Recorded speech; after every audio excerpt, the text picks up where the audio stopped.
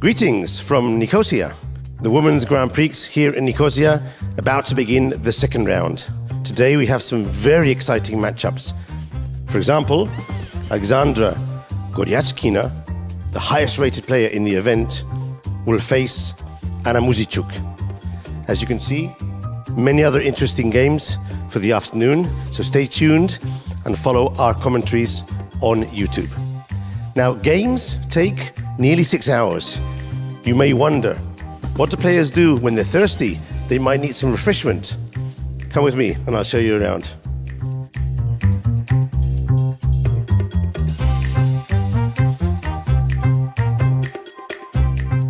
This is the refreshment area with tea, coffee, water, juices, food, everything you would wish for in this type of top tournament.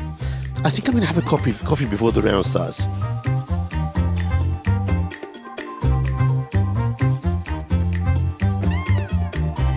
And now I'm going to hand it back to the commentators in the booth. Enjoy the commentaries. See you later. Cheers.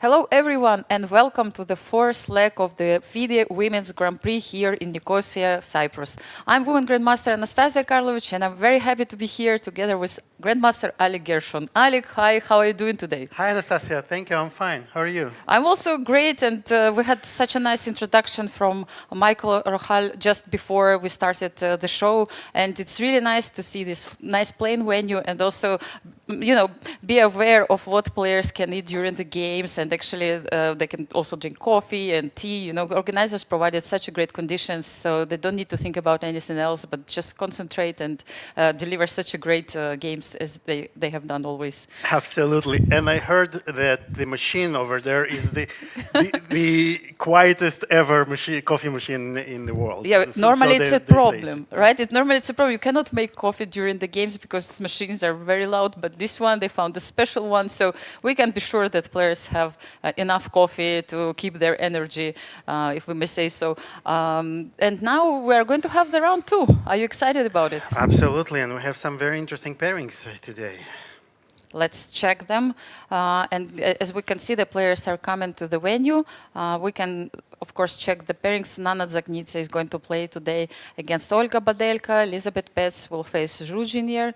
Harika Dronavalli will play with Tsolakidou Stavroula, the winner of the previous round. And Mariya Muzychuk will play with Divya Deshmukh. And Aleksandra Goryachkina is going to face Muzychuk. I don't know, which game do you think is going to be our central game of the round? Well, actually, there are quite a few. Yes, all of them are central, yeah. Obviously, Goryachkina against Muzychuk is always interesting, right? And I think our winners from yesterday, it will be very interesting to see, for instance, how Elisabeth is doing after her loss yesterday against yesterday's winner, Jiner. Exactly, yes. And let's actually check the standings after the first round to be sure, to remember who is leading right now. And we know that Aleksandra is the first place, but she made a draw yesterday. So Stavroula, Tsolakidou, and Jiner were the only winners of the round one. They managed to outplay their opponents and got the early lead in the tournament. We had also 3 draws yesterday, so you can see that right now Olga Badelka and Elisabeth Paehtz are sharing the last place, but I'm sure that they will have many points later in the next rounds. But so far, this is the situation in the tournament. It's really early to say who is like a favorite right now because everything is still possible.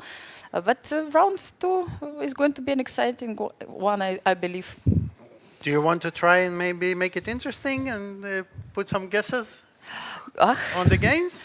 Yeah, it's always hard to predict anything, you know, but perhaps, yeah, I mean, I'm really curious about this game between Harika Dronavalli and Tsolakidou, because I think that it's going to be like serious fight. I mean, Harika will try to win with white pieces, but Tsolakidou is, I think, in quite great shape, and perhaps will also try her best. And winning in the first round always gives you like some boost of energy, right? It gives you a boost of energy, but also puts some pressure, right? Because all of a sudden you're leading, right? And in such a strong field, it gets a little bit added pressure on you, and especially when you're playing black against such a fantastic opening expert in openings as Harika. It's never easy, right? No, it's not. And Divya also is going to have another interesting encounter against Muzychuk Mariya. But Alik, you know that it's very interesting but some players have never played before, which is like really surprising for me. For example, Dzagnidze has never faced Olga Badelka. It's her first time. And also, as I said, that I'm looking forward to the game between Harika and Stavroula because they also never played against each other before. Wow. Yes. Okay, so this is exciting. So we'll see. I mean, it's going to be the first time, at least in classical chess. This is what we know, and it's always interesting, right, to play with a new opponent. Even though, of course, you know them well and you were following their games and the results before, but still, it's something new. and it's usually, when you play the same opponents over and over again, it's a nice refreshment, right? Yes, of course. Yes, to play against somebody else. So of course, we're looking forward to round 2. And yes, we can see the players are getting ready. It's very normal to come, of course, in advance. I was, the weather in Cyprus is absolutely great these days, and like we have like 34 degrees today. I was checking if any player would enjoy their time near the swimming pool, but no, I didn't spot anyone because it's not normal. It's not the best idea to go to the beach or have such activities under the sun if you play the game, if you have the game today. But I've seen different approach. I remember that Magnus Carlsen and his team, when we had this event in Albania, they were out like even 1 hour before the round. They were still playing football on the beach, and they were swimming. And you know what happened in the end? They became European club champion. So I mean, different situations it's can very happen. Individual, What right? would you do as a player and as a commentator? I never swam as a player, neither as a commentator as well. But sometimes I would engage in sporting activities before the round. Before the round, yes. Mm-hmm. Given it's not too much, and if you don't get injured and everything, it can give you, yes. It's a different kind of activity, so it might be actually very productive to do that. I see the handshake right now, and Mariya, Muzychuk, and Divya are on our screen, and the round has started. Okay, the round has started, and this will be a test for the youngest player of the tournament. Divya is playing black against such an experienced, such a strong player. Former world champion. Actually, I was thinking about it that in this event we have only one former world champion in classical chess. It's Mariya Muzychuk, but of course other players like Mana Muzychuk and Nana Dzagnidze, they were champions in rapid and blitz. So the field is really strong, and it's always nice to have the world champion or former world champion in the event. Of course, June right now is getting ready to the World Championship match, as well as Tan Zhongyi, so they are not here, but soon we are going to have a very interesting event. So let's check all the games. We are seeing the game against Nana Dzagnidze against Olga Badelka. Olga lost yesterday, and we see the same opening that Nana played yesterday with black. Now she has to face it with white. But she opts for the more active E4 line instead of the E3 that Aleksandra played yesterday. The theory here, there is, of course, like in every opening nowadays, it's huge, yes. There are many variations, a lot of opening theory, and we can see that both players really know their moves. They play really fast, and actually it's the second game with black pieces for Olga Badelka, right? It's actually unfortunate to start the tournament with two black games, especially if it has go your way. Yes, if you lose the first one, then have to play the second one with black again. Like you cannot really punch back that easily. So let's switch to another game. Okay, let's see how Elisabeth Paehtz is playing against Jiner. And we see, okay, so here, yes, so this is the King's Indian defense, and with the Queen B3 line. Oh, and they transformed into the Rogozin variation with A5, right? Is also a very well-known position, and A5, Elisabeth is taking her time here after A5. Yes, so probably maybe it's not the main. Remembering, yeah, yes. She's remembering the theory. C takes D5 happened on the board, I think. Yes, C takes D5. Actually, I know that Jiner is Lord yesterday, that she's actually replacing Lei Tingye in this Grand Prix series, and it's not just one event. She's going to play all three tournaments, so it's like it's confirmed that she's like one of the main participants, and is going to try to be in top 2 players in case if she would like to fight for the world championship title, world champion title. So yesterday she managed to win the game, which of course it's a good start, obviously. And she played extremely very impressive, good right? game. So Yes, it was extremely great game, and I also listened to her interview after the end of the round. By the way, anybody who would like to check the interviews with players, you can always go to FIDE YouTube channel, and you can find them there. All the interviews which are made, Michael Rochal is making those interviews, and very nice ones, and it's really nice to know what players think about the games after it's over. So I usually find it the most interesting, you know, well, not the most interesting, of course, the commentary is the most interesting. Of course, how could you say something different? But second to the commentary, of course, the players' thoughts are very interesting to see what what goes in their minds and everything. Because remember, we were discussing, we were presuming that this is the situation, or maybe she thought this way, and then it's interesting to know if we were right about the players, and like if they saw the moves that we were analyzing. Yes, actually, she was considering this move D4 in the opening. Okay, sorry guys, it was yesterday where we should concentrate on today's matches. But again, if you are curious about thoughts of the players, you should definitely check the interviews. Okay, let's go to our third game, Harika Dronavalli against the game that you are very interested in. Yes, and of we course. have again the Moscow variation in the Sicilian with the bishop B5 anti-Sveshnikov, right? And this time, unlike yesterday's game that we saw, black took with the B pawn, and it is going to be a whole lot of different setup. Compared to yesterday's absolutely. Game but you see that white didn't wait for long, and normally in the previous game it was castling, right? It was castling. Yeah, it was a little bit different, but exactly. And now white takes immediately and plays D4. This is a very known line, I think. Yeah, so white is probably trying to use the fact that G6 is on the board, and if C takes D4, Queen D4. Yeah, so the point is to place E5 right away, and I think the line goes D5, C4, Knight C7. Yes, some theory here. And there is a lot of, Knight C7 probably runs into E6. Yes, so we need to remember how it goes. Yes. Let's go check once again. So if CD4, it was not... CD4, Queen D4. Knight F6 seems like the only move, yes, I remember. Yes, Knight D5 maybe, Knight D5, but again, E6 you can go back, but C4... C4, Knight... We need to remember yes, that. something is really not working right now, yes.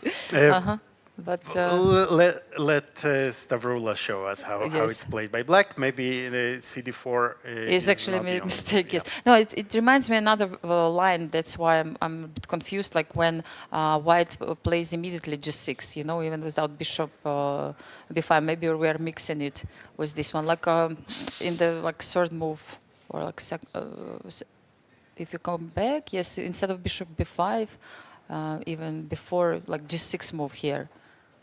Here. Remember, yes, G6, G6. G6, Yes, yeah. so there is a another yeah. line, and I remember There- that here also D4 is like one of the options, and something. I try to remember the theory here as And well. Yes, it looks like Stavroula really also is really trying trying to remember. Yes. yeah. But if you play G6 normally, you know. You like, have to, what's and going on. it's been some time since I checked this line, so I will have to remember it. Yeah, but you know, Stavroula actually, it's interesting that we didn't pay that much attention. We knew that she was in the time trouble yesterday, but in fact, she spent like half an hour on only one move.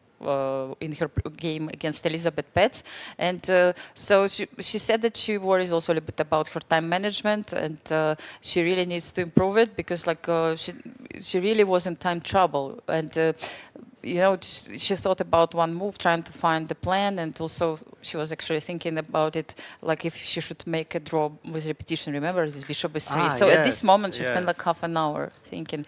So it's now that she also is trying to remember the opening, like I'm just curious, like how she will manage her time during this game. And I often find it, you know, in the beginning of the tournament, sometimes it takes time before you find your rhythm, right? Yes, exactly, so yes. Your thought may be a little bit rusty sometimes, and your memory, you know, you have to dig deeper for some lines. Sometimes it also shows lack of confidence of the player. Yes, at the beginning of the tournament, so you need to find your shape and a great balance between how much time do you spend in certain moments, and like some moves you try to play faster if you know what's going on, but you should feel also the critical moments when it's like kind of necessary, right, to spend a lot of time. Yeah. I don't know, like actually, Alik, what kind of player are you? I mean, do you prefer to spend a lot of time, or you play like relatively fast and you never in time trouble?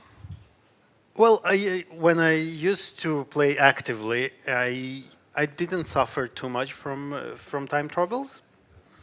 Nowadays, I find it more and more difficult to calculate because yes, you know you get slower, and our viewers can see that, right? So you're getting slower a little bit, and sometimes if you're rusty, if you don't play too much, then all those things that need practice, they tend to take more time and energy, yes, and energy, yes. So, but I always was slow, you know. I always like to think about it. I was always in time trouble, so I'm wondering what's happening right now. You know, if I should play a tournament to find out. There are people who play slowly, but then in the time trouble, it's all of a sudden a different player, right? And slowly but successfully, right? Exactly. Like we can remember some names like Aleksandra Goryachkina is famous, and that's the first name that comes to mind. Of course. Yeah? And like I remember his game against Van Hau when he really spent like 1 hour thinking about one move. Anyway, let's jump to another game. We don't have that much time, but. Mariya Muzychuk against Divya Deshmukh, and we have a French which was lately popularized by Ding Liren, right? Exactly. And it's I think this is the same line that they played in the World Championship match. Yes. Okay. Yes, but Gukesh went for 92 c3, the early 92 c3. Here it's like. Oh, and Ding played a5, a4, if you remember those games. But here, so the point of going to e2 is, of course, that we want to support the center with the pawn on with our pawn. The drawback is that we are a little bit, you know. Yes, we close the bishop, and we'll have some issues with development, right? So we have to be careful. So, but at the same time, yeah. What? Yeah, sorry. No, tell me. I think was it Gufel that said when he was asked about the king's game defends the f3 move, and he was asked whether it's a good move, and he said, "Well, why don't you ask the knight on g1 if it's a good move, right?" So yes. Whether the knight e2 is a good move, I think we can ask the bishop on f1 if it's a good move. Then you go knight g1, the other one, and then you develop the bishop finally. Yes, exactly. So I have a good plan right now, yes, but. You better don't do this that often. But of course, if we think about it seriously, so White does have some discomfort here. Yeah, so black put some But pressure. white has a lot of space in the center, right? Yeah, so this queen c1 protecting pawn on b2, like a really logical move. I'm sure it's just theory here still right now, and players are aware of what's going on. We know that both players work hard on their opening repertoire. You cannot play without an opening, very strong Not opening anymore, you repertoire know, and that's today, yeah. sometimes it's a bit pity, you know, but it's And it's a reality. Absolutely, and I'm waiting until the chess 960. There will be theory as Yes, well. you're waiting for this moment, yes. Yes, To I play will shine then. as a creative player yourself. So, and the last game we haven't touched yet is Yeah, like let's go and between see. Aleksandra Goryachkina and Anna Muzychuk. Aleksandra Goryachkina. Yeah. So here, it's the Taimanov Sicilian with bishop d3. That's one of the lines. There are many lines here for white. There is knight c3. There is bishop d3, and here as well, black can play knight c6. Black can play queen c7, a6. There are many transpositions here. This is one of the moves. Of course, the idea being that you cannot play e5 here because of the Queen A5. tactic and winning the pawn. Central pawn, which is Central also pawn, which is important. Yes. So And after but after bishop d3, like white played, the problem is that bishop c6 comes with the tempo now, and white really must take some measures, either go away with the knight, or play bishop e3, or as Aleksandra played, knight takes c6 immediately, which allows black to get to recapture with the pawn on c6, and kind of again, we saw yesterday the symmetrical position with the e file being open, right? Here we have the d file open, and actually, black is in time because of you can see that once white castled short, now e5 is already a threat. So absolutely, we have to yes. Like it's very important to play now e5 and not allow white to get so much space. e5 is like must do. And here, so what is going on here? What do you think? Yeah, it's a good question. So what would be some natural moves in this position? Like you need to finish the development. I'm not sure about this bishop on d3, right? Which is kind of stuck for the moment. And you normally with such pawn structure, you place your bishop on c4, right, or e2. But on d3, it looks a little bit So maybe we strange. can do that. Maybe we can try to exchange right away. But it might not be enough yet for any claim for a serious advantage. Yeah, so because black can kind of exchange a lot of take pieces. Everything, yes. We can take on e4. I don't know if maybe it will be dangerous. Might be dangerous, or maybe knight d7. Yes. But then white has a slight knight edge. d6 even. Yeah. Then I think white does have a slight edge. Yeah, or just develop the bishop. Yes. Some bishop e3, yes. Yeah, because now, let's say black has an issue with this knight on d7, and you cannot castle. You cannot castle, exactly. Not long, not short. Right. And if you're a little bit careless, you might run into issues. Yeah, so like we will take control over d file. Yes. Yeah. So let's come back. So what after bishop c4 is the only answer? Like, do you need to take on c4? Yeah. Yes. So what do we do after bishop c4? Yeah, like. And we came to this by this move because you said the bishop is not well placed on d3. Exactly. Right? Like I mean, I don't know really well the theory here. Maybe it's all known, but like I'm trying just to look at the position and think what kind of move I would do. What are the natural moves in the position? So, which is like hard and easy at the same time. Yes, try to figure it out. But let's consider 94. Yes, interesting. Well, we have to check it. It probably doesn't work. The intuition says it doesn't work, but the idea, of course, is that if we capture on e4, this is just bad. So we have to capture on e6, right? Sorry, yeah. So we will capture, of course, on e6. Knight takes d2, and here I think we have a few very promising continuations, but this looks... I also thought about bishop f7 first. you know. Yeah, well, maybe you're right. Maybe bishop maybe f7, it's also but also I like great. this Yes. one. Yes. So Asking questions like if g6, then queen e5, but you don't want to move your king, obviously. Then yes. bishop g5, rook g1 is coming. Like, yeah, it's not. It So doesn't look this great. is, knight e4 doesn't work. But Mariya, sorry, not Mariya. Aleksandra plays queen e2 here. Queen e2. Maybe like preparing the same kind of idea, or Yes, and preparing maybe the rook to x-ray the queen, right? Asking some questions. as well. Yeah. Well, it looks like an interesting continuation.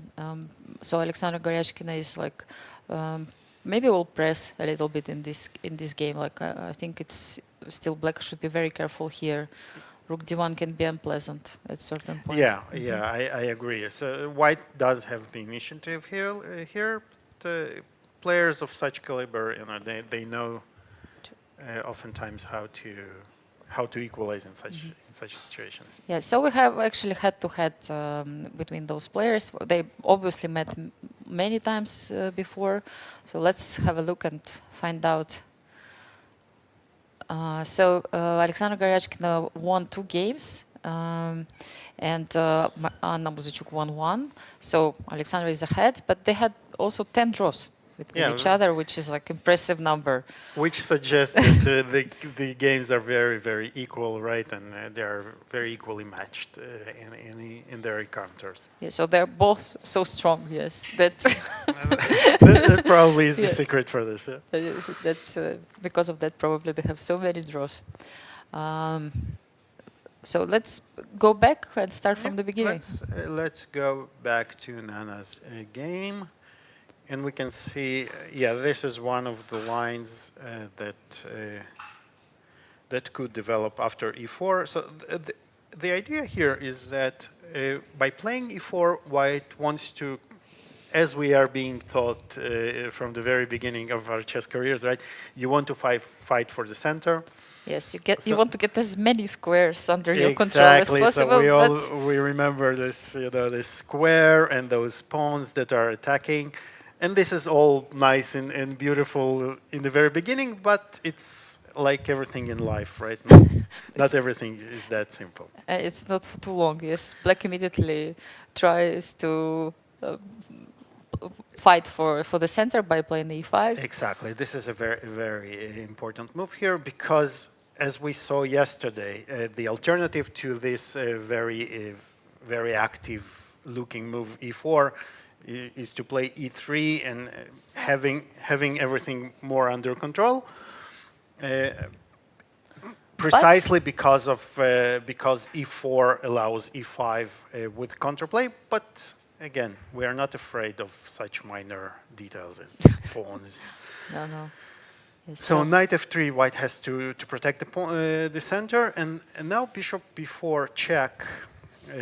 Poses some interesting questions because how do we defend, right? Yeah. By the way, it was not really possible to take on e5, I guess, right? Yeah, we have to. Yes, maybe we'll check it very quickly. Yes. So if we take, the problem is that after taking, you lose the ability to castle, and black is very fast to start playing. So I suppose you can even start with knight c6. Attacking this pawn, then the bishop will go out, a long castle, and the king is really not very well placed in the center. So white really doesn't want to do all these exchanges at the very beginning, yes. So even though it was possible to grab the pawn, but the cost is too big, yes. It's too big, and we are not winning a pawn, we just returned the pawn that we sacrificed on the second move. Exactly, yes. So that's why knight f3 followed, and bishop b4, very concrete play from Olga Badelka. She's asking white to make a decision, like. So and bishop d2. Then we will exchange. We will happily exchange those bishops, and you know, you cannot take with the knight. You have to take because the pawn is hanging. So you have to take with the queen. And then we can probably, and still remember that we're still a pawn down, right? So black wants to while white is spending the time recapturing the pawn, black wants to eliminate, to liquidate as many pieces as she can, and thus get some equalizing chances. Absolutely. So that's why knight c3 was played, right? Instead of bishop d2. Knight e3 was played. E takes d4. Knight takes d4. Let us erase the knight d7. This is often the pass for the knight, although the bishop doesn't like it too much. Yeah, but probably the idea is to also support pawn on c4, or if you take on c4, then you have some jumps with this knight, yes? Exactly. We will have jumps to either b6 later, or e5 later on. And with the tempo, and then you can develop the bishop after. Although white does seem to have this grip in the center, many pieces, but they're not very secure, right? So this knight is hanging. It might be hanging on d4 because the queen will attack it. The bishop on c4 is vulnerable to black knight's attacks, and this is what black is counting on. Yeah, exactly. So some development moves. And bishop development g5. moves, right? And bishop g5. Now black is thinking. Yeah. And maybe we should think as well. So what is the threat right now from white? Maybe like knight d5 already is coming. Knight d5 looks interesting, but let's see what can we do. So we don't want to move the knight right now, right? Because this would enforce. So for instance, if we go here, what would be our reply? So then we have to move the bishop first, like bishop b3, something like that. Do we? Or we don't need. I'm not sure. Like I knight was d5? thinking about knight d5. Right away. And let's say First take on f6, and then some double attack. How does it look? I mean knight d2, just knight to be d2, sure. yes. Knight d2 looks dangerous, but is it not enough compensation? But black is so, exposed, like the king is so exposed, the king maybe. is very exposed. Just I don't know if we really need to sacrifice. Could we just take on b4 with knight instead of queen b3, just to be sure? Maybe. Just grab this bishop and sorry, the bishop. Yes. Ah, okay. I was thinking that it will be some tactics, but I'm not sure about that. Yes. Oh, this is tactics. I mean, for white as well. Yeah. So if we go back, just take the. So let's go back. To d5? Yes, to d5. Take d4, queen d4, and I'm threatening to take on f6, and also threaten to take the knight. Nice. So you have to play knight d5. I have to go here because let's show what happens if we don't go to yes, d4, that's a good point. Yes, so we have to give a check, and something will happen. If we go here, there is double check. Probably. Yes, it was kind of checkmate. And Sooner or later, the king starts moving around. We'll have to go out. Yes. We can even take here. Yeah. And this is now we're attacking for free. Yeah, but I think it's checkmate. I think like queen g7. Where was you there go? A checkmate? I mean, okay, at least or knight f6 after. You know, I once heard when I was young that if I you know can what checkmate, you mean. Yes, I know what you mean now. if you can take a rook or give a checkmate, you take the rook because there might not be a checkmate, right? But the rook is always the rook. Yes, but still, like king h5, knight f6. I mean, I think I take the queen. You take the queen. I take the queen. So if you can, I heard another story. If you can take the queen or the piece, you prefer to take the queen. Okay. So let's take the queen. So you take the queen, and this is checkmate. Yeah. Exactly. So we kind of made the whole round and checked the game also between Anna Dzagnidze and Olga Badelka. And so it's time to go for a short break because we have a special guest in the studio. So stay with us and we'll be back soon. In a land bathed in light, two unstoppable dragons set sail for greatness. The road wasn't easy, demanding sacrifice, grit and unwavering commitment. But with courage and dedication, we rose to the top, with victory standing tall as our guiding lighthouse, illuminating the path ahead. We are Freedom 24. Born in Cyprus, we conquered Europe.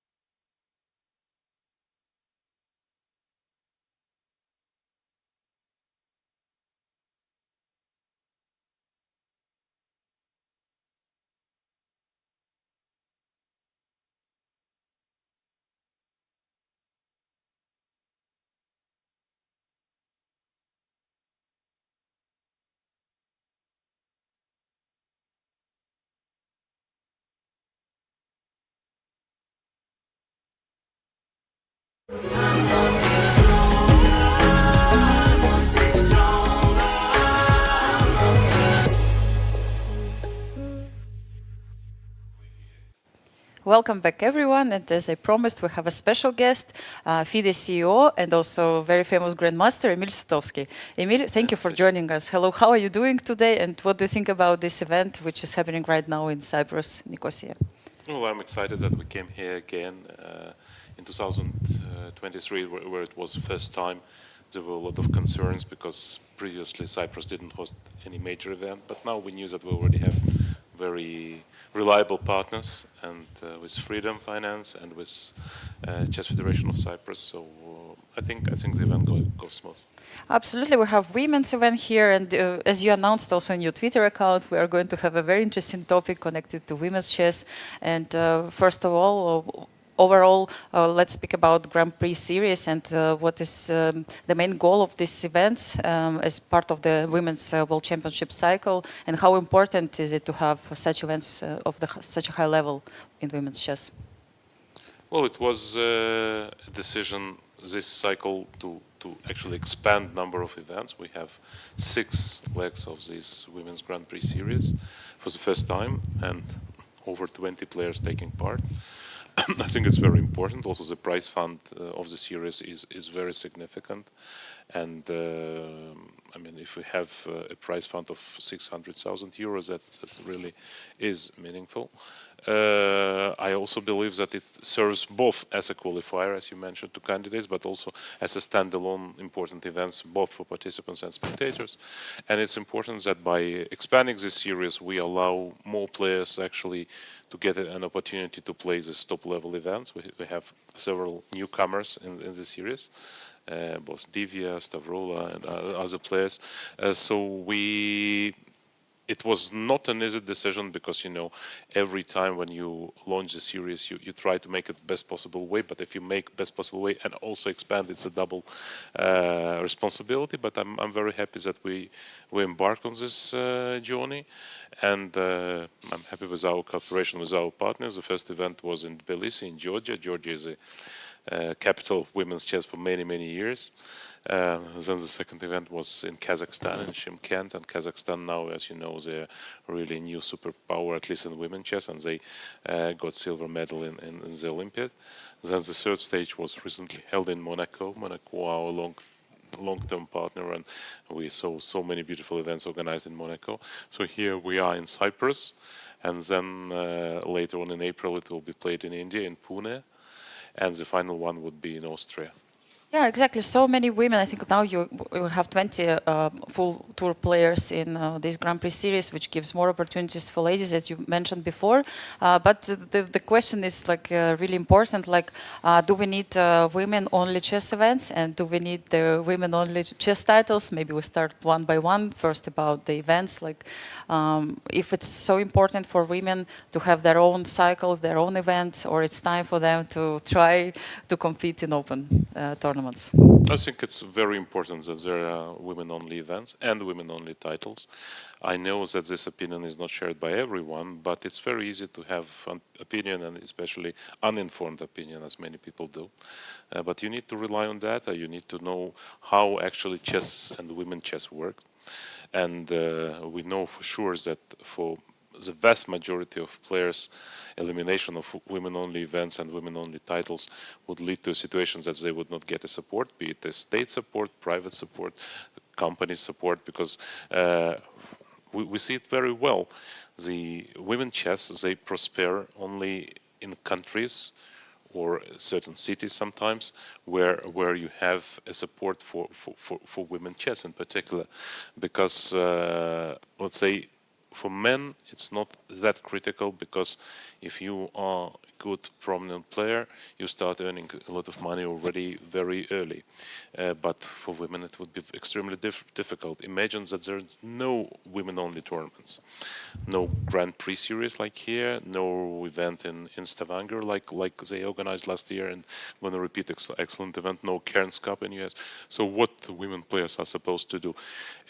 To sacrifice their basically life, their careers, their opportunities in order to prove some point that they have to prove that they can be equal with men. I think many people don't realize that there is an opportunity for women players to participate in open tournaments, even the World Cup in open section. They can qualify. The problem is that, unfortunately, it doesn't happen often.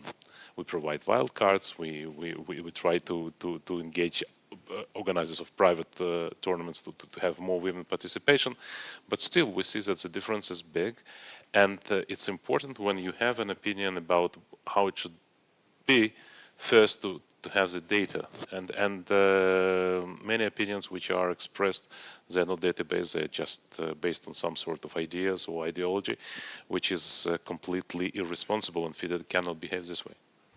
Yeah, I mean, let's maybe remember a little bit the history, how the titles were introduced in FIDE. It's been a long time ago, I think in 70s even, right? And the purpose was to support women's chess overall from the very beginning. And I think the main concern is also the name, like woman grandmaster. Like it's like this is we get a lot of critics because of that. What do you think about it? Is it possible to change just the name of the title while we remain the same idea behind it? It's very difficult. It's actually the naming is a difficult point for many things. It's also like there was a discussion whether you should have a grandmaster and super grandmaster, how you define it. But the point is that when young player or not young player reach certain level and reach the titles, that's something that they can achieve. They can actually be proud of, and they can get support to continue their chess career, and that is a critical point. So now let's imagine a situation we don't have women titles, we don't have women-only tournaments. So what happens for the girls who are starting their way in chess? And I have all the figures and data, and I can share with you. There are many girls who start very successful chess career, being, let's say, strong kids player at the age of 7, 8, maybe 9, and they would be on par with best boys at this age group. But if we look a bit further down, already at the age of 12, we see the difference becomes huge. And that's something that was not like that exactly many years ago. Because if we would remember the careers of top female players of past, I mean, if we talk about Susan Polgar, who was, I think, top or number 2 rated player in the world, including men under 17 or 18, together with Anand or Ivanchuk. Or if we remember about Judith Polgar, who by the age of 15 was highest player in the world under 16, and she already reached 2600 or above. Or if we talk about all the generation, Konero, Stefanova, Lagno, Muzychuk, Goryachkina, all of these players were somewhere very near very top already at the age of 15, 16. They reached the level of 2550, 2600, and they were very strong players by that time. Now, what happens today is that situation changed drastically. There are a number of reasons. It's impossible to single out one, but it would be entirely incorrect to talk only about the socio-economic reasons. It's the whole scope of reasons to be taken into account. I attribute it to several factors, to several modern-day factors. One is that with accessibility of the game and with let's say, possibility to train with best engines or train online and so on, now it's not so critical. The role of trainer, of a coach, is much less than it used to be. So imagine a situation 20 years ago, not 50, 20 years ago, 30 years ago. You were a prominent young girl and you would be 2300, 2400. That would be a level where you would be already a champion and you would be assigned a top coach training you. Now that would help you competing with the boys of the same age, because boys of the same age and rating would not get such a help because they would not be considered as strong. And by that time, having a good coach, having an excellent opening preparation would make a huge difference. Now what happens now? Now everyone is more or less in the same situation. Of course, having a personal coach would help here and there, but as practice shows, in every country, in every demographics, you can actually have a possibility to study and to to grow to basically have your opening repertoire on a very, very good level. And this advantage which top female players had in the past, now it vanished. There is no such an advantage for players. It's maybe micro advantage here is there. Again, it's better to have a coach than not, but it's not such a huge advantage. Another thing that many players of younger generations, they master their skill playing a lot of games online. It started maybe 10 years ago, but we saw of course during the COVID it increased all the time, and a player like Firugia, who almost solely on playing thousands and thousands of Blitz games developed his skills, and so many young players did the same. Now it's once again being a question why girls tend to play less online, but we know that that's the situation. And there's several examples like that. It all led to a rather alarming situation today, that in spite of the efforts, in spite of the price increase, in spite of all the opportunities which are bigger than they used to be, we have biggest gap for, I don't know, 50 years or so. Because if previously we would have, once again, top ladies players at the age of 15, 16, 17 reaching 2,500, today we have just a couple of players above 2,400 at the age of 17 or 18. And we all know them, of course. These are known names, and they are very talented players, and there are many players with a huge talent. But if we were actually to remove all the possibilities to compete in a women-only event, if we were to remove a possibility to be supported, to travel and so on, I think we would deprive many of these young talents of an opportunity under, I think, a false pretense that we will try to prove that women can grow in open tournaments better than they can grow competing in women-only events. Once again, restricting, never restricting. But I think any women player should have a chance to compete and to excel in girls-only or women's-only tournament, but of course also to provide an opportunity to play in open events and to compete on par with the best. Yeah, I mean, it's a clear problem, and you know, it's a long discussion already. Like, if women should just play only in open tournaments. In fact, everybody can still do it.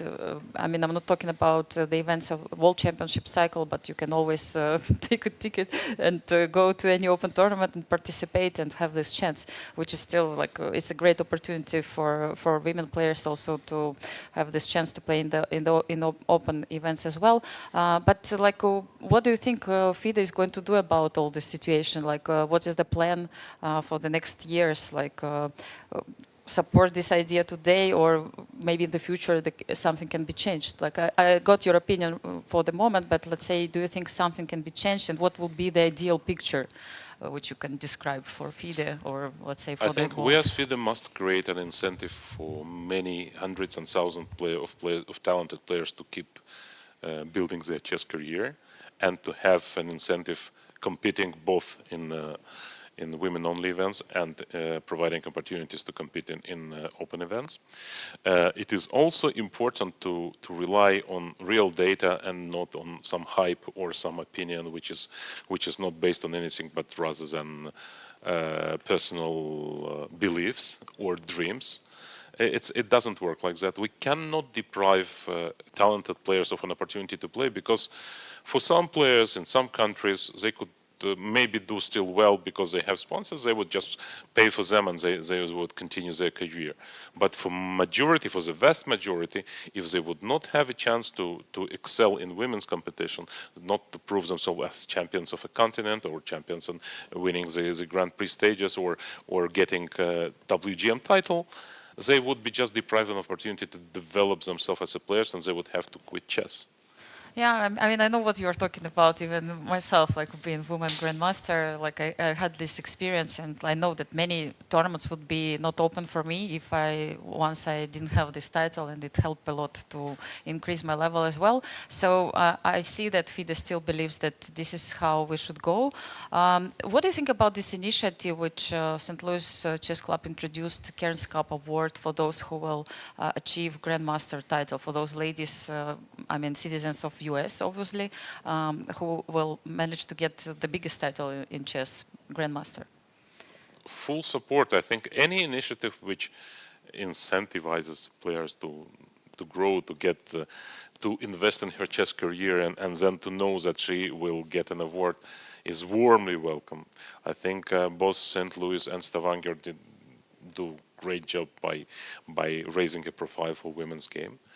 At the same time, my point is as follows: women's chess deserves a support and deserves financial backing, no matter if they are improving their scores against top men player or not. It's just should be taken for that we must do our best for women's players to excel and to create all the necessary environment. At the same time, if we have a chance, if we have a player who obviously is already suitable to compete at the highest level, we should do have every effort for her to participate in events like Grand Swiss, World Cup, and so on. And we did so. Actually, in every event of the kind, we provide wildcards to the best women players, shall they prefer to participate. But it cannot be just artificially, just to decide that somehow we remove all the women's events and now we claim that they play open only. It would simply kill women's chess, and we should not do so. Yeah, so this is like your strong belief that this is what was going to happen. Let's say, and let's not experiment here to prove it. Yeah, I got it, Emil. And my next question is like, why do you think the rating among like top women players dropped so much lately? Yeah, we can obviously talk about it in length, because it's not for one player or two players. You see players who are still young players. Say Goryachkina, Muzychuk, and many others. They are dropping points. There were so many players who reached 26 late in year. They reached 2600. They were, to remind you, the first player, of course, was Judith. Then it was Hoifan. And I think how many in the history? Like six. Six players. Yes. Yeah. Then Conero. Conero was number 3. Muzychuk was number 4, and then Lei and Goryachkina. 6 players only. And now what we see that none of them is above 2550. Okay, maybe at times 2550, but not even close to 26. I attribute it to several factors, and it's not because they play each other that some suggest that they play each other. Yes, if they were to play each other, then the strongest would still score something. And we actually always talk that, okay, it's such a privilege for top men's players to play just each other in round robins, and it makes their life easier. No, it's not because of that. It's because they're playing team competitions. They're playing some leagues. Sometimes they play opens, like in a Sharjah Open or Qatar Open, or previously in Gibraltar or in Bill Open, and there is no evidence whatsoever that women score higher when they play men in Open. Or in FIDE, we could see that, yes, sometimes the result is very reasonable, like Juve in June scored reasonably in previous FIDE, but this reasonable still was, -2 or something. It was very reasonable score, but it's not like was something outstanding. Or we saw this year when Vaishali had a very good tournament, scoring -1 in a strong tournament, but it's not an exceptional. Okay, of course she's a strong player, capable of beating 2600, but she is still capable of losing several games to 2400. So ratings basically reflect their strength. That's where it stands. And I think the major difference, which I believe is so, is about the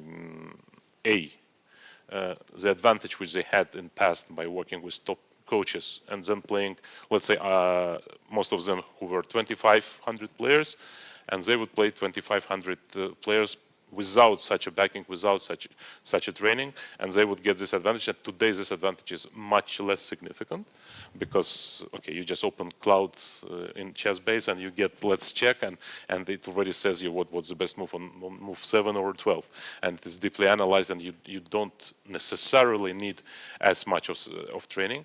And I think practice. I talked to many women players. I was in my previous life coach of several of them, and very few are proactively playing online, and almost nobody plays as much as boys play. I think not only online, but even other competitions. Also, the schedule is so tough lately. So many women events, maybe they don't have that much time as before, even to play in open tournaments. I mean, top players. Yes, but only this year is as tight. In general, women play less, and in general, I think now the burden on a player is much heavier than it used to be. Also, I keep repeating, and some people are laughing about it, but chess is a sport, and it's partly physical. It's not as physical as tennis when you need to hit a ball as strong, but it's physical. You need a lot of energy, you need a lot of, and today the demand for players is higher than it ever was, because you need to prepare, and I know from players, they work on chess much more than it used to be 20 years or 30 years ago. So you need to invest much more energy, it's much more difficult to recover. It's physical, it does has an impact, and we could see that, once again, great players, great talents, but it's very difficult, and we should not press on them and try to say, well, okay, we proved that you cannot be in these circumstances as strong as men, so now we just remove all the women tournament and play and go swim yourself, drown or become strong. And so what? Even if we get one extreme, another Judith Polgar, does it worth losing hundreds or thousands of players whose careers would be absolutely ruined by that? No, I don't think so. Yeah, I got it. And now that we're talking about women's chess, now we spoke about top players. What do you think about the generation of women streamers? You know, and those who maybe didn't achieve that much in chess, but achieved something else by promoting chess, and what their role in the chess world? I think it's special skill. It takes a lot of talent. It takes a lot of also self-discipline, because people think, okay, it's just so easy to come up with some stupid content, but it's not. It's actually very difficult. It's a work, and I know how hardworking all these ladies are, and also men who are doing that. And I think it's for the benefit both of the game and of course themselves. It's a good career for players whose communicative skills are high, and yeah, they may not be, I don't know, top grandmasters. They can be WGMs or even WIMs or even 1800 players. But they know enough about the game, and they mix the entertainment and chess. And I'm very positive about stuff they're doing. I do feel a bit odd that Anna Krumlink is 1,000 times more popular than Pia Krumlink, who was and is a great player, and whom I think every female player, but not only, have a lot of respect towards. Absolutely. But that's a life nowadays. Yes, it does feel a bit strange, I have to say. But again, kudos for Anna. She's doing a great job, and I think she found her niche, and she's serving chess community in a different way, but I think it's very entertaining, and as long as people like it, it means that she's in the right path. Yeah, they're also very supportive. I mean that women players make a lot of things, to promote chess overall, and actually it's really great to have them in the chess world. Emil, anything we would like to say about women chess in general, something what we didn't cover with you in this conversation? No, I think one important thing which we didn't cover, we were talking mostly about top players. Yeah. I would say that one of FIDE's roles is also to include into this process many countries and thousands of girls and players who would maybe not become top players, but would enjoy their life as a chess players, would travel, would learn something from the game, would make friends all over the world. I think it's very important, because chess has this unique possibility to unite people. It's this gens una sumus is maybe one of the greatest mottos which actually reflects what we are. I mean, you have friends in 100 countries or even more. You know each other, you meet people, you learn cultures, you at the end of the day, you make for better society this way, because when you learn to understand the mentality of other people, their culture, their habits, it helps in the future life. And I think FIDE's role also in this one. And we always cover top events, but again, when we talk about all the girls competition, teams competitions, and so on, Olympiad, which is a great festival of basically all the nations coming in, I think it plays a huge role, and women play a very important part of it. I think our entire policy is also about that we provide an opportunity. It's very important to provide an opportunity, and it's never that opportunity would be fully pursued. But maybe if it is not 5%, but 15%, then we already succeeded. And of course, the participation rates is also very important. As you know, traditionally, it's around 10-11% of women participation. We set a task to go higher, to reach maybe 14 or 15%. And it should not be just on paper. We should see actually active, proactive participation, engagement, also following the games and so on. That's difficult. That's already could be attributed to some sort of socio-demographical reasons and what is considered to be women's sport and not women's sport, and that's topic of a different discussion. But I think FIDE's role here is obviously to provide opportunities for top players to earn, to provide opportunities for coaches, women coaches, and women. There are a lot of women coaches, actually, women arbiters, to do their career around chess, to provide opportunities to kids. That's maybe most important, to study chess, to travel, to enjoy the game. And for many of them, that would serve as a very sound base for future life. I know that many kids study chess in order to have actually something to write in their CV later on when they want to graduate and they want to get to a good university or something, that they were a chess champion of their country, of their city, or even more. So I think FIDE here also should not forget about this role, this social role of chess, and we do not forget about it. No, obviously not. Thank you so much, Emil, for this discussion. I think it's really important to speak about women chess and everything what FIDE is doing and others to develop this part of chess. Thank you once again, and we hope you will come back to us again in the studio. Thank you, Anastasiya. Have a great day. Thank you, and we're going for the break. In a land bathed in light, two unstoppable journeys set sail for greatness. The road wasn't easy, demanding sacrifice, grit and unwavering commitment. But with courage and dedication, we rose to the top, with victory standing tall as our guiding lighthouse, illuminating the path ahead. We are Freedom 24. Born in Cyprus, we conquered Europe.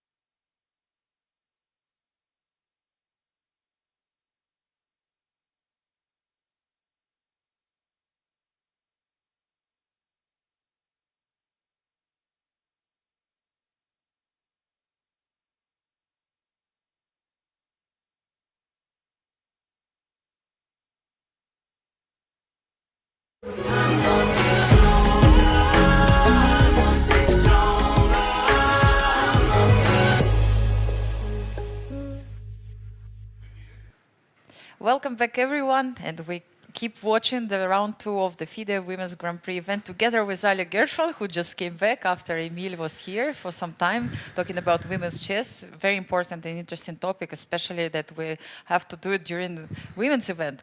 But let's come back to the games. I'm sure that everybody is like looking forward to hear our commentaries, like what's going on in the games, because of course we had some progress during this hour.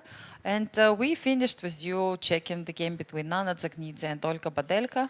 Yeah, and as it went almost the same way that we predicted, right? After knight d6, but instead of sacrificing the piece like we thought might be interesting.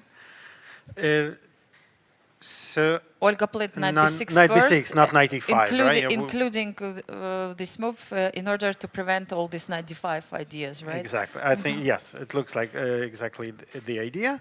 And Nana just retreated with her bishop to b3, and now it's black to move. And let's think a little bit, how do we want to... So only one move. Yeah. Well, a couple of moves were played right now. Well, but it's more than in some games. In some games, there were no moves at all played. So we had a good moment to have interview. Yes, yes, you found a fantastic moment.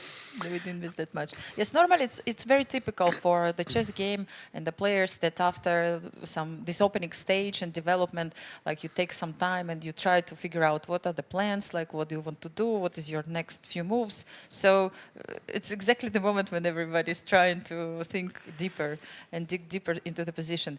So and this is the correct time management, right? Because absolutely. You don't have time to spend on every move to think for 15-20 minutes because you will simply run out of time. So you have to find, that's what they teach us. We not always we manage to do that when we play, but you basically have to find some 3-4 critical moments when you really spend your time, you plan ahead, and then you actually kind of execute on your plan. Later, all those moves, yes, exactly. So, but now... Okay, so now we have, as black, we have yes. a very concrete we have the spin, problem, which can be right? like e5, maybe. So e5 is a threat, right? And we have to, which we have to address and solve.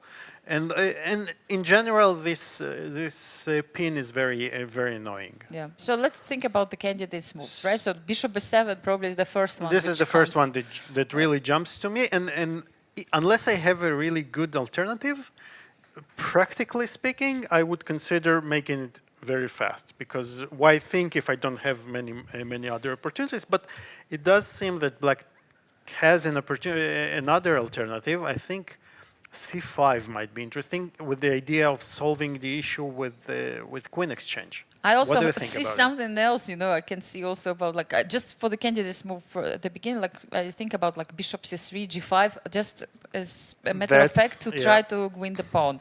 Of course, normally you don't play moves like g5 from your king, you don't expose your king that much, but here maybe you can just take the pawn and you have to consider maybe this opportunity as well.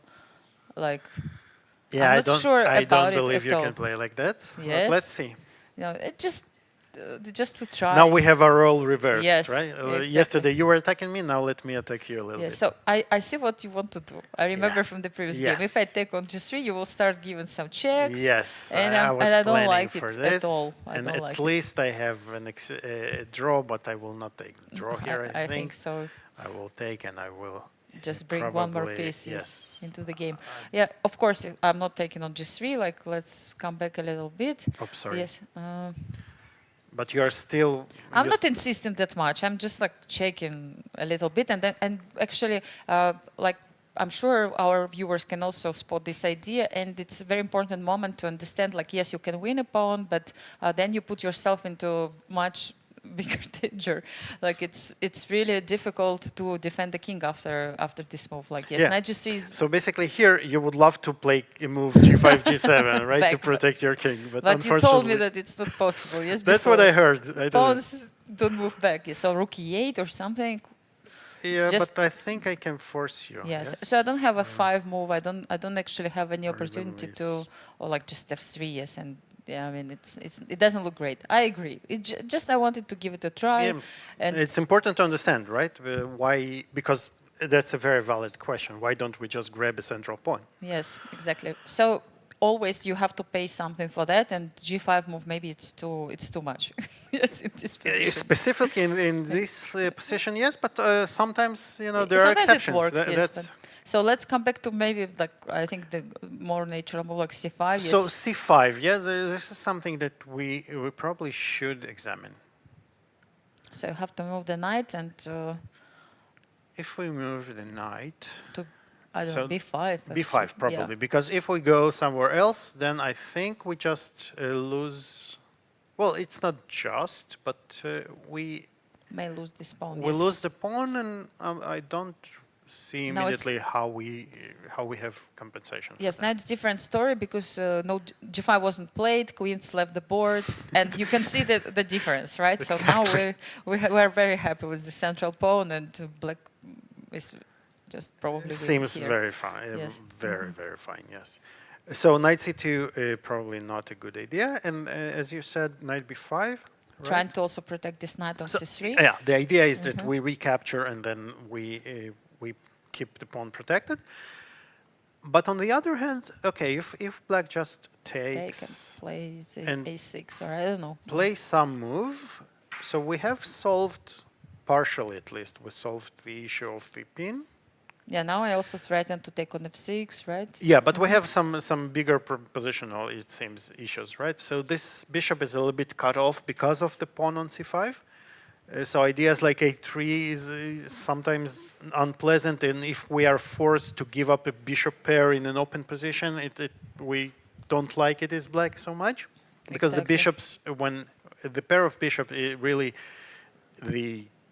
its power, they really shine in open position, right? So, That's a good word, shine in those structures. Exactly. So so I'm not liking it too much. yeah, for because black. also knight c7 in the worst case, and knight d5. I mean, if you want to Exactly, come back yeah, with, so, with this knight, like Feels like we misplayed it a little bit, and the knight on d6 would be very annoying if, As well. white installs it there. so, yeah. Okay, so c5 is not the way to go, but as we were looking at it, I'm thinking maybe bishop c5 is a move. So not bishop e7, but bishop c5. You see how Before many we- yeah, so- candidates moves Exactly. are in this So position. at least we now understand why black is thinking, because there is a lot of thinking. So bishop e7 is not automatic, right? Bishop e7 does solve the immediate problem of the pin, but it's a bit passive, right? It's a little bit passive. want You brought the to bishop do on that. before. Yes, you would like to try something else, and now this knight is hanging. White has to play somewhere. Once again. Where? Yeah, that's the question. So I mean, even knight b5 still is knight possible. b5 is possible too, because we Now you- anticipate a queen exchange, right? And then c7 would be hanging. So it's an interesting idea, and we are threatening to take the queen and then to take the knight, ruining black's pawns, right? Yeah, but I don't know. Still, maybe c6 is possible. So c6. If you take I and will knight take. c7, I just move the rook, and I don't know where this knight. Yeah, maybe the knight is not goes. going, but maybe I don't want to go anywhere. Maybe it's you know? okay. Yes, you need a few So, moves. because I still have this pin. Yes, g5. Now g5 is probably The only move. The only move, but the problem is that now I want to play. I think your knight is attacked now, and I want to push e6 also. Yes. Eyeing your rook a little bit. Yes, it looks really convincing. So it seems like knight went too far away and can be lost, but tactically it works in favor of white. It looks seems like that, it looks yes. like it, because here you have too many weaknesses, so I can even maybe. But again, you have to calculate, because if your knight is stuck on c7, Yes. you're just lost with white. Yeah, but I think e6 is like makes it. e6 looks, yeah, at least it looks. The problem is that we cannot recapture with this pawn. So Just I mean, like But even again- if you play e6, like what's the move? black doesn't have time Yes, to you take take on because f7. of the Yes, with check. intermezzo check. And So if we take, then knight goes back. takes again, attacking. So we don't have even time to recapture, right? Exactly. So, Yes. So e6 this is is game enough. over. Yes, Yeah. it's enough. okay. So knight b5 is So knight b5 is possible. possible and strong. Yeah, so after bishop c5, you have to think about this option. It's probably not ideal for black. Okay, so maybe now we understood. Maybe we can jump to see other games, not to delve too deeply. What is clear that Olga needs to find like the best move in this position, and it's not that easy right now. Like after bishop e7, which we didn't check that carefully, like white has some also options. Yeah, So, actually, I'm not sure. Sorry, let's go to the game. So, bishop e7 is also not, I think, ideal, not maybe because solving of e5. everything, because e5 you also need to calculate, right? Because where to put the knight. And like knight d5 has some issues also. There like are issues, yes. So maybe even we can even take. Yes, even this position. And you think about f4 or what? f4 or the general feeling is that black is too passive. Right? Yeah. So, Yes, I agree with you. So let's jump to the game of Aleksandra Goryachkina and Anna Muzychuk. Let's see what's nothing happening has here. changed here since we Really? visited. Yeah, unless and it looks like Mariya is Anna. Anna is thinking for How long? more Like- than half an hour already. Wow, so- I'm really surprised. Like we checked this position long time ago with Queen E2, and nothing has happened since then. Yes.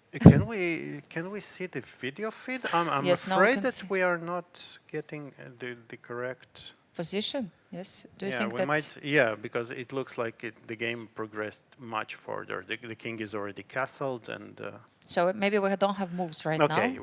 we will check it. Yeah, we will check it with our. With our technical team, yes. So for the moment, it seems like we are missing some moves in the position. Okay, let's go to Elisabeth Paehtz against Jiner. And here, this is interesting. So we left after c takes d5, e takes d5, bishop g5. This is very common for such lines. It's kind of a, it's not a kind of, it's a Carlsbad structure. But black is a bit more actively, is playing a little bit more actively instead of just putting the bishop passively on e7 and trying to hold this slightly worse endgame, or not endgame, this slightly worse game.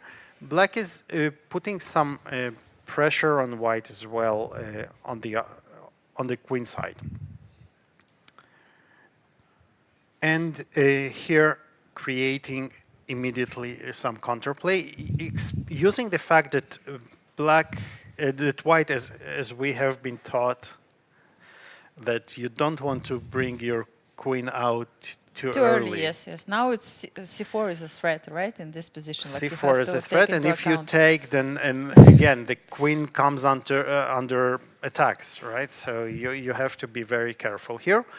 And here, Anastasiya, I think g5 is a very valid idea, because oftentimes you want, so for instance, let's just say that if white goes back, then black can go g5, unpin the knight, and then the knight jumps to e4, and all of a sudden, because we haven't castled yet. Exactly, and pieces are not that active. White's pieces are not that active. Also, white didn't make the castle right now, so no recipe.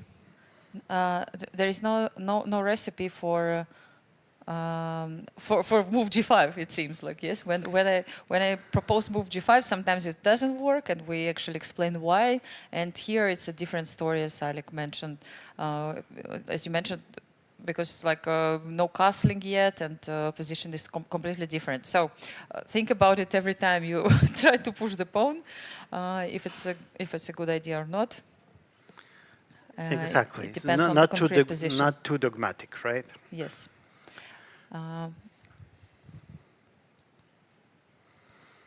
Some development also in the game in the other games. Yes. Yeah. So let's. Okay. So we were here.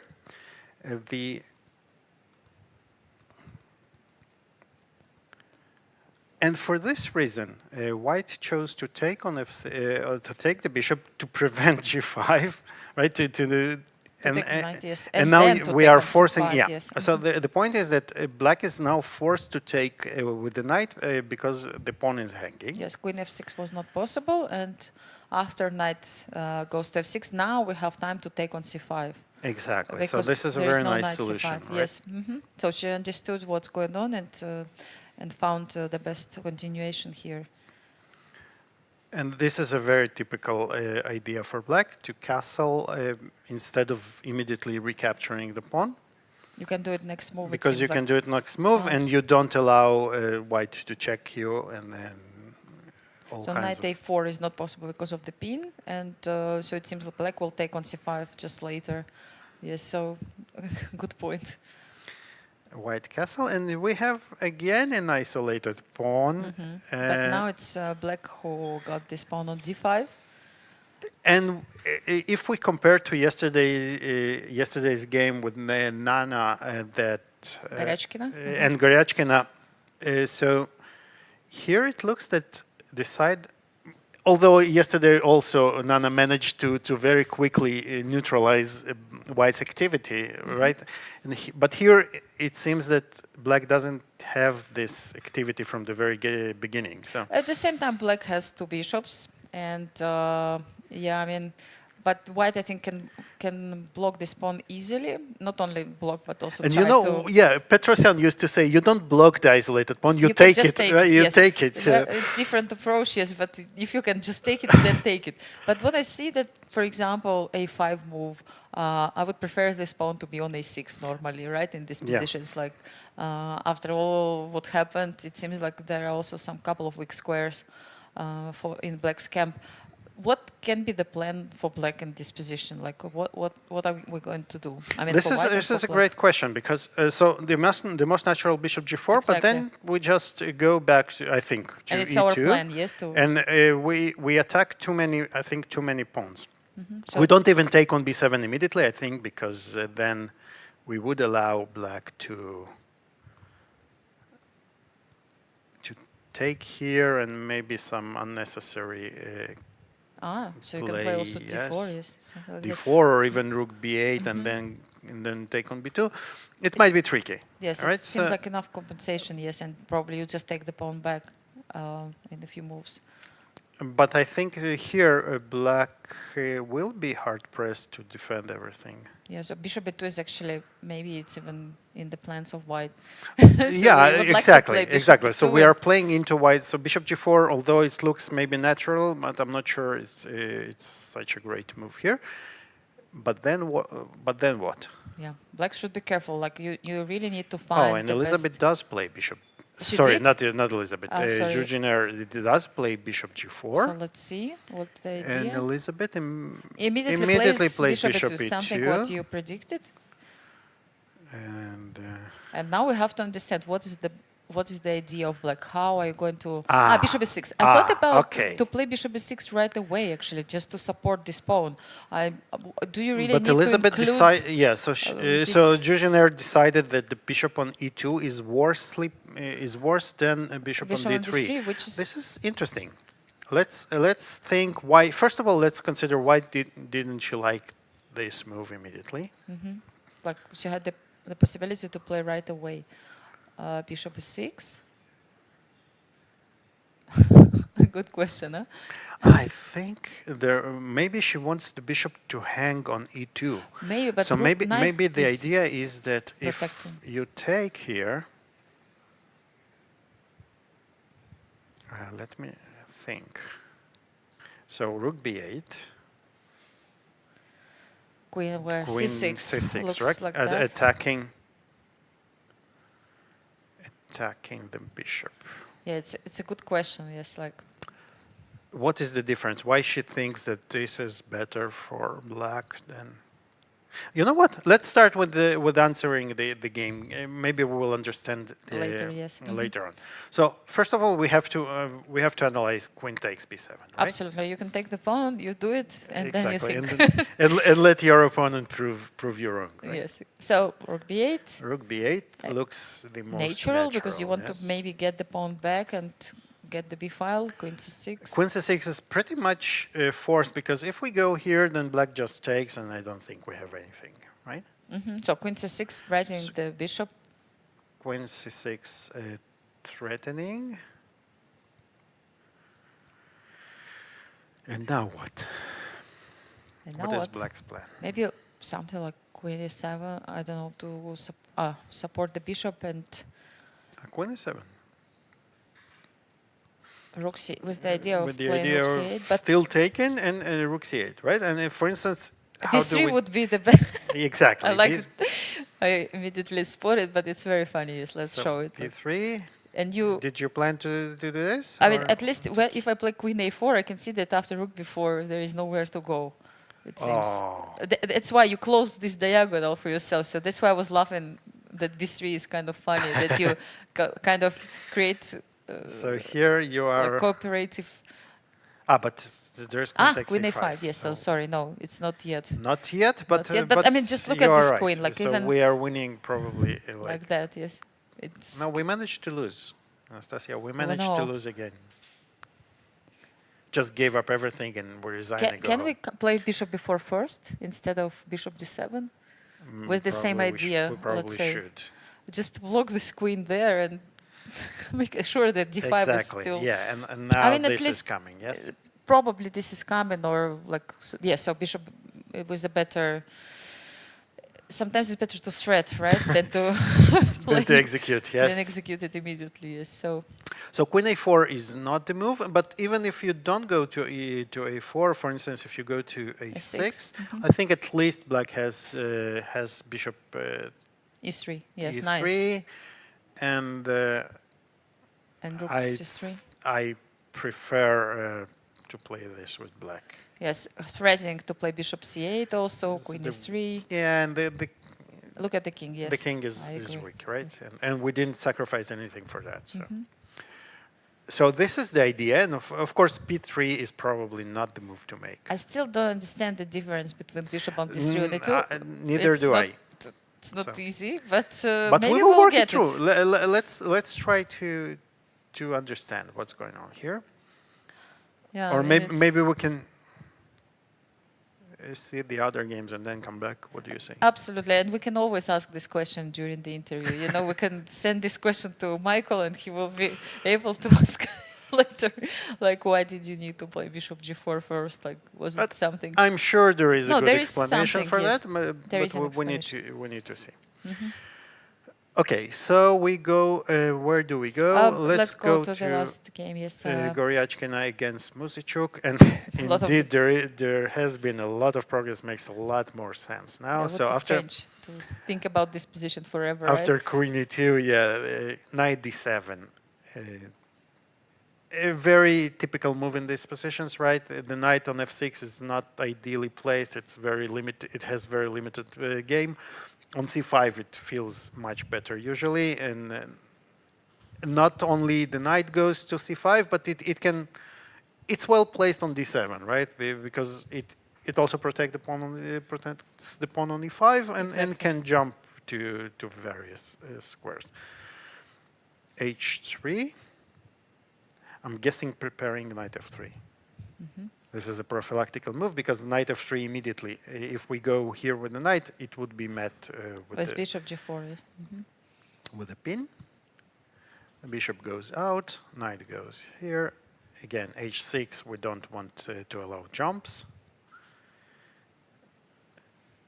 Also very typical idea. We are trying to gain some space on the queen side. And here black has a choice whether she wants to also meet a4 with a5 and to kind of fight for the space there, or just ignore, which is also an option. But then white may play a5 at a certain point by itself, right? So it's possible if you don't play a5 with black, white also has this idea sometimes to include a5 and take some space, and and bishop b6 will not be possible. So did she play a5? No, she didn't play a5. Immediately? She played bishop d2 first, and I think the reason for this being that a5 now will be maybe is met with bishop before. Yes, you don't. Again, I mean, it's possible, yes. Then if you play e6, maybe it's a bit too much and you don't want the pawns to Yeah, be e6 so might far, be yes. might be very double-edged because the pawn might become very very fast, might become weak, right? Because you simply cannot defend it. Yes. And you don't want to exchange the dark squared bishops. This is why white played bishop d2 here, because if we allow this exchange, it will benefit black because look at those pawns, right? So this is a dark square. This is not good for the. This is limiting the dark square bishop, and this pawn is limiting our light squared bishop. And those tiny nuances, those details, they add up eventually, and this might be the difference between winning and losing again. No, yeah, now I got it. So let's say white decided to play like bishop d2, and a5 followed at the end. As we see, white wants to exchange those bishops. As we predicted from the very beginning, sooner or later move bishop c4 will be played because bishop on d3 is actually doing nothing. And yes, this is what happened. It's just funny, how the game developed, by the way, Alik. It's like we are taught not to play with pieces twice in the opening, but it's like both players placed their pieces wrongly, in a way, and then they had to find better squares for their pieces, like knight retreated to d7, white had to put the bishop to c4, or knight on f3, so it's like you spent some time to actually place your pieces on the perfect positions. Both players had this time. Like it wasn't forced, nothing was happening crazy, so everybody had time to do it. Absolutely, but here actually white can claim that she has a very nice advantage because again those bishops will be exchanged. We will be left with those two, and if we start looking at the pawn structure, which is is very static here, right? So we see that there will be at least two. So all black pawns will eventually end up on being on the dark squares. Dark squares, yes. And this is not good news for the bishop. Then the bishop will be limited, yes. So we have this important rule, right? If you have the bishop, try not to put this bishop, the pawns on the square of the bishop, right? So you are talking about the situation that, for example, will transfer this game into the ending, and then it will play a big role, right? Absolutely. Where you place the pawn. I also see that a5 pawn can be a little bit weak at a certain point, and at the moment, rook is stuck defending this pawn. Exactly. Maybe it will play. Black will probably have to play maybe b6, but then again, that's another pawn on the on the dark squares. But it's actually funny because we all know that you have to put your you don't put your pawns on the squares of your bishop, right? But yeah, I mean, and I once, when I was young, I was talking to Grandmaster Lev Psakis, and I told him, yeah, but I have this bad bishop, or my opponent has a bad bishop, doesn't matter. He says, yeah, but your bishop is looking at your pawns, but your opponent's bishop is still also stuck with your pawns as well. So it doesn't. They're both stupid. So. Yeah. So I mean, it's important, yes, that we have rules, but also there are exceptions. I was thinking about it too. It's very funny that yes, I mean, on one hand, the bishop cannot go to the squares. On the other hand, yes, but the problem can be later. That your opponent can have some chances to win these pawns if they're on the squares. Yes, like this is also a possibility. But yeah, it's too early to speak about it. But still, this connection between the opening, middle game, and the end game. This is something what the top players are thinking constantly about because they know that at a certain point the game might be transferred to the ending, and all these small details, all these weaknesses will play such a great role, and you have to think about the ending from the very beginning of the game. Yes, so it's hard to do, but this is how.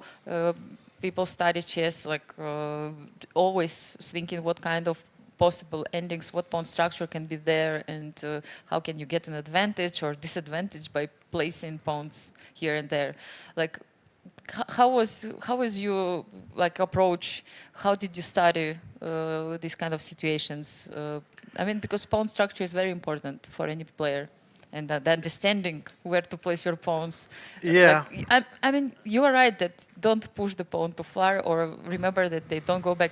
At the same time, you need to push sometimes. Yes, so it's like always a good question. You give some squares, you take some squares.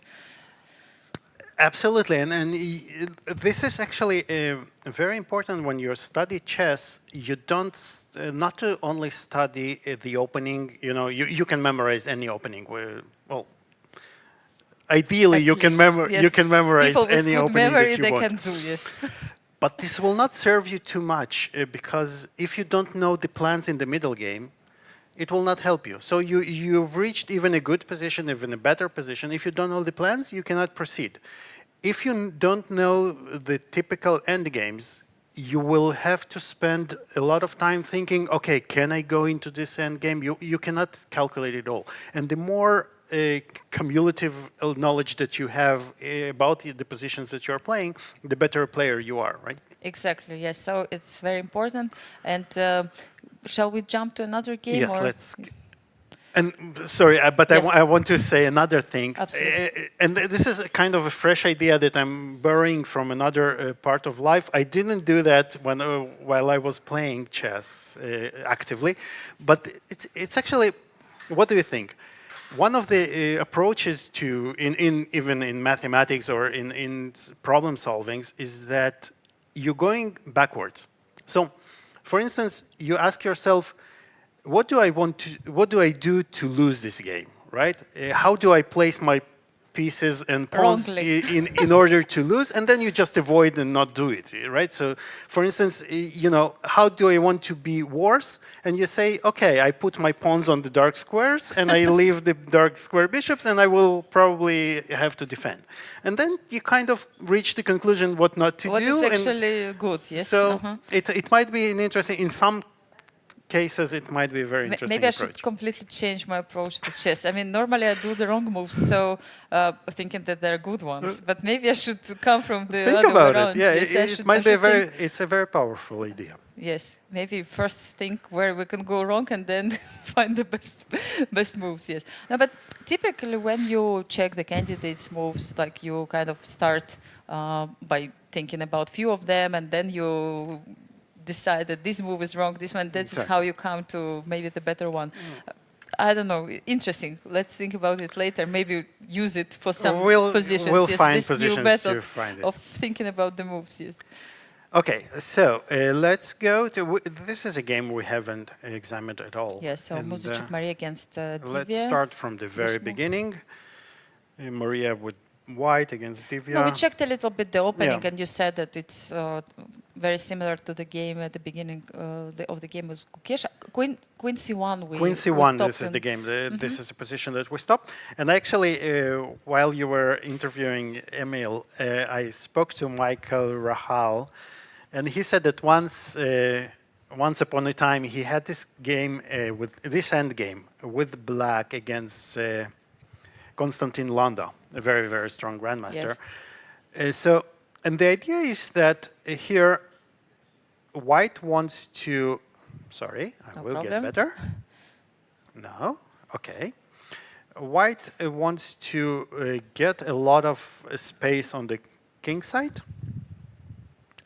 And then if you allow white to do that, you kind of just suffocate sooner or later. And for this reason, h5 is extremely important here. Just to stop the play. To stop the play of white. By the way, this is like just great example of something we were talking about before. So this game was transferred immediately from the opening to the ending without going into the middle game. So obviously, if you don't know how to play this ending, this typical French kind of ending, which can happen with this pawn structure, right? With pawn on c3 and when you take on c5. Like if you have no idea for black or for white, you will suffer. Or you can come to the same conclusions, but you are going to spend a lot of time. Seems like both players are aware of what they're doing. I don't think you go for this ending with black if you kind of almost not sure that you will be able to make it through, right? Absolutely. Normally you would avoid. Yeah, absolutely. You have to know that you can hold your own here. And you have to know the plans, right? Yes. Or how to approach this position. And still, white has a pleasant edge here, right? Because at least to the human eye. Actually, Because once again, because probably white will be playing against this bishop on d7. It's something Exactly. we were talking about, that when you have the bishop with pawns on the same squares, like this bishop is limited and can have an issues. Like you will need to spend time at least to bring the bishop into the game. Like typical problem of all French players. But you have this problem from move one, right? Exactly. So the once you question play is e6, you if know you're solve going it, to have yes. this problem. Yeah, yeah. So knight d4 is proposing to exchange the knight. Again, blockading on the wrong squares. But black, on the other hand, black says, yeah, I'm passive. Yeah, my bishop is Not that great, passive, yes, not but- so great. But I don't have weaknesses. Exactly, like prove that you can still win Exactly. this position. Because And, black will play g6 also, block everything on the king side, and good luck, winning this position. Yes. Exactly. And we see that white is actually taking with the pawn on d4, because if we keep this file open, then it might be said that even black can even try to... Well, I cannot force myself to say be better, but to create counterplay at least. Okay. Right? So not king d4. Yeah, and now we exchange everything. Yes, and It looks it's a very, bishop very ending. drawish. Yes, Yes. Because again, yes, the pawns are on the light squares, but how do you get there, right? How can you get to this f7 pawn to attack it? like I don't know, king f3 and g4. Is it like is it a Yeah, plan? okay, I will take. So let's say king f3. I Any don't know. move, yes. I like to play to put the pawns here, but I'm not sure even if it's needed. Let's say you play here, and okay, and now what? Yes, even if I manage to get So I you don't know, will h5 get here. or f5 later. And I just do nothing. So let me play h5. H5. Now I will have to do something. Okay, I see your idea. Yes, if I take, maybe. I know. I even you don't didn't do try. I this. don't do. Yes, you don't do anything. Let's say you can always wait until my bishop So I is go on king d7, g5, and I would like to push f5 again. and then you will push f5. Let's say I'm still doing Yes, nothing. f5. Yes. So what's my idea? Yes, here. Okay, let's. Yes, how I'm going to win this How position. are you going to win? And are you going to win? Yes. So you probably now want to Yes, I thought about Go it, here. and I want to get maybe with and the get king. the king here and the bishop here. Would be but I will very not let nice. you. The problem is that you play yes king f8, King and how f8 will I go there? stops your plans. Yes. And then you have to go go here, back. but where do you go here?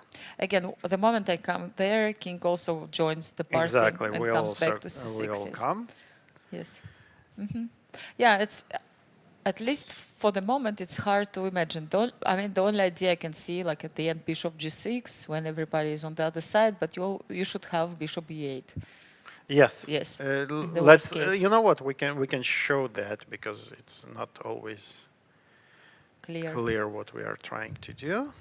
So, for instance, here, if black, as you say, if black is careless, There is this so nice. there is this nice move, bishop g6, tactic, bishop g6, and black loses. And if you don't take the bishop, I'll just grab all the pawns, right? So No, this is a big it's problem gonna already. be Yeah. a problem, yes. So that's why it's maybe black should be a little bit careful. A little play bit, king but c7, really just a little bit. Yes. bishop e8. Yes. So it seems like this game is like actually like white didn't achieve that much. I don't know if they wanted, but I don't see any moment. If this ending is drawish and if it's the game finishes in a draw, I think it's a good result for Divya who had black pieces. Yes, and absolutely. just- With such a strong player with black, absolutely. it's very a good solid game. play for the moment from both sides. But maybe Mariya wants to test her younger opponent because there Yes, is I this know. saying with the youngsters we go into the end game, but it's a very old saying, and now the young generation is very versatile. Already, Remember yes. yesterday's game, like Harika went with Divya into And the also, end game, yes, she did not. refusing to make a draw, but the result was the same. Yes. So she checked her, she tested, but Divya was well prepared. Look at this bishop f1 even on the board. Like if you look at the current position, maybe black has a great another idea to put the bishop on e4. Maybe. Or f5. Or f5 I don't know, maybe. maybe Yes. f5. Maybe this is an idea. Yes, to activate the bishop and then kind of just transfer the game into the pawn ending. Yes, okay. E4 would be a mistake, of course, because then your pawn will be weak. But f5 is this could be good absolutely enough, an idea. And again, and even if not, how do you make progress with white? yes. So it Okay. seems like If I have to bet, I would bet on a draw, easy to predict. but yes. only if I have to. So Harika against Yes, this Tsolakidou. is a game we neglected a little bit. Let's go back from the very beginning. E4. So this is Remember, what we we were struggling here what to do. So to remember. f6. So knight f6 is obviously just not a move, right? I'm not sure. I'm still not sure it's that obvious because I keep insisting that F6 there here. might be. I think there is such line, but maybe Yeah. our viewers can check up on this one. Yes. Anyhow, so After queen d4, queen she takes played d4. f6. She played f6, which is another idea to develop the knight from f7. It's a little bit awkward looking, but you again, remember your game against Elisabeth Paehtz. This is what Elisabeth was doing in the previous game, putting exactly. the knight on f6 This and is what f7. you're doing in this kind of position. Yeah, it's possible. also. And you have a bishop pair, so and a much more open game than for in the instance, previous one. yesterday's In the previous one, yes. So after castling, let's delete the arrows. Yeah, so I think c4 is very typical for this kind of positions when you're allowed to push this pawn forward and then develop your knight on c3. This is what you are doing normally. Why not? To get some squares in the center, be active. Exactly, and you want to prevent the game from opening too much, right? Because again, bishop pairs, as we established, they shine when in open positions, right? Yes. And now we are a little bit more. The pawn structure is a bit more defined. Yes, it's clear. And wow, But before, yes. Ah. So this is something interesting is happening here. so the idea of white. What does white want to? We want to push c5 here. So it's an interesting moment. Let's say we just discussed with you that you normally don't want to open the position when your opponent has a pair of bishops. At the same time, maybe I know that Harika is a very dynamic player, and perhaps she decided that she can get a different approach to this game and use the fact that king's side is still undeveloped, right? And create maybe some kind of play on the center of the board or on the queen side. So let's see what is your You're plan. exactly right. Yeah, it does look like in this specific position. Oh, At the same time, c4, like it's a weakness. It's a c4 weakness. is a definite weakness, but as we can see, you know, Harika doesn't care. Yeah, I mean, And it's why clearly doesn't she care? creative Because approach. again, fine. as you said, if you are not developed and your king is in the center, White has time. we don't let's say, really to care to- about pawns. Exactly. Yes, you can, or even here she might take it back, right, by bishop b6, like queen a5. Maybe next moves and she'll just get the pawns back, most probably. Or we'll have another opportunities right now because black really needs to spend some time to finish the development. It's like it can be very crucial. Otherwise, you can just lose very quickly. Very Yes. quickly. Here you can lose very quickly because Just pieces are entering, like B file is open, C Absolutely, file. yeah. So interesting. I like this idea, very even though from the direct beginning approach. Yeah, it's a bit unclear. So rook c4 was not played, it right? was not played. So bishop and rightly h6 so. immediately. Also interesting approach. But now, white has a choice. So black decided to exchange this bishop. The question Yeah. if white would like to. So the pride of our position was two bishops, and now we don't have it. But on the other hand, what we are saying is black that, okay, if we manage to castle and we just eliminated this dark square bishop, you don't have the pressure on the king, on the queen side anymore, but this is still a weakness, right? Yes, c4 can actually drop. So, like, white needs to be creative to and find fast. a way, Yes, yes, to do something. And yes, without the bishop, it's a little bit difficult, right? Can we keep the bishop? It's maybe another we story. should keep the bishop. But I'm trying to work to make e5 work, but I don't see anything. Yeah, e5, like you would specific, like right? to try this move, but There's nothing really concrete because e5 we can even take with the f pawn, I think. And you don't even have I don't c5. see any continuation Yes, worth of mentioning. Yeah.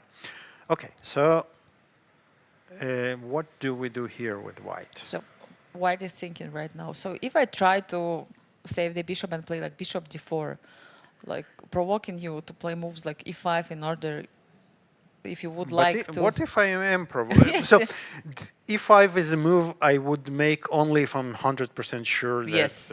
it gives me some Normally you don't play e5, weakening your everything. pawns. I don't know what I haven't weakened here with Yes, e5. exactly. But let's say what you can gain, you can I mean, where the bishop goes, right? So Exactly. So if we go here, then queen c7. attacking the bishop, and basically we force white to go an exchange. and exchange those bishops in a very unfavorable situation, right? Doubling our pawn.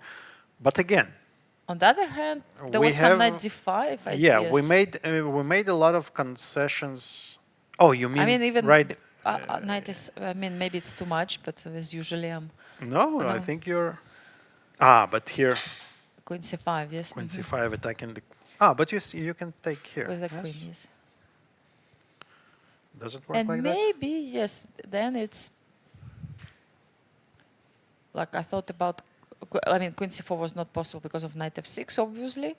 And now, good question. Maybe even with the pawn. Yeah, even with the pawn. Yes.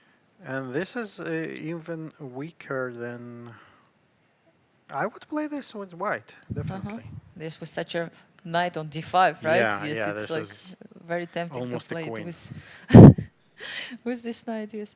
But I mean, okay, it was fast, but let's come back. Actually, Let's yes, that's a come good question. If you need to play bishop a7 to provoke queen on c7, Or maybe, you yeah, play it exactly. right we away, can we can bishop go a3, we can yes. go right away, and I would argue that black gave up much more by playing e5 than we are giving as white. And like rook c4, for example, here. Yeah, I don't care about this. I think. Yes, I mean position. Maybe I should, but I don't.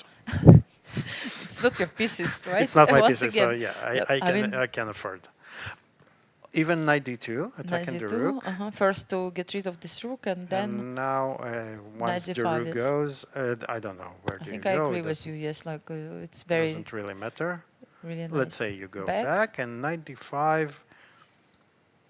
Yeah, opening this file, it's like. Again, maybe it's not that horrible, right? But it seems like white is also. But like white is definitely right. doing well. Yes. Doing well here. Let's come back and see a little bit like from the beginning. So we discussed with you that like it's possible either to play bishop a7 and then bishop d4. So this is one option, or just bishop d4 right away. I mean, and after maybe, e5, yes. Well, maybe not e5. Maybe black. What else? Yes, black wants to just take the pawn now. That's a good point. Like. So we won a tempo, right? And now we can we are much faster to castle. Yeah, but then you have at least bishop e6, right? Yeah, you have bishop e6, but then e4 will be hanging if I manage to survive this. I'm not sure I do, but I have to be very careful here. Yes. And I have mean, a I don't feeling need to you will take even. you will sacrifice something and win. But You see.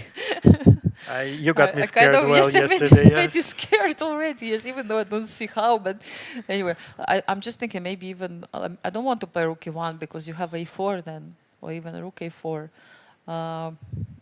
but if I play queen e5, you have knight, bishop, rook e4. Queen a5? Yes, maybe yes, I can play this, and after rook e4, I can play rook e1.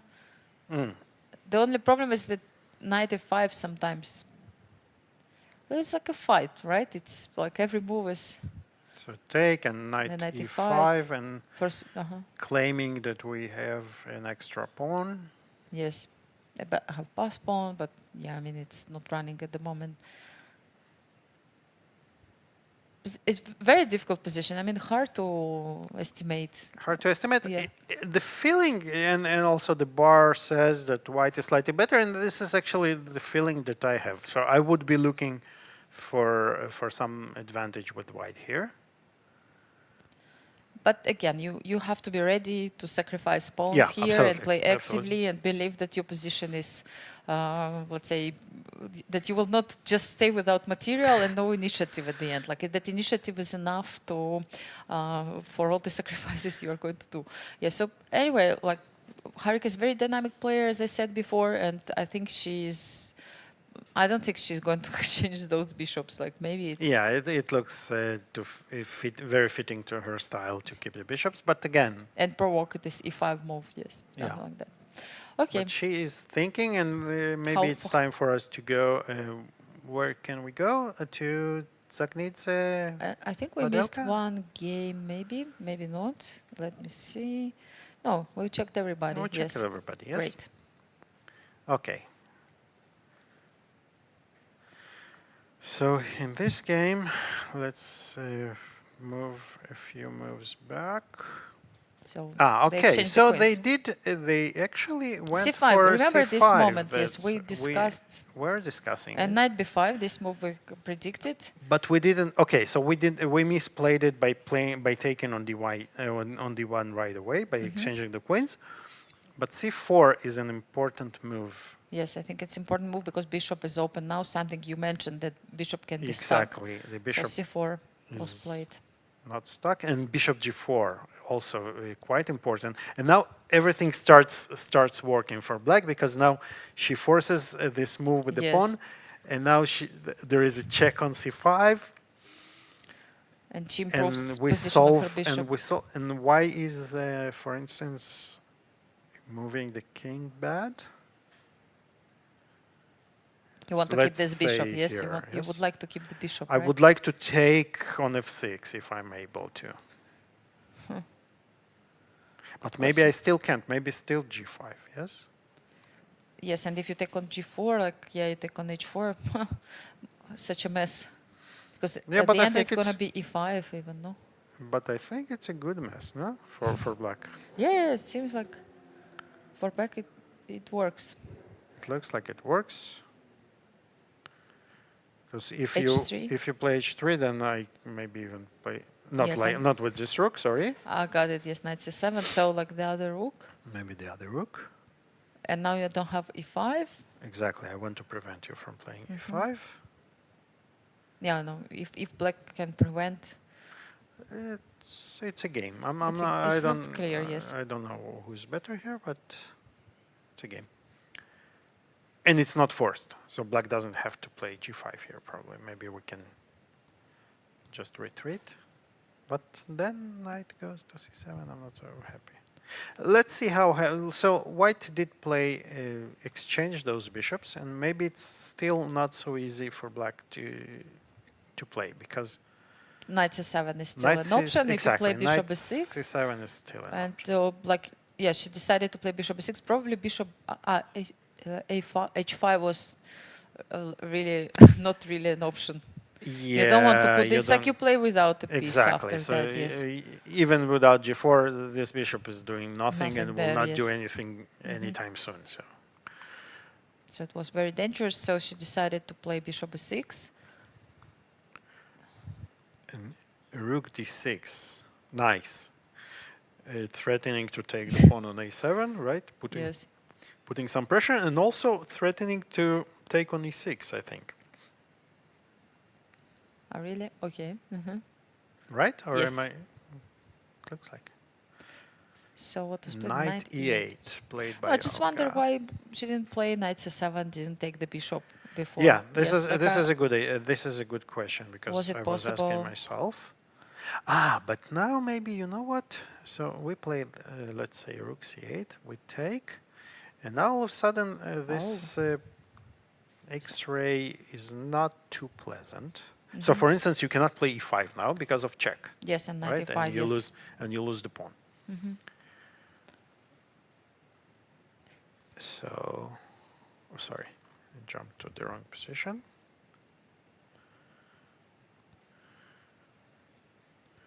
Yeah, so maybe it's not that important to take this bishop, and instead of it, she decided to play rook d6, creating this idea. Rook d6. I like this move a lot actually. 98. Knight e8.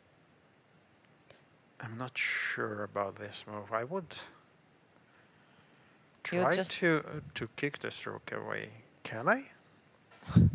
I see what you So want. Like if you take and the idea take, is that now I'm not losing the pawn because I have the counterattack here. And if we exchange both rooks, I think black is out of danger here. So we can take and then play a6. What do you think about yes, this? yes, it looks very logical, and like black is doing well here. Looks like we solved our issues, yes? Yes. Not So- all of our issues in this game only. But maybe Olga just wants to keep the pieces on the board, and I don't know, just by playing knight e8, trying to kick out the rook and keep many pieces on the board. So she wants to keep the game alive. Yeah.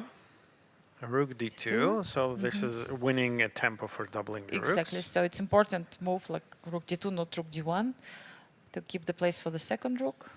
And this is the game, the current game position. So now she protected this bishop with the knights in case if knight e6 will follow. I don't know, you take with the pawn or with the knight here? Because it was d5 square, yes? Yeah, so this is a good question. I think here specifically I would take with the pawn because with the knight, sorry, because Yes, if I take with the pawn, my knights are very awkwardly placed. So again, some rook d6 and then rook d7, or even Yeah, it's not going to be pleasant at all. I'm not happy here. No, but I mean, even if you take with the knight on the 6, like you still, rook d6 is still possible. What's the difference? Then Well, my knight is better, your knight is better, but I think I still can get to d7. and now I can play this. Oh, that's nice. The tactic. Can I still take on b6? You can. Rook d2. Where do King you go? just g1. I don't. Maybe just 3. I mean, No. possible, but You probably not don't sure. want this. and yeah, I thought about taking on Yeah, b7. but I think Ah, I So will have what, at just- least maybe g3 still was better. King g3. Yeah. Yes, to prevent you from playing knight f4. Yes, let's go back. No, just So you're saying this, yes. check. I just want to continue this. this line and see if Alik has calculated everything. I haven't calculated anything, But but I think you have I got lucky. an yeah. intuition, yes. I think I might get lucky. Yeah. Or So maybe not rook d1. Yes. So here rook d1, I might. yeah, we don't want to allow 2 rooks on the second rank. Like I'm trying not to do this, but like rook d1, But what if g5? g5. So still, I want to go here, and knight but d5. you have knight d5. Yeah. Yes. You refute my plans. That's I'm interesting. beginning to like your position more and more. Because you're playing for both sides, you know, you're helping with. Yeah, I understand.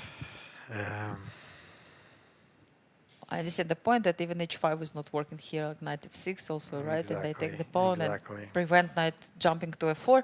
Yes, so like maybe if rook d8 was the only option here, It's like because knight is maybe hanging it's right, not, yeah. and it's hard to. But let's see. Maybe it's not the only option. What else can be played? So knight is hanging. If Maybe we it's try still to kick possible. you out Yes, rook d7 and some b5 and b5. Yes, just preventing. and come back. Yes, so this is, I think is Um, possible. But again, there is Rook still d1, some pressure. Yes, knight some b6, pressure rook still. b7, Because the knight, we cannot find good spots for our knights. or maybe even rook d6. Not I mean, after knight b6, Yes. maybe I didn't play rook b7 because probably you have rook b8. So I just play back to g6. But even if we, let's say, we even exchange one there, and we come here, and then we want to jump to d5, and this is all of a sudden a weakness. Can be unpleasant. On the other hand, yeah, it can be unpleasant. It can be nothing. Also, I mean, it needs to be calculated. Even seemingly, calm positions, you need to calculate. Because here, for instance, we might be just in time to equalize. Yes, but in any case, knight e6 is definitely an option. Like white can take it and try just quickly get the initiative. But Nana maybe is we spending don't have time to do right that. now. You know what? I'm thinking there is another crazy idea. F4. Yeah, is it? I mean, Are you trying, let's say, it's very counterintuitive, but I'm trying to use it with some very concrete thing that your bishop is not very well placed. I like f6 is not working. Exactly, Yes. exactly. So moves like I f6 like and it, yes. f5 don't work because you Like rook d6 you have threatening you both lose the knights. knight. Yes. So this is something that Yes, actually, can be. it looks natural because look, this bishop and two knights, they're really placed strangely. Exactly, enough. Like, exactly. There is no coordination of any kind. There is a problem with coordination, and perhaps, yes, white can just simply use it by bringing more mess into the position. Like f4 looks like very logical. You're right. I mean, knight e6 was very straightforward line, like trying to see if this leads to winning the pawn after like rook d6, rook d7. But yes, why actually to help black? You help black, you know, little bit to you get some eliminate space, one yes. piece and you help the other find finally good square. And the only question is remains that about this knight on b6, which I feel you could solve. Maybe I'm wrong. Maybe knight 96 is really a good move, and rook d6, and you don't have a more I solution. look at the position, I kind of agree that white pieces are placed so well that you can actually, you don't need to do anything. I mean, maybe even, some simple moves like rook d1 even are fine. You know, just kind of ask question what black will be doing. If there is no concrete line after like 96, you are not obliged, of course, to take this bishop place. Maybe f4 is also very concrete. And I don't know, after f4, g6 also doesn't look great. Yes, I mean you just push f5. Yeah, yes, just as an example, right? Probably. f6 is not working. This is what we realized. What I'm trying to do to get some space after f5, I would like to get d5 square. Yeah, That's my idea. This is Again, an I'm not option, sure. But you might actually find yourself in a very tricky spot after f6. Yes. Because all of a sudden, you know, those pieces start attacking your king. And Unless I'm blundering something horrible. no, it looks like it's possible. Which I very well could. No, I don't think so. And your bishop is just opened. You just Yeah. open this diagonal. Now it looks killing. You know, you bring the pieces, and maybe checkmate is not that far. 95, 97. I mean, Exactly. Yes. I agree. Yes. No. Just f4.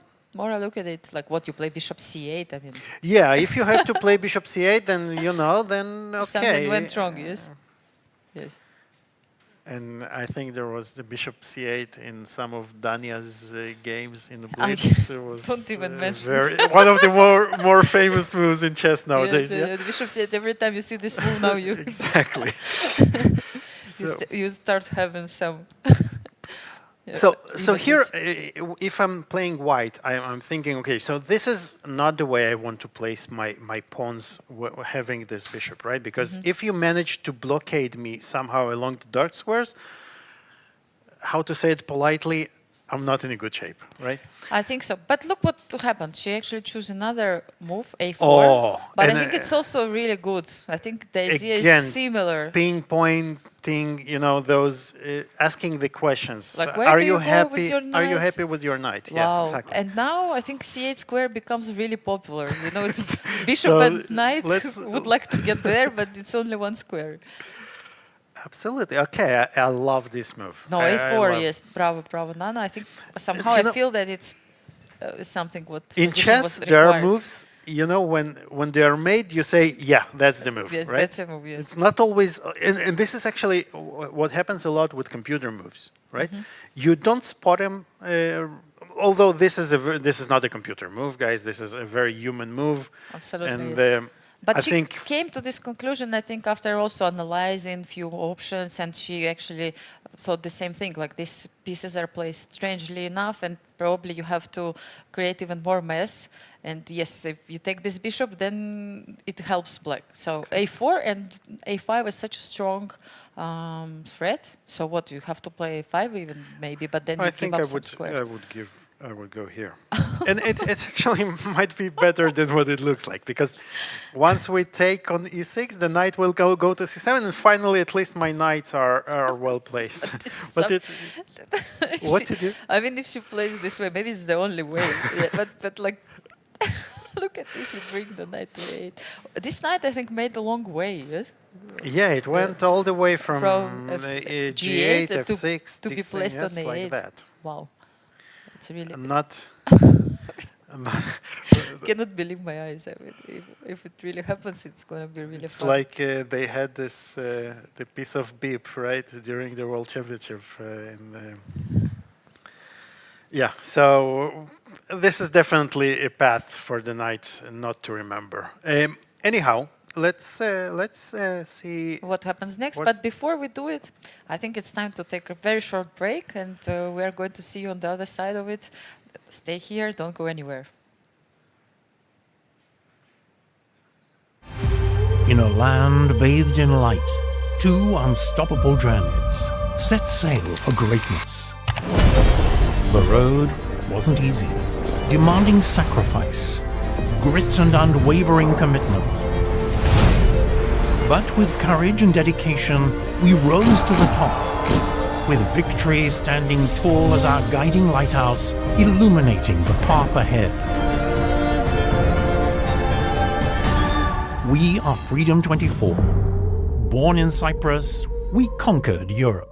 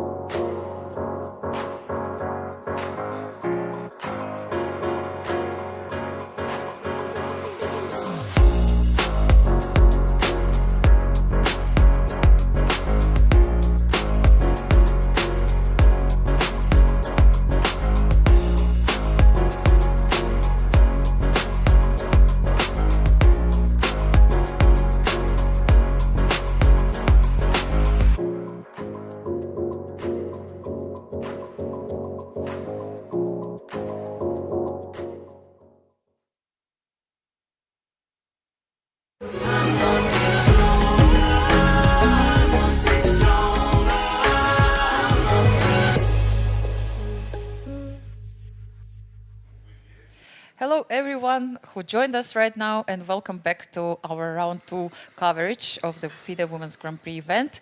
We are checking with Alik all the games because it's a really interesting period of the game when a lot of things are happening, situation is changing on the board. But let me remind you that we have at the moment two early leaders in the tournament. Jiner and Stavroula Tsolakidou managed to win their games yesterday, and at the moment they have +1 in the tournament.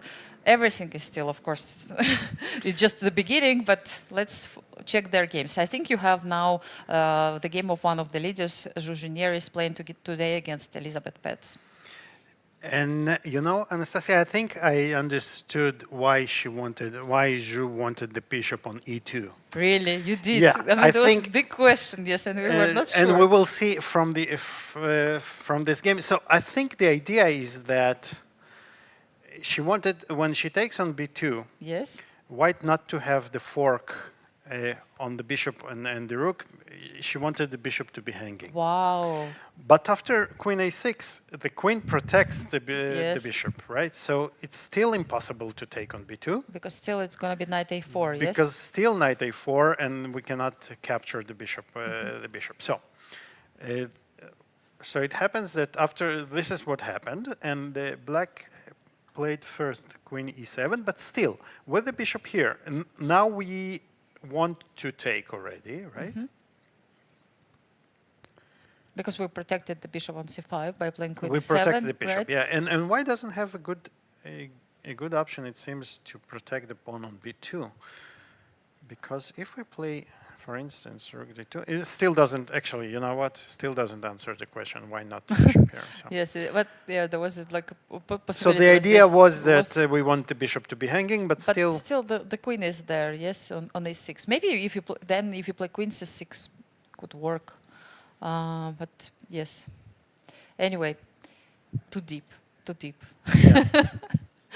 Yeah, still, we're going to ask Jiner about But it. it's interesting that white didn't even try to keep the pawn alive. She just played knight d4, exchanged, and gave this pawn away. And now the game, this is the game position.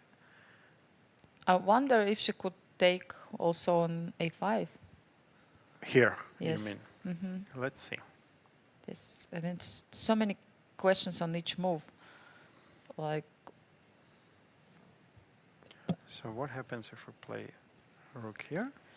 you want to take on c3 or something like yes, that? I want to take here and here, justifying the bishop on e2. So bishop f3 maybe. Now bishop f3 now, yes. And you're saying what? We're having the same position? Maybe there is some compensation. I mean, there was this second, snatch the with pawn. this rook on the second rank, and not sure, even some jumps.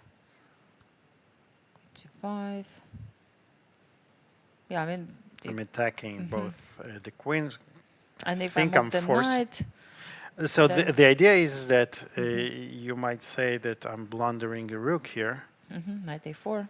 And I actually am, because I was preparing to take here with a checkmate, but it's not a checkmate, it's Bishop just rook d1, yes. end of the game.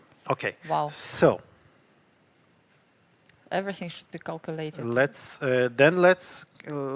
think. Why not take? So in this After game, rook b2, yes, like she played instead bishop of f3. bishop f3, Maybe she can take it in any case, so maybe that's a point. Like now she's attacking d5, and actually good luck protecting everything. yes. well, I think I can. Queen c7. Then I take on d5. Maybe I have this one. Queen c5. And if here, I go here. Queen b5, and then we have Is to it go to playable? descending. Yeah, I mean, looks like.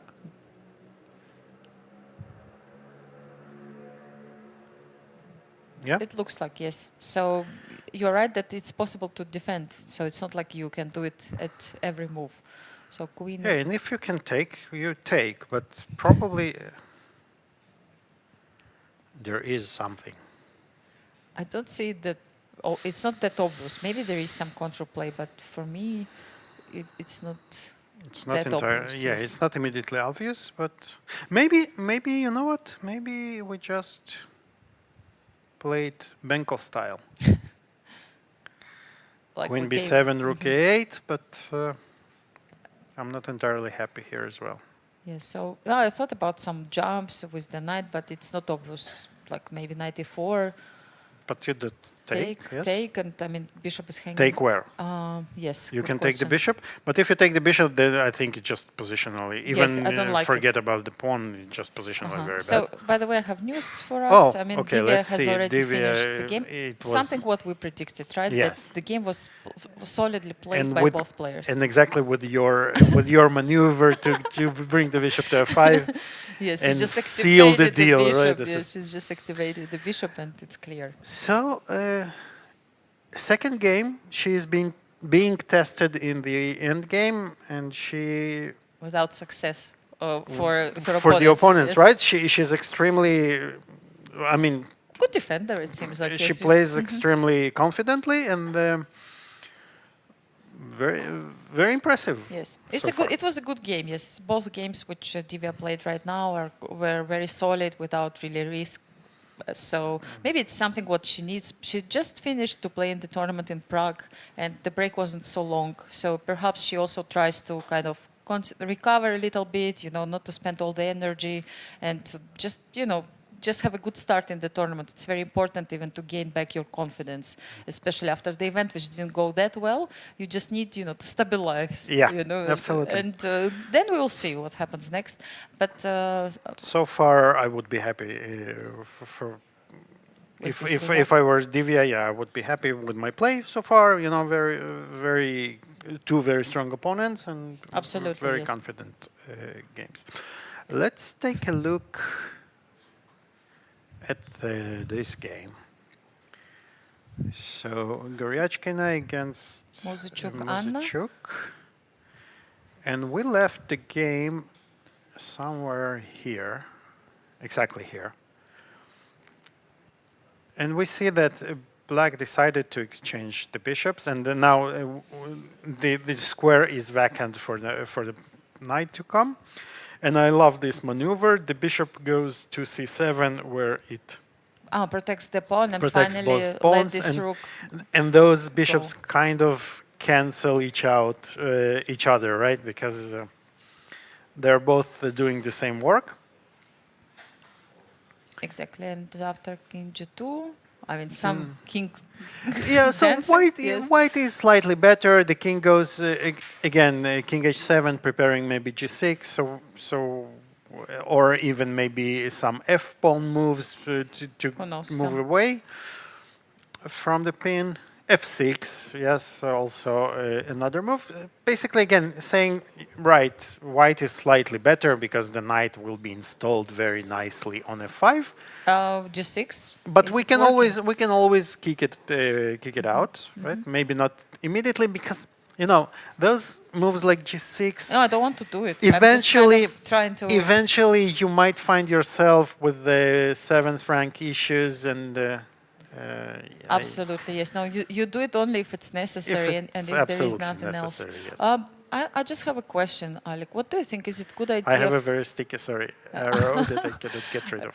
I have a question. I'm trying to understand if it's good for any side to exchange queens here. So, like, would you recommend to play like queen e6 or something like that at this moment? Just trying to simplify the position, because probably it's nice for white maybe to keep this queen now that the knight goes to f5. On the one hand, I agree with you that white queen is more active, but I also intuitively I feel that the black queen is very important for to defending all those holes in the position. So I'm So I not think sure. once queen leave the board, all the Yeah, squares so will be also. let's consider. So Yes. for instance, if we exchange the queens, right? You will probably then. So do you want to exchange all the rooks? Because as white, I can force probably rook exchanges Probably, if I yes. want. Yeah. So Yes. let's consider. We have to then consider this Yes. position with only. Simplification, yes, and I just wonder, this simplification, is it good for white or black? Or, I mean, can normally black is kind of wants to make a draw here. Is it enough to make a draw? Like, is it? Are there any chances for white here in this position? So I think it might be tricky, actually. Yes. Descending. First of all, I would love to put h4, h5 in place. If I can, maybe you can kick me out. But then, again, if you play g6 here, for instance, yeah, let's say I go somewhere not to lose my knight, and I want to go here also. Maybe I have to play h5 because you will have to, because if I manage to play g4, h5, Yes, then I you will are be in in trouble. trouble. And maybe I should have started actually with g4 and not h4. Yeah. What do you think? So maybe here I have to, but then I give you too much. Maybe then I go eyes with knight for your e6. knight. Although, should I be worried? The knight doesn't do much here. Yeah. So what are you So trying to say? basically, that I it's want still to put the pawn playable. here, and you will be stuck with your king protecting Defend. those pawns. And then I will start maybe creating some weaknesses on the king side, on the queen side. Sorry, I might have, I might try to go with the knight to c4, provoke b6, then come back and then bring the king and start bishop. So I'm not sure this is such an easy position to hold for. Yeah, for so black. maybe yes, white still has a lot of play. Yeah, I mean probably yes, maybe the queen exchanges will favor white. So better maybe to keep the queen alive for the moment. But this is one of the examples that you raised. You know, you have to study those positions a lot. I haven't played them too many times, so I might well be wrong here. And is the more experience that you are getting in those positions, so one loss will give you a lot of experience, right? So Absolutely yes, but I mean you don't want to go this way, but exactly, but sometimes you do. Yeah, I just think that maybe after knight f5, like where the queen goes, maybe you have to exchange now. Like actually. Okay, let's see what happens. So knight e6. she decided, Anna decided to play knight e6. And yes, She keeps the queen. Well, she on the decided to board, keep yeah. the queens on the board because another option would be yes to exchange to put the queen on e6. Yes, so Yes. she decided that it's better to keep queens alive or exchange them later in the game if it's going to be better for black. But now we see a demonstration of your point that the queen is more active, Yes. right? So, but another point that I would like to make here is that with the queen on the board, black is much easier to create counterplay. So white is not that easily able to play calmly on both sides, I because got with the it, yes. queen sometimes you will have much more chances for a counterplay. But Look still, what's going on white is now? better. Now, actually, before this move, like white created a threat to take on h6 with the knight. I think knight h6 was a threat, Oh yes, and that's why black decided to forget for the moment about any counterplay and just move the queen back. and just to it's make important to move it to e8 and not this by one mistake to Knight d7, because knight g7. nice. And you have some nice geometries here that if the queen takes, we take the knight. And we got a pawn. Yes, so it's really important move queen e8, like well played by Anna, like Yes. very critical move. You could say it's a little bit passive, but It is, yeah, she is very otherwise passive and nothing to do. I would expect white to push h4, h5 at some point, just for the sake of it, and to have another option. Those tiny advantages, and another thing that once you manage to install to put the pawn on h5, let's say for instance that when you black move, doesn't yes, do anything, so then I will have another plan of putting the knight on g6, and if by some kind of miracle I manage to get my queen to the 8th rank, so it's all of a sudden it's mates on the h file, right? Or Can be queen unpleasant. queen f5, it might be very unpleasant. Might get It's unpleasant. interesting. Like I mean, the computer says now the bar we can see it's like It's almost it's equal, yes. almost equal. But what you were explaining, Alex, Alik, actually, it's like that. It's not that easy here for black. I mean, white has clear plan, clear options, like can improve her position forever, like bring the king also. But on the other hand, black should just kind of wait and try not to lose anything. I think maybe it's a little bit unpleasant for Black. It's unpleasant. It's not so easy to play, but again, the player of Anna's strength, Yes. she knows how to hold this position. But again, she's playing against a player of equal caliber, right? So, Yes. and we see that h4 is on the board, and It's a position. I mean, watching games of Aleksandra Goryachkina before, I think it really fits her style. Yeah. This is the position she likes to play. Like but I trying think to. this position would fit most people's style, right? So you don't like know. to play for two results, Yes. right? I And this agree. is a two-result game. Yes. Right, so you don't. White is never risking anything here. So I don't know if we check the body language of the players. Like, can we guess something like if Anna feels uncomfortable or not right now? Like, if you look at the screen. What about time also? I just checked it. She has 15 minutes left for 12 moves. Not too horrible. And we can see, actually, we can once again look at the head-to-head results of those players, just to remind you that at the moment, okay, we have Anna's statistics right now. So with Aleksandra Goryachkina, she's As in we the small said, minus, she's a but small minus, but many draws. Look how many games they played with Nana with Dzagnidze. Nana, and she has a minus score against Nana, a much bigger minus against Nana. I'm sure that they met so many times in those team competitions and all these Grand Prix events. You know, both of them play in these events since 2011. I remember them competing against each other. With Mariya Muzychuk, obviously, many draws, one victory. We mentioned yesterday there was one victory when they were very small. And also, she played a lot with, of course, against Elisabeth Paehtz. You know, it's like more or less her generation players, and many others like Harika, Dronavalli as well. With Olga, she played only one game, and against Stavroula, there were 3 games. 3 games, yes. For the And she moment. hasn't played with Divya. Yeah. With Divya, not yet. Yeah, so actually Divya is going to play against Many first-timers, yeah. Yes, against top players, and great experience for her. And look at this. She played h5. Does not want to get to get strangled Exactly, yes. by h5.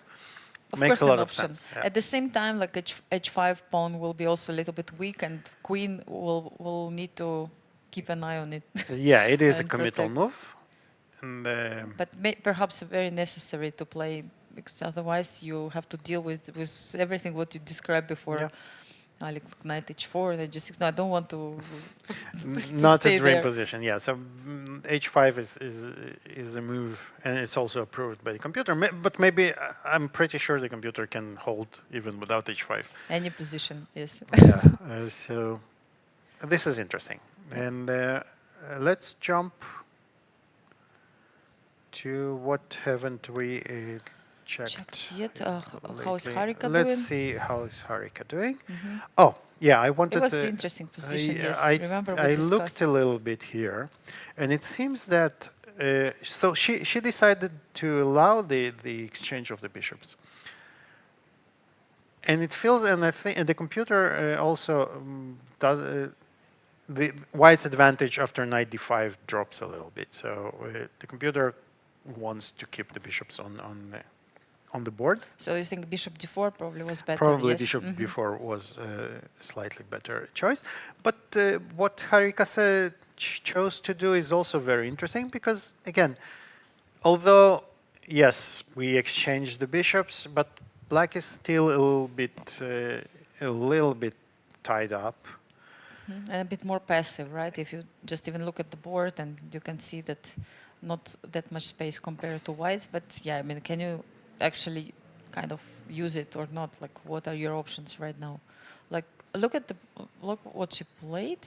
Yeah, she played queen a7 is an interesting tactical solution, I think. So the point is that if you take on c4, we play knight b6, attacking both pieces, and after rook c7, now we just take, and the knight is very well placed on b6. You cannot win it because I have plenty of defense, I think.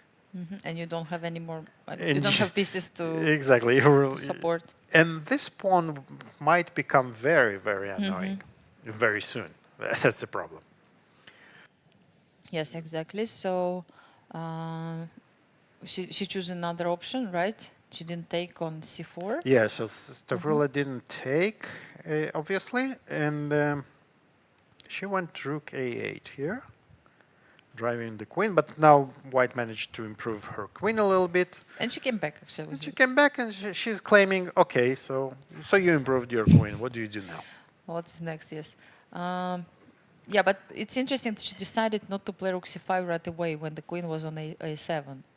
It wasn't possible, right? Let's see. I think still knight b6 is Knight b6, is yes. So unpleasant. that's why she wanted to get rid of this queen. Yes. And then block a little bit. And like now this. Harika decided that she doesn't want a repetition. She wants to keep trying to play for a win, and rightly so, because although she has a weakness, and maybe she will regret it later on during the game, because it often happens if you overpush and then somehow it liquidates and you're stuck with this weakness that you lose the game because of, But she already proved that she is a fighter. Even yesterday, in her game, she kind of as if she needed to prove anything, right? Not really, but we know about it. But she decided, let's say, when it's possible to play on, she's trying to use her chances. So I think she also believes that her position is slightly better, and she has all. I mean, even computer is like not too optimistic. Still gives certain advantage for white. Right now. Yeah, and rightly so, right? Because black has many weaknesses. So we can get fixated on this pawn on c4, but it's not a real weakness because, it's can be defended easily. And like how you attack it. It cannot be attacked easily. That's the problem. Queen c8 is not really working. Knight e7. Exactly. So queen c8, the queen is tied to protecting this pawn. You don't want to play e5 ever. You cannot play e6 because you have weakened so much. So, by the way, maybe black needs to be very careful. Like, which moves do you have? Like, knight e5, perhaps, or yeah. So knight e5. Like, I mean, I'm trying somehow to bring my pieces into the game and okay. So and it's maybe white exchange. to move. Yeah, it's white to move right now. Rook, I think yes. Rook b1 was played. I'm just rook b1, rook c5. Let's say, what do we do with white? Like what are the options? Yes, it's like overprotection is one thing. So let's just play rook c1 and see now what black plan, and perhaps would we like to. So knight e5 might be an interesting idea. Another one, I would maybe consider playing rook, defending the pawn, and then start getting the queen out. But again, the queen doesn't go too far, because if we go queen c8, even let's pretend that this pawn is protected, we'd have at least knight b6. Take into account, right? Again, like which pieces I would like to exchange, which one I would like to keep, and if we use your method of how can we play wrong? How do I want to lose? Yes. how things can go wrong, so we don't do it. Like what exactly we are trying to achieve here. Yeah, so with black, how we lose this? Of course, easy. Easy. Queen c8. I'm thinking maybe we have time with white to bring our rook to b7. Is it possible? Thinking about it. Because now bishop c6 seems like not possible, right? Knight e7. Like, if I have chance to bring my rook to 7th rank, like, I should definitely consider it. Absolutely. I don't have a threat at the same time. Like, what is my threat? But I mean, to bring the rook. Some ideas, like yes, like I'm sorry, but I'm still kind of checking rook g7. But okay, not really now. Maybe a little bit later. So, for instance, if we play rook d1, it might all become very material. Let's say that black does nothing. Of course, black will not play this. But let's say if black does nothing, then we all of a sudden have these tactics going on, right? And knight f6. Check here. I'm just trying to count. And yes, and we have an extra pawn. Extra pawn. yes, it's important to always find out What's the final balance? Yes, we've done all this. So at the end, what do we have? It felt like we have a lot, but it was just an extra pawn, which still can be enough. Which is a lot for still winning in chess. the ending. Yeah? Yes. No, it was nice, like idea that still, even though you don't believe it, but it's a lot of tactics here. Exactly, and this is just one of the ideas, right? And there are many more. So maybe you're right. Maybe we do want to start neutralizing with exchanges. So if we're black, we probably want to, as you said, to play, let's say, rook b7, knight e5. If we exchange those, and then if we are able to exchange all the minor pieces, we would be fantastic with Yes. black. And again, it's interesting. Like, can I avoid exchange here? Like, play knight d2, try to kick out this knight by playing f4. But I'm not sure. Even some knight c6. Like, I mean, it's. Yeah, I mean, knight after c6 f4, and maybe rook not bishop immediately. and queen c8 even maybe, yes. Again, protecting e7 if necessary.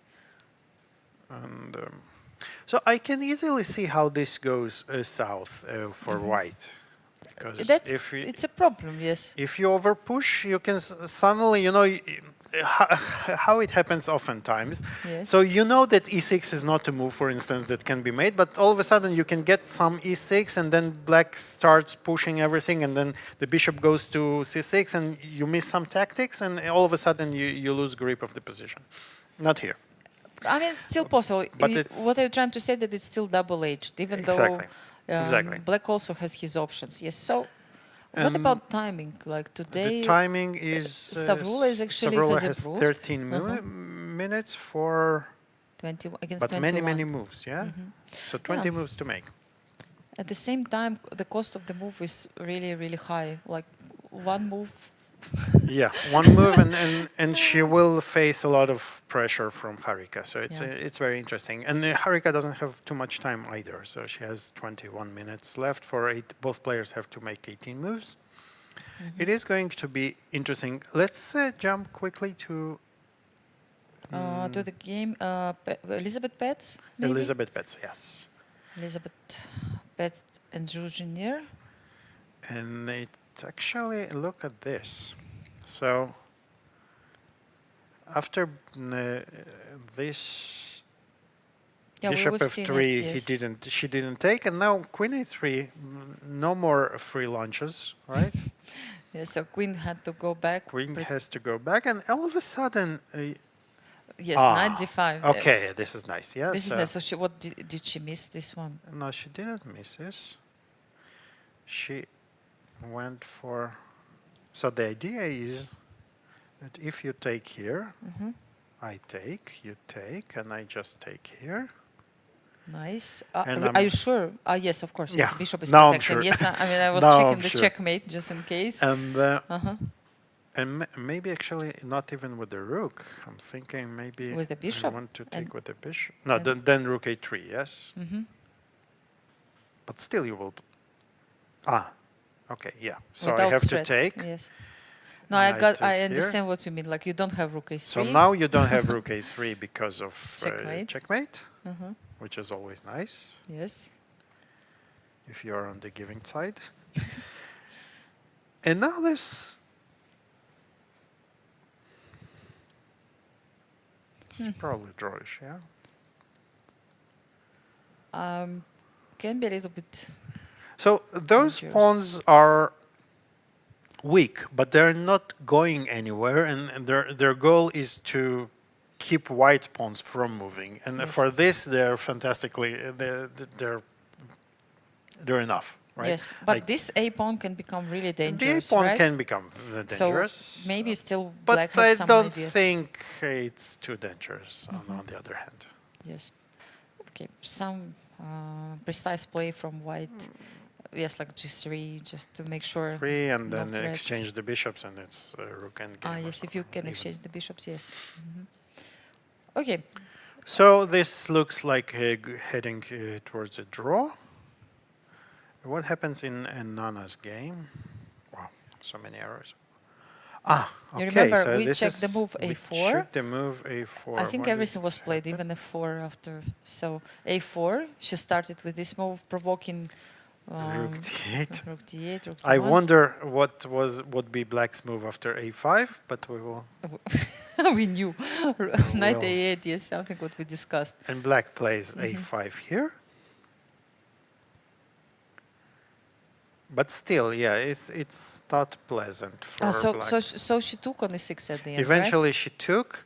With the, but after, so this is a concession, I think, because now white has another square for her pieces, and this is another weakness, which is Yes. important. When your pieces are so uncoordinated, every weakness is counts. So she provoked this move like a5, and in order to have this weakness later in the game, very smart and like very deep play Absolutely. from Nana. Still, I'm not sure what was happening with f4. Like I also like this move, but maybe there was also something. Yes, and she played e5. e5 and f4 now. Now this is a pawn formation that we want to have. Having the light square bishop, we want our pawns on the opposite sides because Exactly. opposite squares, because the bishop can help us push the pawns forward, right? And if we do it up the other way, then the bishop becomes stupid. Sorry, I don't have a politically correct way to say that. So. Yes. So, of course, black doesn't want to take on d6, like, I don't know, allowing... Yeah, because the bishop, the rook is the only thing, the glue that holds this position together, I think. At the same time, like, what else you can do? Like, maybe you should... so she played g6 here, She played right? g6, yeah. Wow. I wonder... This is position, and now it feels like we can start breaking through, yeah? I'm just wondering if you even can take on c6, or maybe it's not that great because still black has some opportunities to defend, like rook d6, rook c8, or what? Knight d5 is not. Knight d5 we just take, Yes, we just take. So and like rook c8. f5 even. Yeah, I mean f5 or g4 first and then f5 is. But okay, let's say even maybe g4. You're right. Maybe g4 is winning. But what about even something as simple as that? We win a pawn, probably. King g7. Oh, but you have to move to. Yes. Sorry, the rook is hanging to rook c7, and we can take the pawn. Yes. And if rook goes to c7, then we just take a pawn and keep playing the same with an extra pawn. Yes. So knight d5. Knight. Or knight f4. Knight a4, but I mean, so many weaknesses. Even knight. It's not so easy, yeah, because knight a4, all of a sudden you have. I feel that we could do much better. Maybe not immediately f5, but g4 first and G4, then f5. yeah, like g4. You're right. Like as always, you're right. g4. Yes, just to support this pawn, like. Not good. Not good. It doesn't look good at all. But maybe there is something even better. And maybe we don't have even to take, yes? Although it's tempting, I agree, it's tempting a lot. Again, these knights, like where they go and what do they do? Yes. Again, maybe there is even better option. But this might be enough. But okay, white needs to decide how she wants to do that. And she has 9.5 minutes for, what, for 12 moves. So it seems like Olga Badelka is in trouble in the second game in a row. Yes, yeah, doesn't look great not for the pleasant moment. at all. But okay, she's still fighting, trying to defend this position. Nana still needs to find precise moves in order to win this one. It's not going to be for free. Like you could see that like one move here, there, and maybe black has some counterplay, right? So she should be precise. Like there is no time to relax at all. Now it's the most important. But those were my moment. moves, after which black had counterplay. For Nana's moves, I'm not sure she will have. Yeah, no, but it just shows, like, remember what, again, you said that first we check how you shouldn't play, right? Exactly. So you just showed this is that maybe there are some risks after this. Again, I'm not sure. Maybe still it's enough, but black may have some counterplay. Yes. Let's see. And which... So, let's see... Let's remind our viewers that one game actually is over already. Mariya Muzychuk finished in a draw. Her game against Divya Deshmukh. So we have 4 games left, and we are going towards the time trouble. Yes, so we have to keep an eye, especially on the games where the players have some issues with time. Oh, and they have exchanged The the queens. queens. Interesting. Finally. So after h5, she G6. played g6, and now she decides that, okay, now it's safe enough to exchange the queens. Yeah, so the difference is that like pieces are better placed, and pawn structure is like better for black compared Much to better. what we The king discussed is not before. stuck to defending those pawns pawns. on the king side. And now it's basically a question of whether white can Used break fact, through yes. anyhow. Yeah, you showed the plan even long time ago that the king should probably move to the queen side and perhaps Yes, but now black kings will also move to the king side. So, And let's see, how can we proceed, yeah? So, okay, we moved, and black moved. so shall I try to play like knight e3? I don't know, or like because you even had knight c5, I think, no? Yeah, I could, but But I then could you go wait back, for yes. you to play First knight to do e3, this, and and then yes, that's even better. that was my evil plan. Yes, so I spot knight c5, but knight e3 is helping. To illustrate. Yes, to illustrate. Yes. It's not easy to Yeah, so I read, think yes, it to seems say like the least. this game is moving towards draw, like Because most if- of the games between those players. If you go, for instance, something like before, we can always, eliminate all the pawns by force almost. And this will be a draw.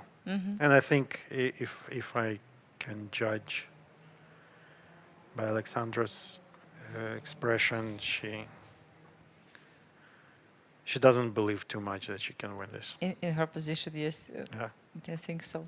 Yes, so this game moves It- towards drawish results. Very much so. Let's go. see what's going with Elisabeth. Oh, and they have reached this This end end, game, yes. yes? Only instead of g3 that we looked at, white played h4.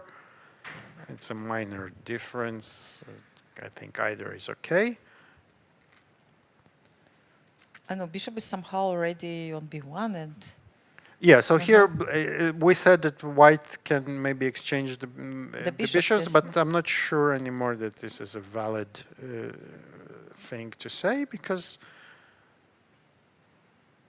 white would have to go back to, oh, maybe not that far, yeah?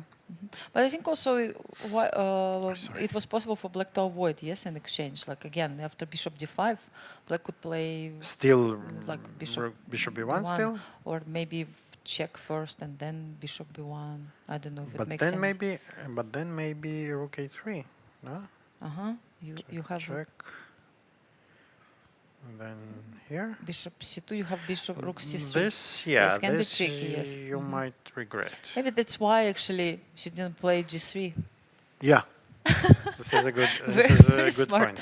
because bishop b4 could be at the end. Yes. Let's show it. Yeah, Yeah, why? maybe it's interesting. Yes. So the point is that although so for instance in Like bishop d5 is if let's say a4, Yeah, bishop bishop d5, d5. check.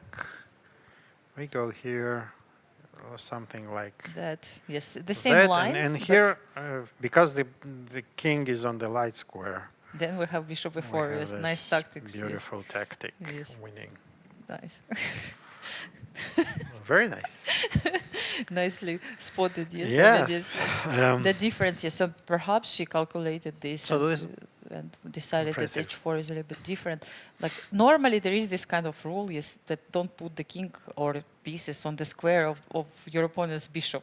This is true. Just in yeah. case, especially Yeah. if you play blitz, right? It's useful because make sure you don't miss something and you don't miss it on the square. And you remember yesterday, so she lost, Elisabeth Yes. lost the game when she had the pawns on g6, h7, and her opponent put Bishop the bishop on h6, yes. and it's suddenly game over. Exactly, yes. And by the way, as Michael Rachel noted, that hadn't she taken the pawn on c2, if she played instead h6, Yep. not allowing this, she would hold the game. She would hold the games. Yes. So she tried to play like actively, but it wasn't. It was for the favor of her opponent, right? It worked better for her opponent. Yes. So how did she avoid an exchange then after h4? What she played immediately like bishop b1. Yeah. So White played bishop d1, not exchanging, and this is interesting now because now I think. So how do we hold here? I don't know. I'm trying bishop b3. Oh no. Yes, You bishop must b3. play bishop Yeah, b3, that's the only yes. move because a2 is a threat.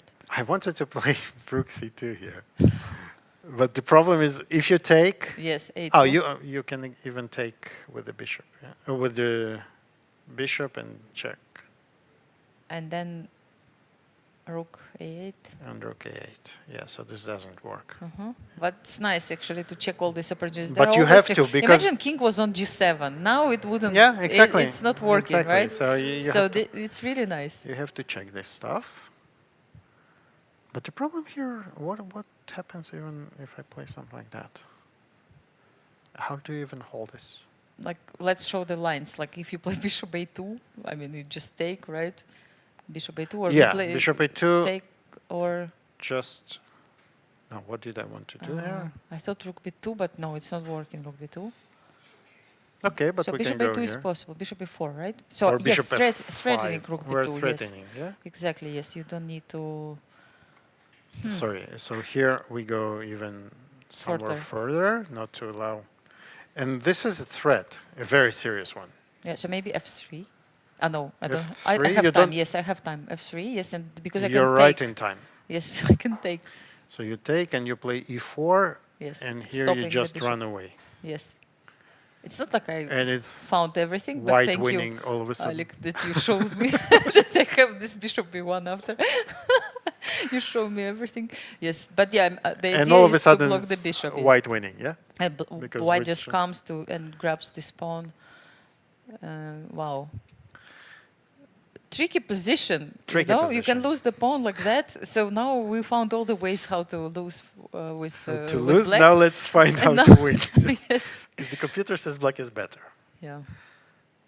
So a3 looks. Maybe not. Bishop. Maybe b3. we have we can play rook c1 first, and this is probably what Ju is thinking about.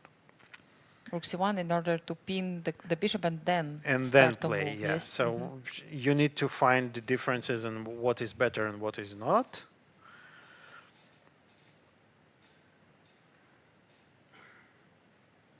I don't see how we make a progress here, or we. Yeah, we you know, they say it's a good idea to think. really. Let's try. Yes.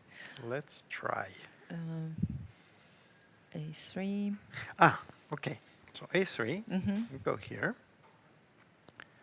And now, Maybe your ideas with maybe king g7 or something like that. Like the idea again to play something like rook c2. actually, you know, rook c2, I'm not sure even this is so great. Because bishop a2, yes. Because how do you... no, this is winning. And then bishop e6. This is yes, winning exactly, because we yes. go with the bishop to e6. Okay, so, So rook maybe then c2 king is a threat. g7. Yeah, No, if, not if the king, immediately, yeah, yes. if the king is So- not under check. So what do we do? So for But instance, we play this. a3, yes, bishop e3, and And then king king g7. G7, Yes, yeah? like is So it this enough? is a crazy looking threat. It's absolutely crazy, yes. But But what do really you nice. do, right? You cannot move the rook because No, then we A2. just play a2. I mean, you have this rook d7, maybe rook a7. Rook d7, threatening to take. Yes. Also, which is I unfortunate. mean, not that much threatening, but yeah, sometimes. I don't know, even rook a8. Rook a8, you take. King No. g6. So. Not like this. This is not take. Rook take, king g6. Yes. Haha. Yes, it seems like my threat is a2, and good luck trying to prevent it. Right? It's not really possible. I'm getting ready to give up this bishop and take many pawns, but I'm probably not in time to do that. I think yes, like g4. Yes. Yeah, I was think thinking so. about g4, but this is not mate, unfortunately, right? I You're mean, if you still- have also f4, too many moves you need to do. f4. Yeah, now we are That's very funny. one move from checkmate. I like it. Yes. Because now if I put the queen, it's h5 checkmate. Beautiful, huh? Fantastic. Yes. Yes. Or h5. Yes, only. Yeah, only Yes, if. yes. So I have to play this. So you're trying to say that even you are ready to give up all the pieces and I will give Yes. my bishop. the bishop and take the pawns.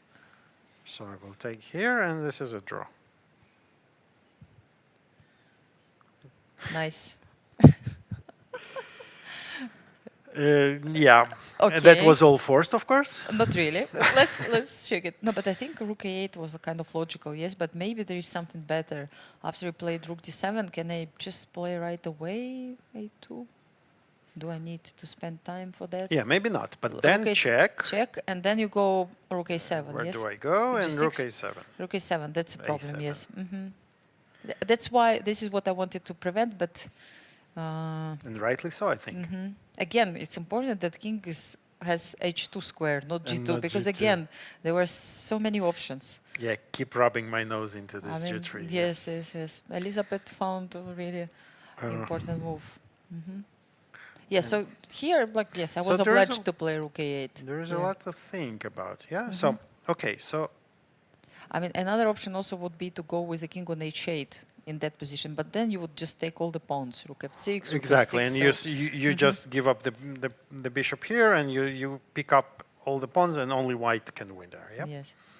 In any case, it's clear that everybody should be very careful in this position. Like it's ending with this pass pawn on a file, which is dangerous, And but a at the ton same of time, calculations. yes, Yeah? it's not that easy at all. I mean, especially when you play without any help, and you have to realize. I mean, both players still have some risks. It seems like. I mean, again, instead of king g7, they say maybe something else. Maybe a rook a8 immediately without allowing the bishop to Go to b3. And if you go here now, again, I have time. I can regroup to bring the Maybe bishop not to rook e6. d4, but a3 then, yes? Yes, rook d4, you're not I in cannot. time, I think. And Maybe it's like a3 tricky. is a very real threat, I think.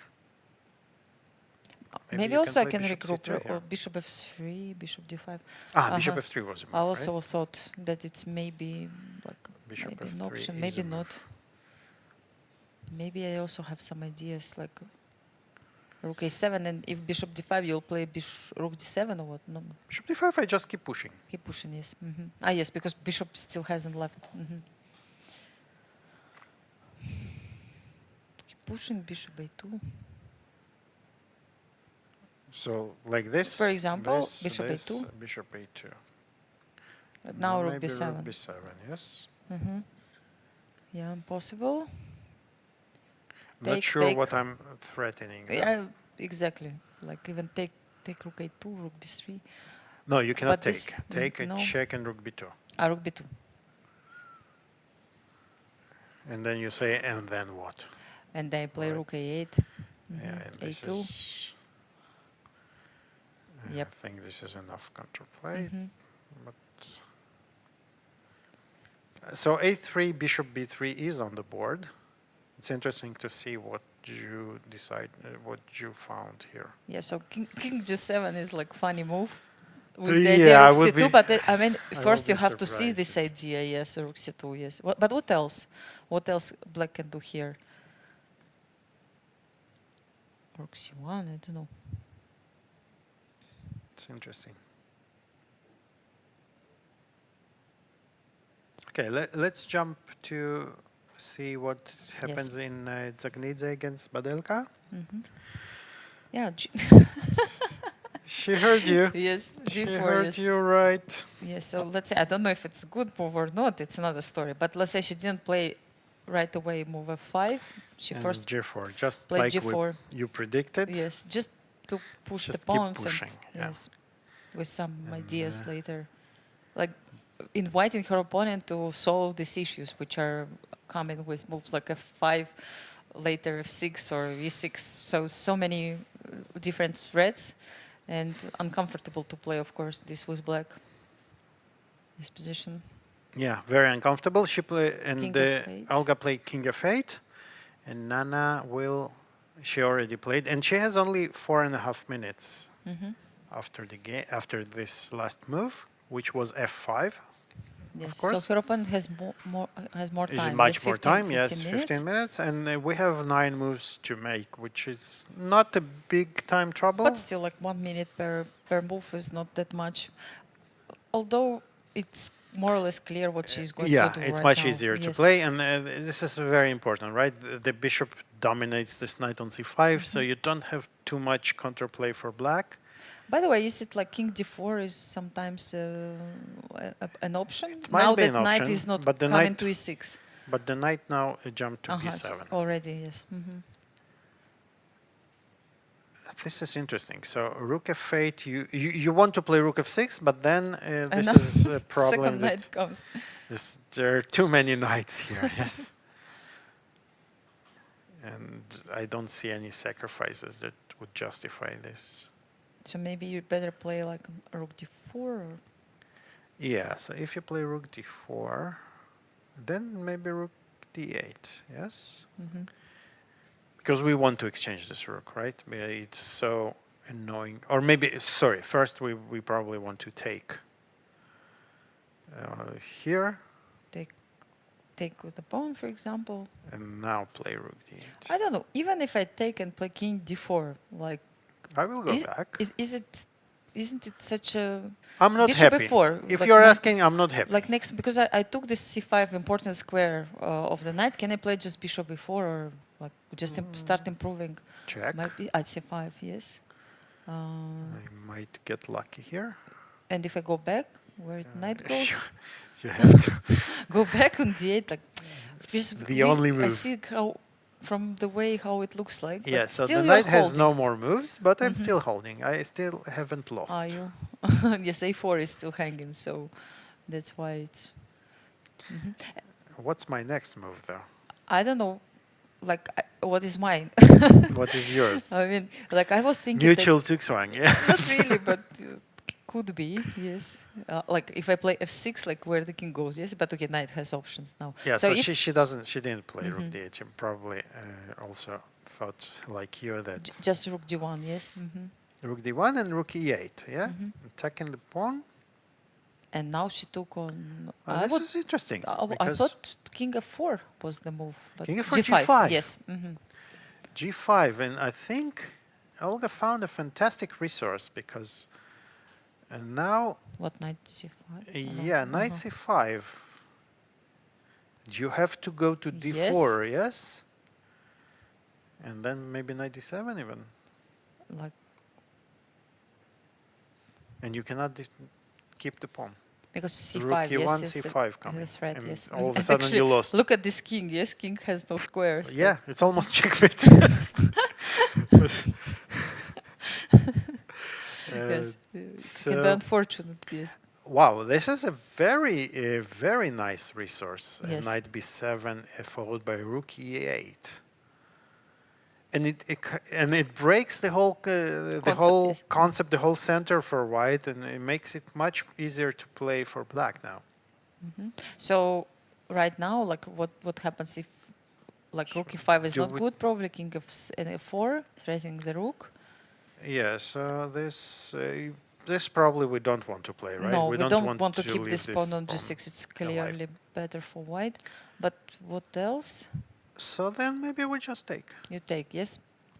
Yeah, I still cannot really. I mean, I don't want to play king f4, like f5. I don't know what's going on. I mean, look at these crazy variations. Like king f4. Let's just kind of check it. King f5 and knight is knight. No, where are we going? Maybe not g5 immediately. Yes, not g5. Maybe Yeah. let's wait a second for g5. What can we do? Knight c5, Knight c5, back. but then bishop g6, yes? Maybe we have time for this. Do we? Yeah, no rook d7 for the moment, no rook d6. By the way, knights control all the squares. But what you actually, yeah, so maybe what you suggested is actually very interesting. So you wanted to checkmate here, yeah? Yes, Like somehow, this. yes. Like this king This, looks like this a little and bit. checkmate. Yeah, this is where Yes, knight c5 and rook f8, yes. your idea. But e6, yes. I think, Yeah, we need some space for this king, yes, definitely. Like, and now I think white is breaking through because knight c5 we have this rook g6 supporting this and pawn, and yeah. So it's not so bad. So maybe king f4 is possible, or something else. But Olga is taking her time, so she is calculating probably. Let's revisit this idea. We don't Yes. have to play f6. We can maybe So king just, f4. sorry, Nice. yeah, so if we take, and let's suppose we just don't blunder the rook somehow. Just It's a move the rook. challenge. G5, no. Even maybe, I don't know, rook e6. Rook e6. Oh, and she took on e5. Yeah, the video shows she took on e5. King f4 is on the board. Well, and move somewhere. Where can we go? I don't know, e7 even. e7. For Okay, example. let's say first. And so we now for sure eliminate this pawn. I mean, is it enough now, right? We have this It fast feels pawn. that we have improved greatly our position as black, right? At the same time, I don't know if we simply just kind of simply take the pawn and say that we have this now pass pawn on the king side. Is it enough or not? Like, we don't need to do this. I mean, we can play any move like h4. H4, yes. Mhm. Yeah, so h4, knight something like knight C5, c5. I don't know. Then rook d6 is coming, yeah, that doesn't sound not so pleasant. Yes, something g5. Or even some H5, yes. h5, no, h5. h5 is better, yes, with the idea of g5. I'm just trying to say that, okay, I'm better on this side and the Okay, knights are yeah, still you're right. out. You're Like right. how you That's- bring your knights. Okay, so I play I play here, Rook forcing e6. you to do something, right? So Then I is- want you to take. Take. I take, and still you're saying, okay, I'm Like I'm trying. I pushing, have yeah. pass pawn, and I'm trying to create it, and I would like to use the fact that your knights are still so far away. Can I? Can I do it? yeah, it looks like you can. She doesn't have But- much time, though. Yes. Okay. Should be careful. But it might be actually holdable. How do we hold this? We need to start bringing our pieces to the... She played rook e7. Rook e7. Yes. So she played rook e7. So and here we discussed that you are not forced to take. Of course, immediately you can just play h4, and Maybe we want to start offering... Do we want to exchange the rooks? maybe she can play knight c5, provoking, threatening Sorry, to you're take on going- g6. Yes. Also threatening to take on g6 because a4 will be hanging. Yes. Okay. Maybe something like that. But like- what if we keep the pawn on g6? You mean now that you want to take with the pawn? Yes, Okay. very much so. Tricky. Yes, because like my idea was to try to do something, not so easy. But maybe it's nothing. So maybe you check. Where do I go? Yeah, I mean f3 will be knight g5, so like even I cannot really move forward. Yes, again I'm afraid of some Yeah, I think some issues. Yes. Or maybe not. Maybe just but then Knight g7. Yes, and this is funny. Knight- Yes, and knight This d7. is- The other this one. is No, a no, tr- no. Another knight. the other knight. The other knight on d7. Bam. This is what I have calculated, and I'm like, I'm not sure if I go there or not. Yeah, I mean, after knight g7, I can always go back, but Yeah, but this looks beautiful, right? it is. It is. Like- And Okay, but Nana decided to just take. Just take. Okay, she on took the F7, pawn. and that's pretty much what you said. Yeah, Yes. let's now try to Push pawns. push And the pawn, and I have a slight advantage, probably nothing much, but pawn is the pawn. well, it's not a Trying- pawn. Yeah, it's not, I mean, technically it's not a pawn, but on the other side, yes. de facto is a pawn. Yeah. Yes, exactly. Like it's important now who is running first. I agree that Black never had such a great position in this game. Like Yeah. it's like Yeah, huge chances to survive. Feels Which- like an achievement. Yes. Yes, but still, Black needs to be careful because this bishop is better than the knight, obviously, and she needs to bring back her pieces in order to like compete with this pawn. So how she'll do it? So now I think where King you go with the G3. king? And King Nana went to G3. Yeah, king f5. Not really. No, you don't do this to yourself. Yeah, so king g3, also protecting second rank.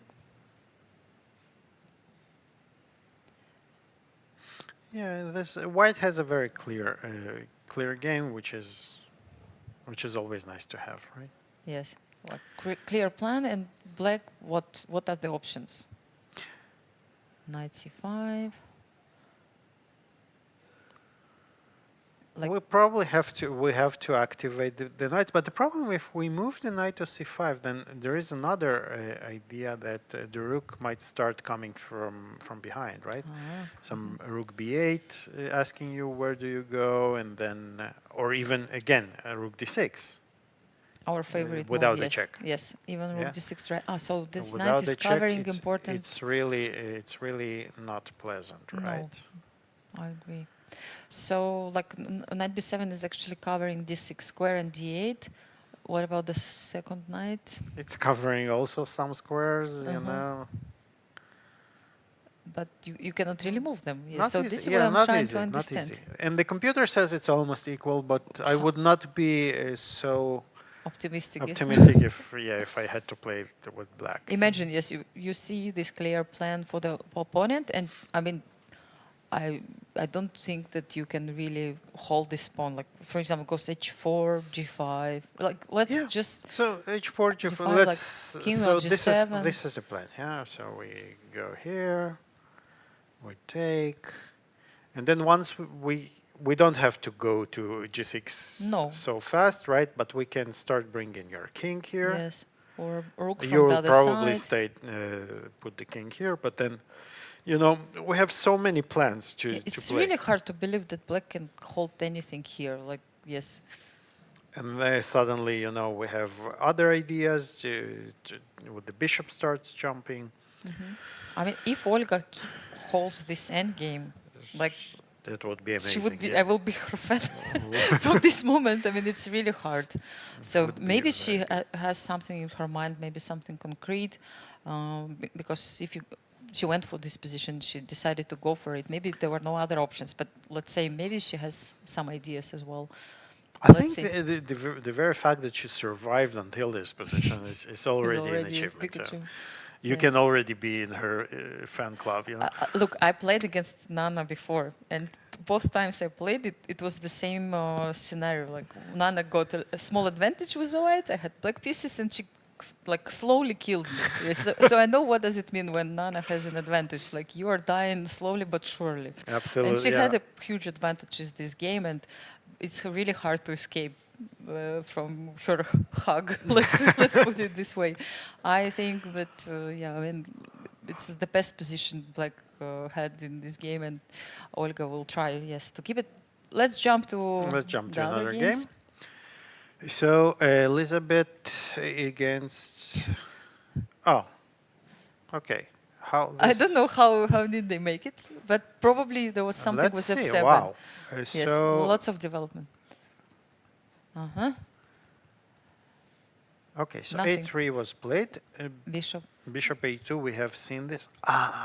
Another idea, yes, like rook d3. This is interesting. So we cannot take here, as we said. This is automatically losing because of Nice maneuver of the bishop, yes. maneuver. So what else? rook e2, check. Check. King h2. And bishop d3. And beautiful. where this rook The rook goes? goes nowhere. And It's a very nice wow, way and, to so a nice way to actually capture to how do you say it? to catch the rook. Yeah, she the rook is To trapped. trap the rook. Yes, to trap the rook. Very nice way, like bishop d3 And if the king was on g7, it was just game over. yes, because now you have at least bishop f7 to At least, yeah. So white is even lucky to be to able have this. Oh to no! continue. But what a nice play by A very nice place, Jiner, yes, but it's not so easy to win here. How do you win here? yeah. So it's Do you try to say that it's kind of fortress? yeah, Yes. because Like how do you progress? Also, white still maybe can try to win the one more pawn by playing rook g6 or something like that, if black will allow. yeah, but even if not, so how do you really? I just keep moving the rook along the fourth rank. One important thing is that this square is light. Yeah, so although I'm not sure we will get there, but But still, this is it's a good important. point, Yeah, yes. at least this works to black's advantage. But I think without the rooks, no, without the rooks you might even break through. Can you? Maybe yes. At least I mean I prefer to keep them perhaps. King goes to f1. Yeah, but while you go to f1, I'll start pushing my You're right. my pawns and I will exchange. So you need to really fixate me. Yeah. Now we're discussing now what happens if we exchange Yeah, the rooks and let's. trying to We have the imagine luxury. in our heads what will It's happen. very difficult. Yes, so, but it's like we have the luxury to do that on the board. on the board, right? So let's say we. It's important not to play g3 here, right? Because it's gonna be checkmate rook h1. Yes. So just for fun. So how is this position? King g3, let's say. How does black win or attempt to win? So we want to keep the pawns, I think, as far as possible, right? Because if we advance the pawns, it will be easier for white to exchange them. Yeah, because that's my goal. Yes, to exchange as many pawns as possible. At the same time, while I will be exchanging like bishop d1. Oh, sorry. bishop d1. Where was it? It was here. Yes. Yes. So like still like maybe Sorry.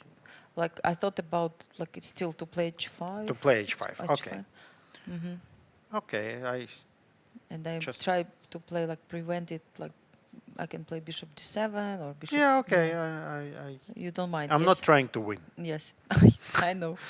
The king e4. King f4. Let's Yes, so like not to say- allow you to play f3. Okay. Yes. You almost. Yes. So You imagine. cornered me. Yes, king d3. King d3, and now you King will e2. play Maybe there king is- d2. there will Yes, be so some this is getting tricky. Oh, and we see we see that the game. Goryachkina and Muzychuk ended in a draw. Yes, so we have one more Very, result, 2 draws so yeah. far. Both Muzychuk sisters, they finished their games in a draw today. Yeah, so very solid game by black. She managed to neutralize. All the ideas of white, and that's it. A very logical result at the end. At So- some point, white did have a slight edge, but it's No, but I agree, Alik. Speaking about the game before, like what you say is very clear. It's not easy at all to try to win this position, either with 2 rooks on the board or without them, with the bishop only. It's gonna be, but maybe they will stuck forever. You know, they can play for a couple of hours. yes, yes, And might well be so. yeah, Let's check on. one more Harika game. against Stavroula, yes? Okay. Oh, g5. Let's see what we missed There was some here. development. There's a lot of development here. So we were discussing and checking this position, trying to figure out Yeah. like what would be after rook c5. Yes, here we stopped. h3. h3. So black decided to go for bishop c6 here. to get, well, it's quite natural, right? To bring out the queen. Knight goes to e6, I suppose. A4.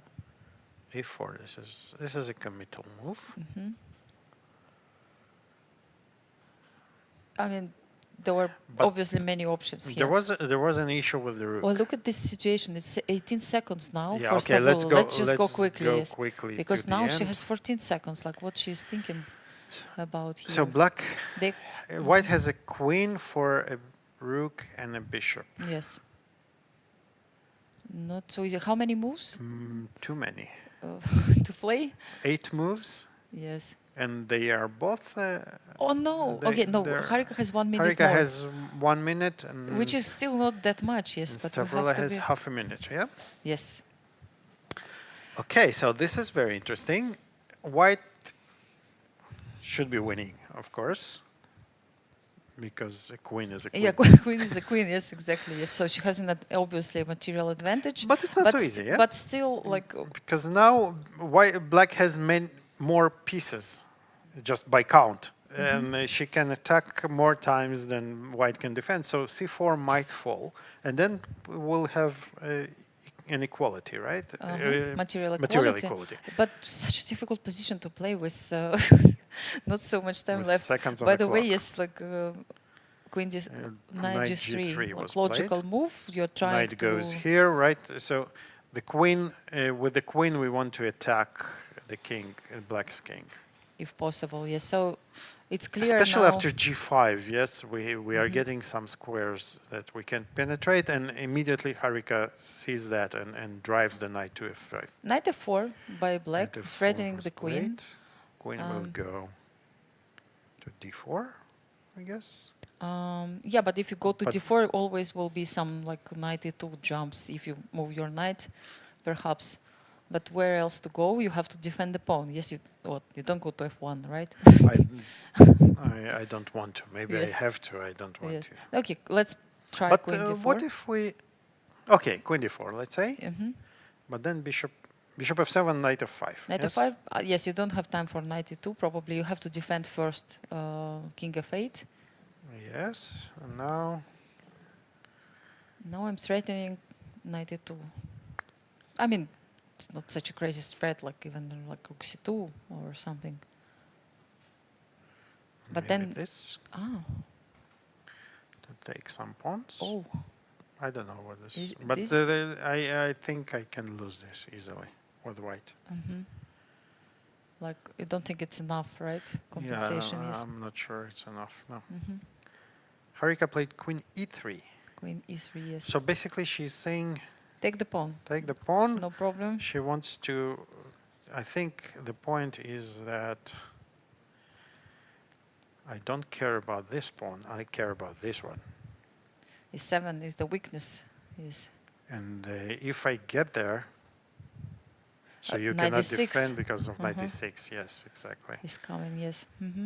Yeah. Now it's a really critical moment, and of course everyone is watching Wow. and checking what's going on. So knight f5 was played, and bishop f5 probably. G6, knight Yes, she f5. decided to prevent, and maybe the idea is to take. I'm not sure you can do this, but Yeah, but if you take, you don't have rook f5. you don't have rook f5. Probably you, g3 or what? Oh, by the way, like because I think I take. you just take, yes. I just take. I don't. If I manage, I think if I manage to eliminate this pawn, This is really good point. Like uh, e7 is probably is the key to critical. this position, yeah? Critical, yes, like the beginning of the chain. Yes, you have to delete this first pawn, and then everything will fall. Wow. king f7. Okay, King f7. She didn't give up this bishop. decides not to commit. Even h4 though is interesting. When you yeah. play in time trouble, you want to exchange pieces. Yes, as many as possible. The more you but- exchange, the less you blunder, right? but in fact, it can go the other way around. So you better don't do this. Now black wants to take on f5, so white rook needs f5, to be yes. very careful. And Harika is on her last seconds, 20 seconds left, Oh, right? Maybe we can see them even.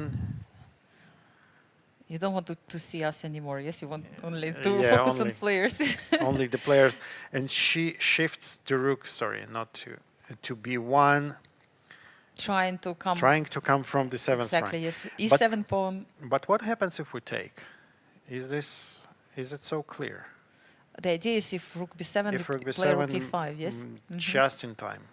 And also you have Here I'm knight g6 sometimes to Yeah, here I'm happier than I than, used to than be. before. Yes. Yeah. And Harika played rook b1. And rook Rook c7 c7 was preventing played. even Yeah, rook b7. preventing just in case. I don't know. Yes. Why not to take on f5? Maybe she saw something coming. She doesn't. Yeah, she doesn't like. Maybe I know. Because knight d6. No. No, No. if Sorry. you take it the was, knight- No, it was not possible. Yes. Not here. Sorry. Okay, we don't have maybe time to analyze, but I think I know why she didn't want to take. Yes. So now what's the move? Rook c7. Rook c7, Harika played knight h6 check. Okay, she wins some time. Maybe back. King g7, maybe she will go back, but then black Then I can can take. take, yes. Yes. Take, I think. Knight goes back to f5. This Oh. is interesting. And I mean, obviously, maybe she's like proposing a draw here. No, I Yeah, don't think. I think she's playing for a win. Yes. Oh, but take rook f5. Rook f5. Rook b8. Rook I think. b8. G3 and if so, the pawns are not that important here. Yeah, if so if I manage to penetrate, did I play rook b7? I meant, of course. You meant rook b8? Yes, of meant course. rook Yes. I see the rook on b8. You know, in my Yes, I also did. rook e5. Rook e5. I will. How do I go? Maybe about even like this? queen f. Somewhere. Just let me get there. I don't care. How I get understand the point. Like if I take on c4, you will just go queen d8. Yes, and it's Yeah. just look how dangerous it is. Yes, to let queen. there. And At the same 13 time, I'm not seconds. sure it's enough. Look, I play rook. I take on c4. Yeah, you're so brave. Yes, I am. Maybe not. Knight e6. How you give me You're checkmate? so brave. I mean, you have one check, of yeah, course. but I have this check. You have this check. Yes, I closed my rook. I yes, knew no, this would be. This would. The problem is I persuade you. couldn't play knight g6 because queen g8 winning my rook on c4. Yes. That was a problem. So that's why I played knight e6. But yeah, I cannot prevent. So rook c4 is too optimistic. Yes, I agree. little bit, Yes. yeah. So white still, black should be careful. Yes, like don't be greedy. Take care of your king. And g3, Harika played g3, and she So had, she didn't wow, take on f5. Yes. with 5 seconds or how many? She had 5 seconds on the Yes. clock when she played g3. Unbelievable. And same for wow. This is an extreme time pressure, and they still have one last move to make.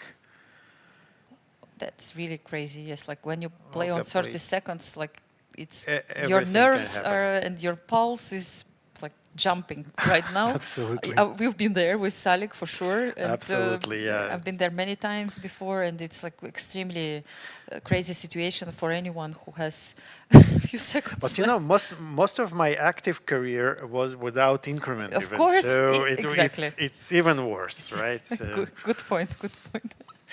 Yes, now at least you have these 30 seconds. seconds, Yes. then you just have to Yes. deal with it somehow. And Try to play Harika 20 moves in 10 seconds. makes guys. it a very professional decision. So she plays g3 to make sure there is no repetition, Mm-hmm. and now makes the 40th move, check on h6, and Just she to will have cross all the time to think about find it, how yes. she wins. this game. if she wins. You're so sure, you know. I mean, it's still unclear for me. Even though I agree, white is still White is pushing, Has right? upper But you are absolutely right. You're absolutely right. So let's do some accounting.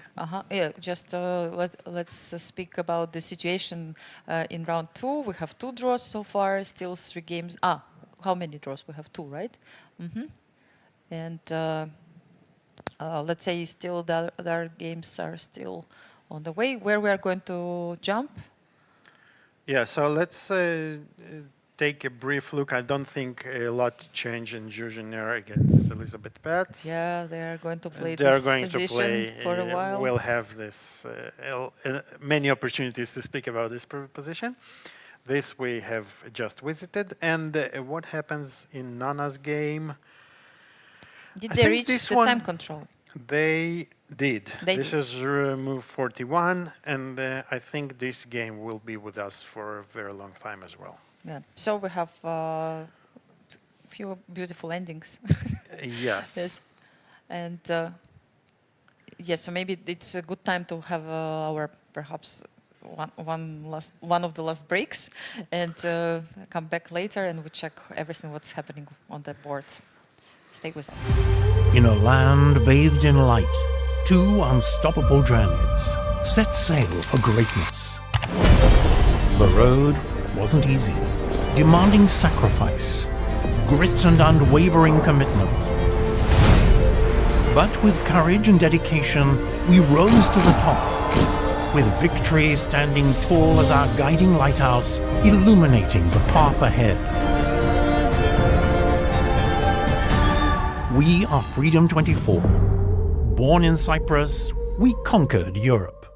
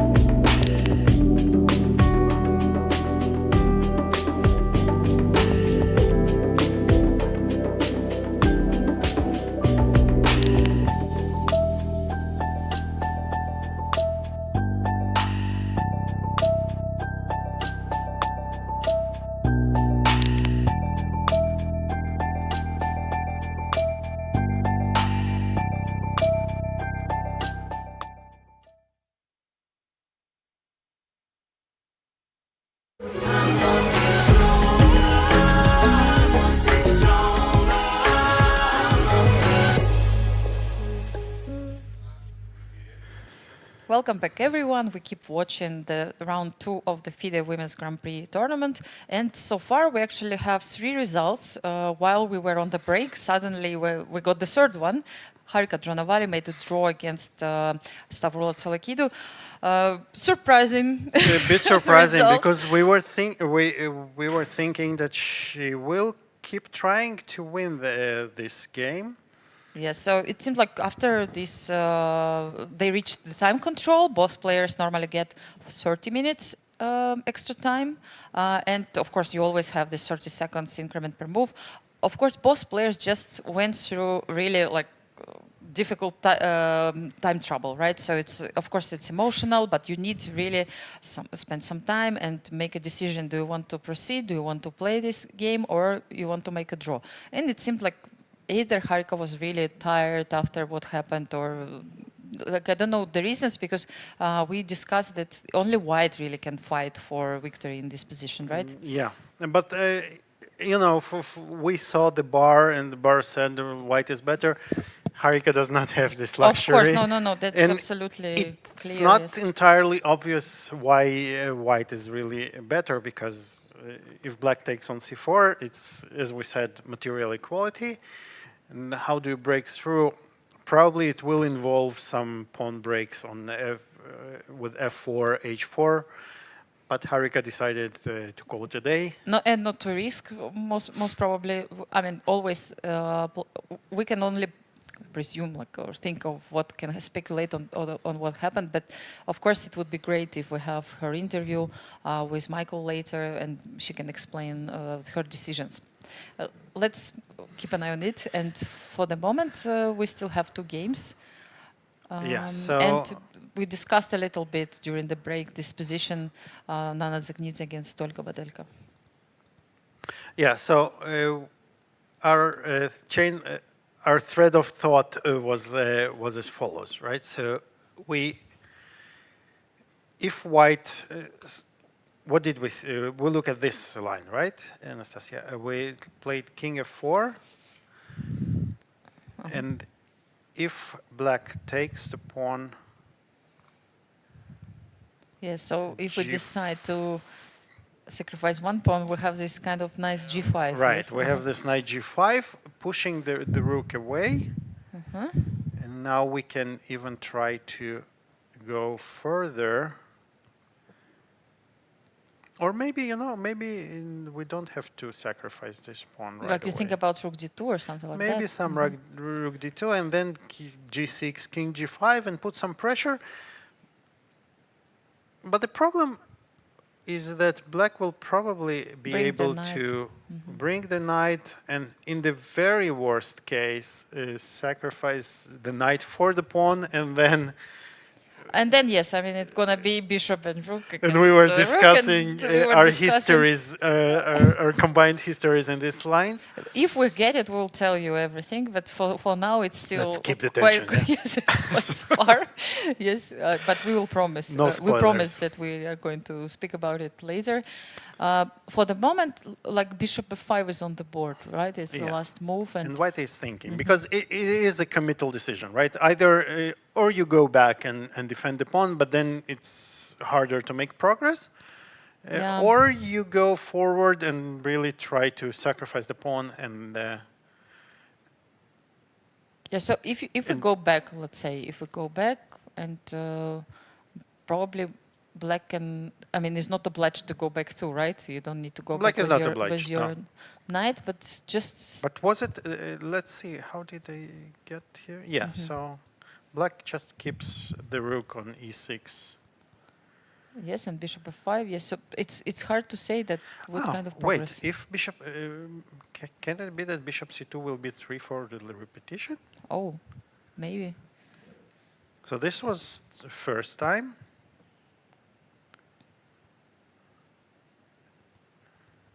This is the second time. Yeah, bishop c2, rook e6 will be, so Olga will be able to Just fix the draw. fix the draw. This result, yes, and so maybe bishop c2 is not so an option. it's not an if white wants to play for a win, then bishop c2 is not an option, because rook e6 is threefold repetition. So she has to try to change her move, like if she wants to play for victory, like. But that then, involves of course, sacrificing the pawn on a4 and probably having trouble with the pawn on b2, right? So How much risk do you take? Let's say. it's not really a risk. Yes. If It it's has to not, be you have to play.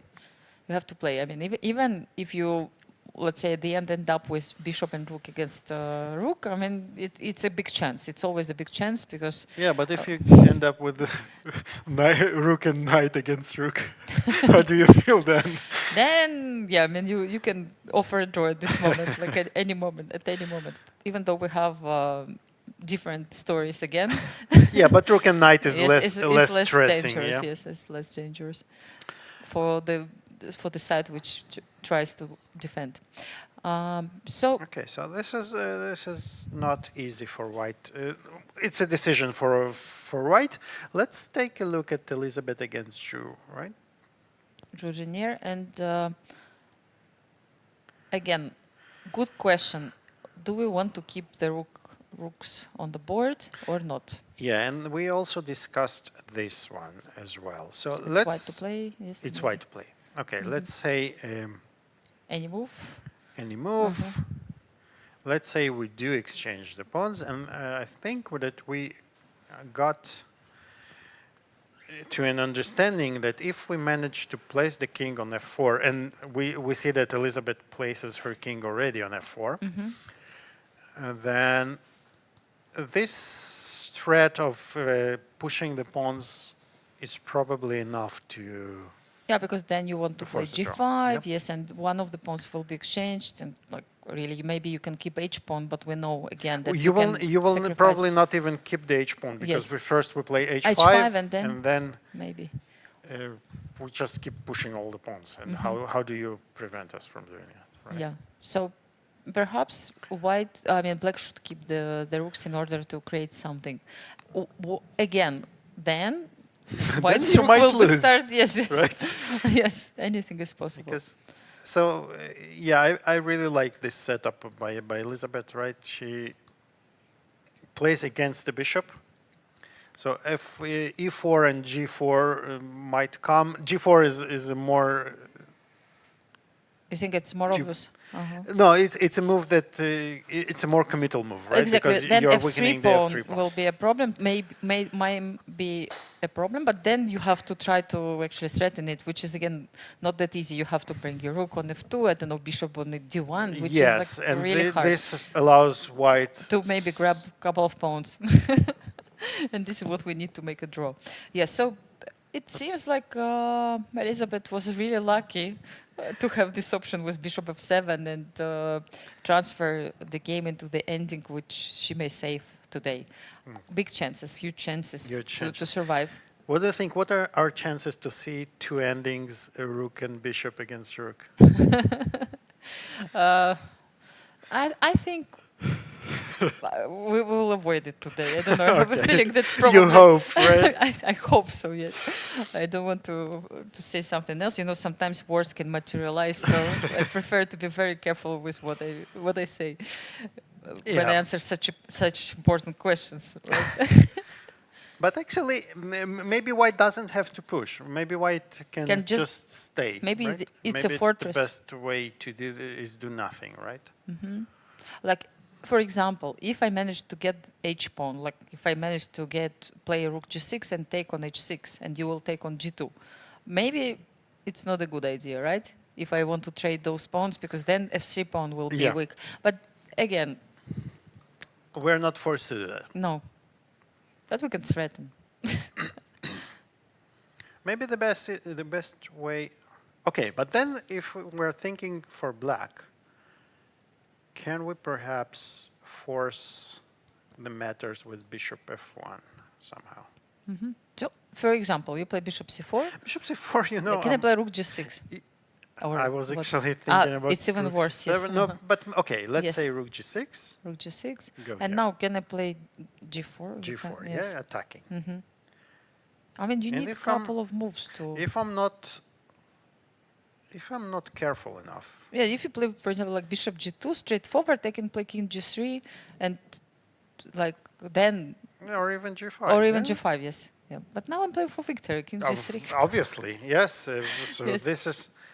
this is, I think, game over almost. Yes. Yes, and then King G3 King- or King G4. I don't know anything. Yeah.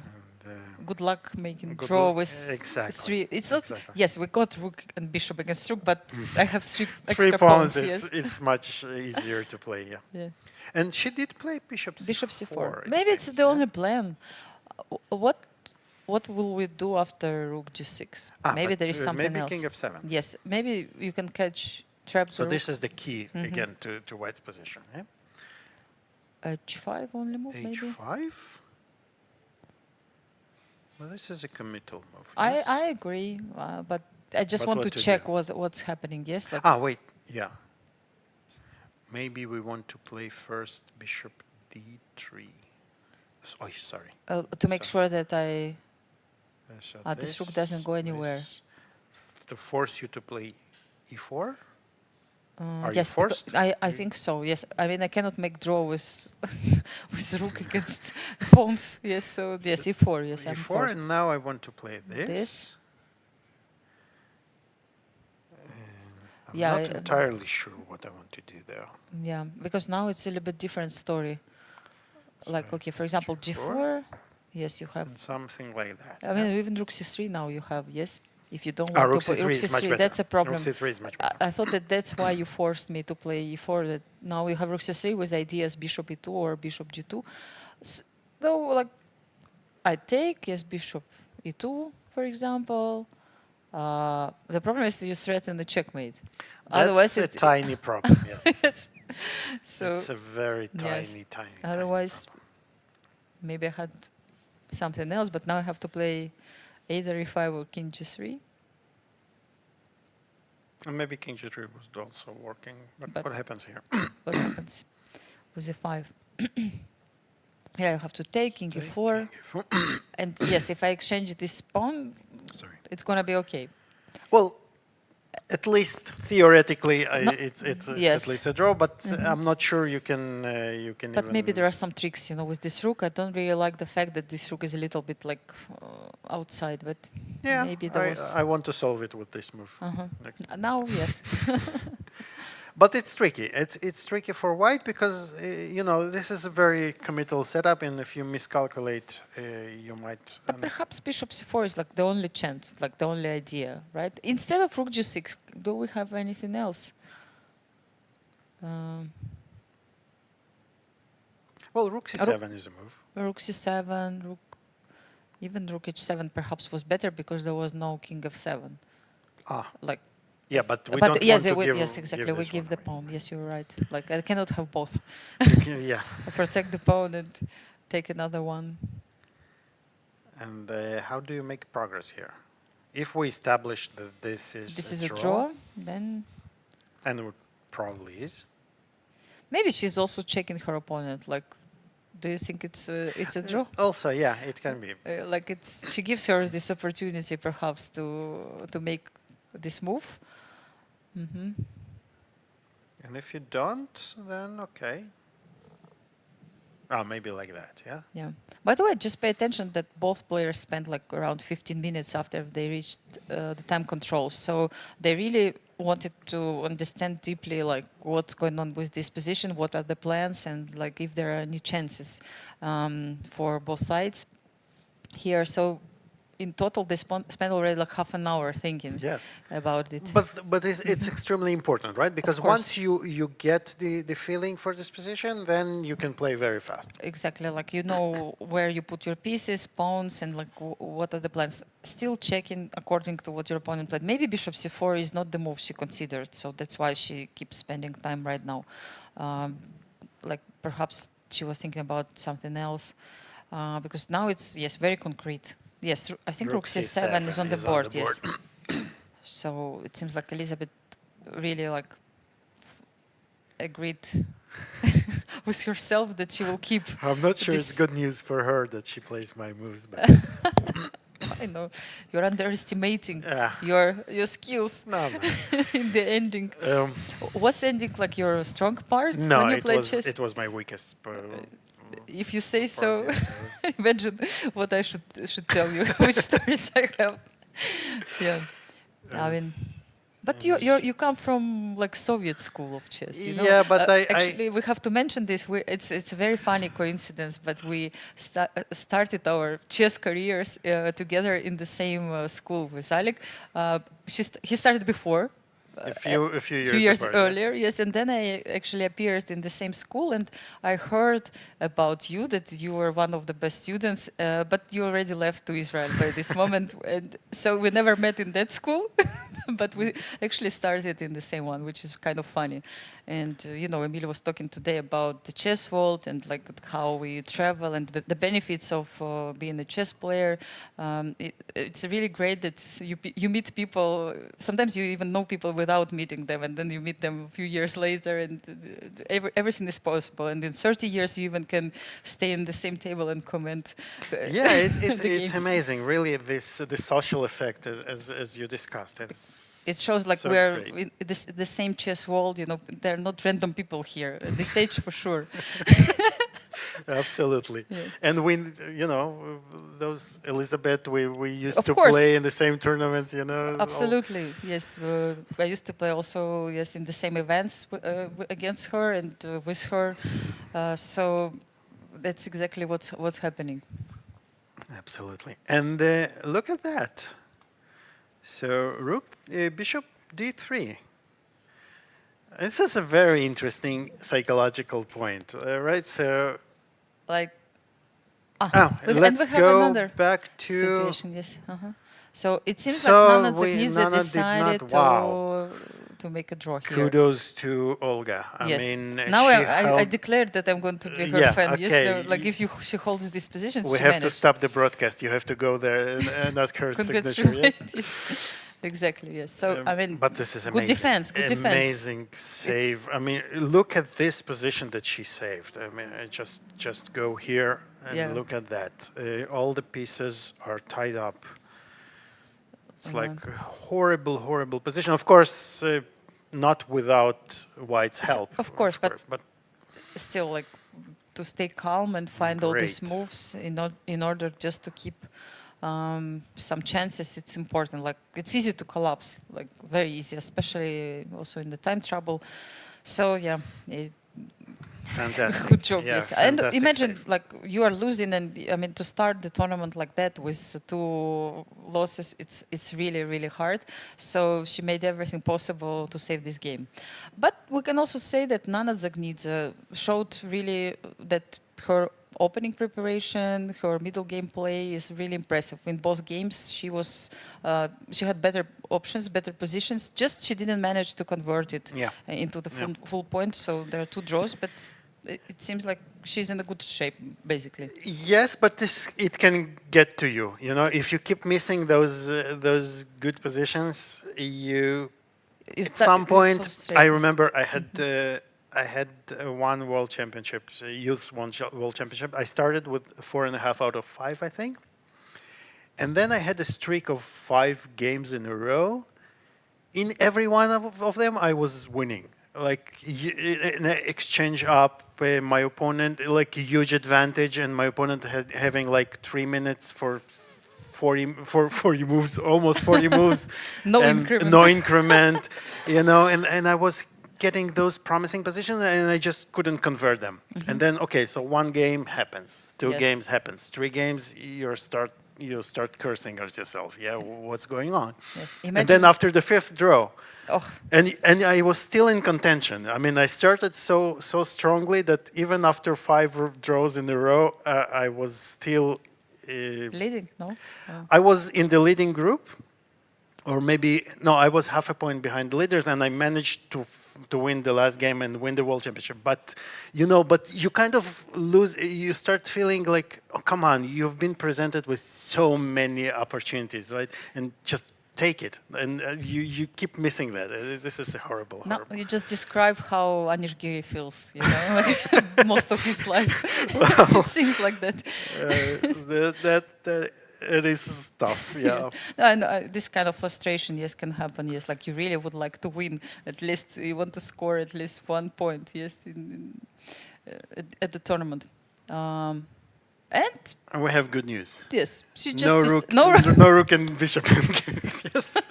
So, okay, but and I think Bishop this against is- pawns. Yes, it's something different. Yes. And with the king on f4, I think it should be quite an easy draw. Yes. It should be. We Because discussed it and like. How do you even make progress here, right? So you don't need even to push the pawns, right, for white here. What do You think? might be forced to because I will be able to get you into a zugzwang, I think, right? So you play g4. If I wait, you will eventually have to probably do something, or maybe not. Maybe you can just go. No, you don't want to allow the So king the to idea f5, is yes to keep this king on f4, and I don't know g5. Yeah, so So we let's should find consider out, now. yes. Yeah, so let's consider. Okay, white to move. If we play g5, probably black wants to. But then I take play on h5. f6 and You I. take on f6. I take. So this is the good question. Like, can I just afford go to h1 with my king? No, No, you you're can't. right. Yes, you. No, this, no, no, this no, pawn runs no. there. So no, it's not possible. You Come can back. afford, but you will it's not gonna make the be draw. Yes. lost. I'm sorry, guys. I just kind of mixed the square. Yes, so don't do this mistake. Yeah. So this if- is extremely important, right? Yes. The bishop is here. Yes. Somehow in my mind it was like it's a draw if I get rid of f pawn, but no, we have to make sure that we don't have both pawns. And Yes. this is tricky because the pawns will have to move, And yeah, and and the king there are also two will need to trines, move. right? Yes, and so king goes to e5. Yeah, I don't like it. So we check the worst position, probably. let's put it aside for now. I'm not ready to say that it's losing. So if we just move the king or what? Let's say, yeah, so what happens here? Let's say we... You try to play e5 or what? Yeah, King G5. if I play e5, then king e6, Black is obliged to go king g6, otherwise it's... and I can start pushing maybe here. No, So- but this is how you lose. Yes. This is exactly how you lose. You're right, the bishop goes here, you protect the pawn, you take this one, but and then you come back, slowly yes. and surely you win. So this is what you don't do. Yeah, this is Now we what you know. don't do. Oh, sorry, so this is the position. By the way, look at the position of the board. After bishop d1, she played g4. Elizabeth played G4, she yes. did play g5. She did play. Yeah, this is interesting. Uh-oh. And I think we it's see not a good the idea. we It's- see the bar. The bar Unfortunately, dropped she to. heard me probably. Oh my God! So this was actually a losing. This is a losing move. We just checked this Wow. line, and because I proposed it, of course, like it's very tempting, right? You want to exchange the pawns, you want to go to your room, finish the game, but it seems like yes, But you found a that's, very good so- move h5. and we should consider maybe even this one. Yeah. But here, I think even this might be losing. h5 what to play, yes?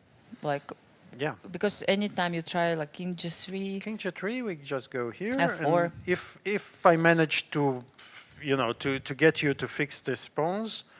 no, but then here maybe it's like have king h4.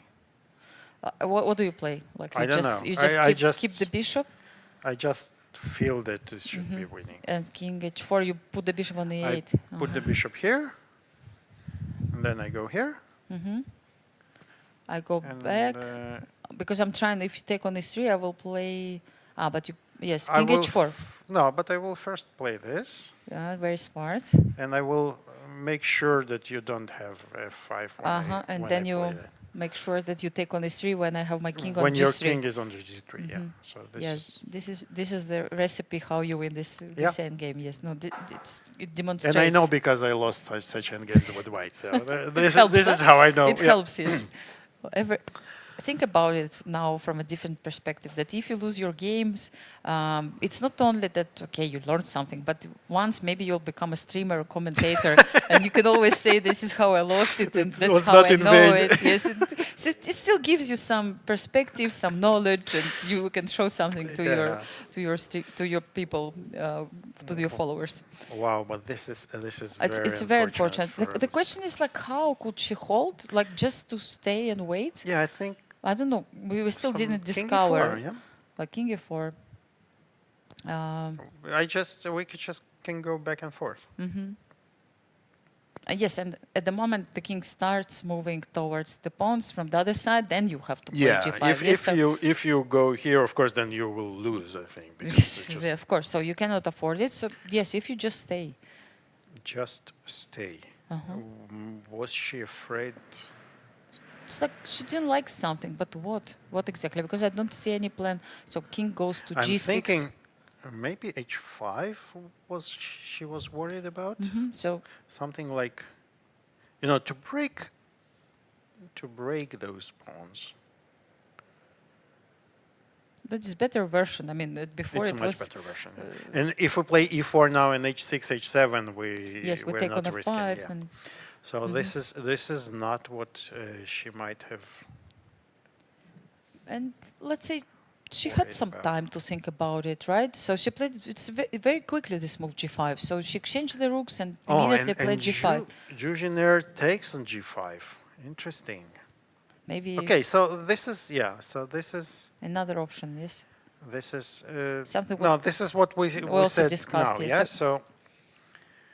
And the computer agrees that this is winning for black. Wow, this is such an unfortunate. Yeah, it's really like a big blunder. But again, you played. Maybe she miscalculated. Maybe she thought she can play G6, G7, King G5, but Bishop F3. But Bishop F3, black is right in time. Maybe she also forgot that the square.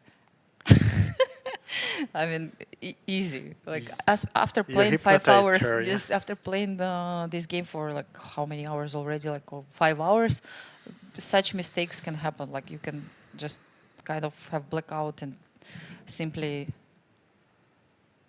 miss something. Yes. So let's look at the reactions. King G3, yeah, but the problem is that you run into zugzwangs here very easily. Right, King F5. What do you think? Do you think she already realized that it's? Yeah, I think. But she still keep pretending. Let's say that this is how we should do it. Like even if it's like over, but you still have to play the last moves, pretending you that have to go everything through the is motions. fine. Yes. Yeah, but and you are waiting for your opponent to find. But this is it's not that difficult, right? So she most probably will. Of course, she will find this one. Even by playing, right? You just kind of play the moves and you. Even by elimination, right? So you understand that you want to start picking the pawns, but you don't want to allow this. No, but I really like this maneuver you showed, bringing the bishop to E8 first, and then also like, I mean, you still you have to see a lot some stuff here, but. She played Bishop B3, which is the same. Yeah, same idea, yes. And the point is that King F3, we have a check first, right? Not allowing you to play E4. And once the king moves... Then you go... wait, but we can maybe put up some resistance. Yeah. But again, the power of zugzwang, right? So here we check first. You go to key somewhere, and we Bishop wait, C6, right? Yes. So then where to go? Like King H4, then Bishop E8, and you don't have King F3 King and H4, D4, Bishop right? E8, and we are in time. Yes. And if King F2, which is interesting, so we need to be near F3 square, right? I don't know if even H4 is working. No. Can I start just? Let's think. H4? What do you do? Like, I mean, just for fun. Like, if it's no, you cannot. You don't threaten. This is h3. your idea of fun? Yes, this is again my idea of fun. Yes, no, I don't like it because. Like, Yeah, but h4 is very strong, actually. Yes, it's it is. extremely strong. I think because so. you don't have a move. But like king g1, you have to play. I'm afraid. King and, g1, yes. and then Maybe just king g4. yeah. Then Yeah. king h2. Yes, but because like now I'm threatening king g3, right? But king H3 h2, you're not in time. Bishop yes, e4. e4. So And just to show to our But viewers let's see it that if more you try interesting. g6, Yeah, yes, g6, like and king g3, yes, g7, g7, and bishop we are d5. in time. Are we? Are we? I mean, I'm not sure. Yes, that's why I said it's for fun. No, we are. Yeah. So we now play what? this. Now what? E5. e5. Yes. No, e5. No, I'm doing everything with checks. Yes, like let's just demonstrate e6. I can take it. Yes, on you just can e6. take yes, or f5. But if I want, Yes, you this is just give checkmate. Yes. checkmate. Yes, And if f5, so let's say you f5. h3. Again, if you play f6, you can do nothing anymore. So I just wait until fun. you make the yes. move, and yes, the then checkmate. Yes. I'm Wow. the only one. Look who at is this having bishop. fun. He's controlling all the Yeah. squares and all the pawns. Like you cannot do anything, even though you have 3 pawns. They're not going anywhere. Like the power of the piece. Yeah, they really need the king to support them, because without the king, it's very difficult. But maybe you don't need this move h4. You know, I said that it's for fun. You Perhaps might. you just stay and wait until. How do you wait? So that's a problem. How do you wait? Let's assume that you don't have h4. h4. Yes. Wait, we are. Let's go back. To the So actual we game. go here, Yes, check. check, and we go. Let's say here. And you Doesn't wait. matter. Yes, as you So said, bishop wait, c6. and then I still wait. Yeah, so we proposed move h4, like anything else? Like bishop e4, still nothing. No. We need can. to keep You know the what? bishop. We can even do that probably, right? And we can regroup like this. And then we just go here, Yes. not blundering in. A4. E4. That's a problem. E4, yes. Okay, so we cannot do that. So what, h4 is the only move?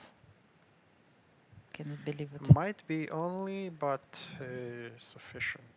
What King enough G3. is? Yes, now normally she will play bishop c6. Bishop c6 looks like a move. Yeah.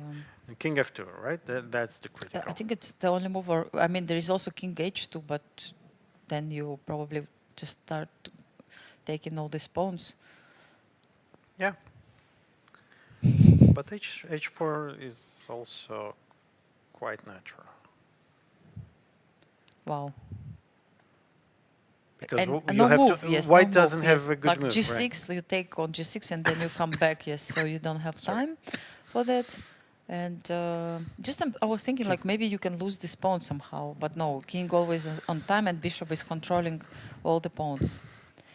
Like you could actually think from far that this is, you can keep it, like you somehow can hold this position, but it turned out that maybe Jiner calculated One move one further, move yeah. further. Yes. Oh no, I mean, it can. Wow, this is such a tough luck for Elisabeth, and this would be her second Yes, loss. second loss. in a Yes, row. if she loses this game, she started with loss, and she may lose the second one.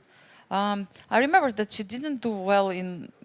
I mean, Yeah, she's it's very, not her very cycle. good. It's Let's not her be cycle. like serious here. We are talking about a very, very strong player who performs so well in many events, like absolutely legend. For so many years, right? But sometimes it doesn't work and doesn't go your way. So she didn't succeed to play well in the previous events, and it seems like the beginning of this event also is not very smooth. But it's still not over. It's still not No. over. It's still not over. Well, So she doesn't even test king f2. She goes king h3, but this is really a kind of automatic bishop e8 on the board. And again, a very impressive Yes, a very impressive play. technique by Jiner. Exactly, like we saw her winning in the previous round against Olga Badelka, and today she's very close now to get the second point and become actually the sole leader in the tournament. If you remember, we have 4 draws in all other games, right? Any other games is still no? So we have 4 draws, exactly. 4 draws, and this will be the only decisive game. I don't see it ending in any other way. Yeah. So well, not to jinx, of course. We have the power to jinx always, but here I think she's extremely focused and. Yeah. So. Like King G3, King G3, and now King E4. Important to make them move, not to allow King F3. Exactly, like because if King goes to F3, then finally we can push the pawns forward. Not the case here. And now what? Actually, now, like, can I play King G2? Here? Yes. Okay, Bishop G6. Yes. I have more waiting power than you do, so that's the problem with it. As many pawns as you would have, you know, you will have to make a move, and it will not be a good one. No, unfortunately. No. So yes, no way. Yes, you cannot. So she will try. She will probably try to hold it somehow. Yeah. I'm sure Elisabeth, she knows that it was a draw. I'm sure about that, and she understands that she misplayed somewhere. Not the best feeling, but maybe actually she could miss this maneuver with the bishop, because I didn't see it also from far. I mean, until you showed it to me. Yes, you can miss it. You think that bishop will stay on this diagonal d1 h5, but it's easy to miss that it goes the other way around and prevents any counterplay you could even dream about. Yeah. Yeah. It's very annoying to lose such a game, because you defended so well. Yeah, for 6 hours you defended, and then one misclick. I mean, I'm smiling, but it's like sad smile, because I of course have such experiences. You can relate to it. And I can understand what Elisabeth feels right now, and like how many games I lost like that, you know, in the deep ending, thinking that probably it's just a draw, and then. I remember even my game from Acropolis against Elina Danilyan, when I was feeling that, oh yeah, finally I will make a draw with such a strong player, you know, also like a good friend of mine. And I was like, you know, fighting, and it seemed like 3 against 3 pawns on one flank, what can happen, you know? And still she managed to trick me. And she answered you, what can happen? And I was like, how it was. So also, which is like, it's very important, you know, to keep playing until the end, to try to use all possible resources if position has it, and on the other hand, it's important not to relax until the end. Yes, like you can lose any position. Yeah, I've been there. I know that it's really possible. Yeah, and I would argue that this kind of losses is the most painful. Because yes, like you. Yeah, if you lose like from the very beginning, okay, so it happens, you know, not nice, not nice, but okay, disaster happened, you understand. Yes. But if you fight and you fight well, and then you know just on the 6 hours to mismanage your position, it's. The worst can be if you were winning this position and then you lost it as well. Like from drawish position to lose, like it's a big jump also. I lost even once when I was a kid. I lost bishop ending with extra pawn, and you will not believe it, I lost checkmate in 1. I mean, my opponent had only 1 bishop, and I found a way how to lose it. So I'm a big expert, you know, of doing crazy stuff. Yeah. We all had our share. Yes. All these like painful stories and dramatic experiences. So yeah, guys, we can relate to this very well. Yeah. Even though, you know, top players, they don't like these questions, like what was the worst memory you had. So I'm trying to avoid it. Even like sometimes, you know, I was a commentator together with Peter Svidler, and I tell him like even the World Cup, and I see the pain and things like that. So I'm trying not to do it often. But look, Elisabeth is still posing some problems to her opponent. Her opponent. Look, so she is keeping or as far as she can, trying to keep her For position. example, like now So it's the idea is yes, that if h4. you play h4, now I might have this move. I get it. Like if I take If like you a g6, take, I yes. go here. But I have king f4. Yeah, but this will it help you? Bishop and h7 or bishop e6, yes. Yes, and we are sorry. So I always I have king g5 at the end. Yes. Yes, and we You are see, just wrong in square time. of the bishop, huh? For white. I mean, and the best square for black. And I once had, well, unfortunately, I cannot show that. But one of my worst misses was I had a completely winning position. I was white.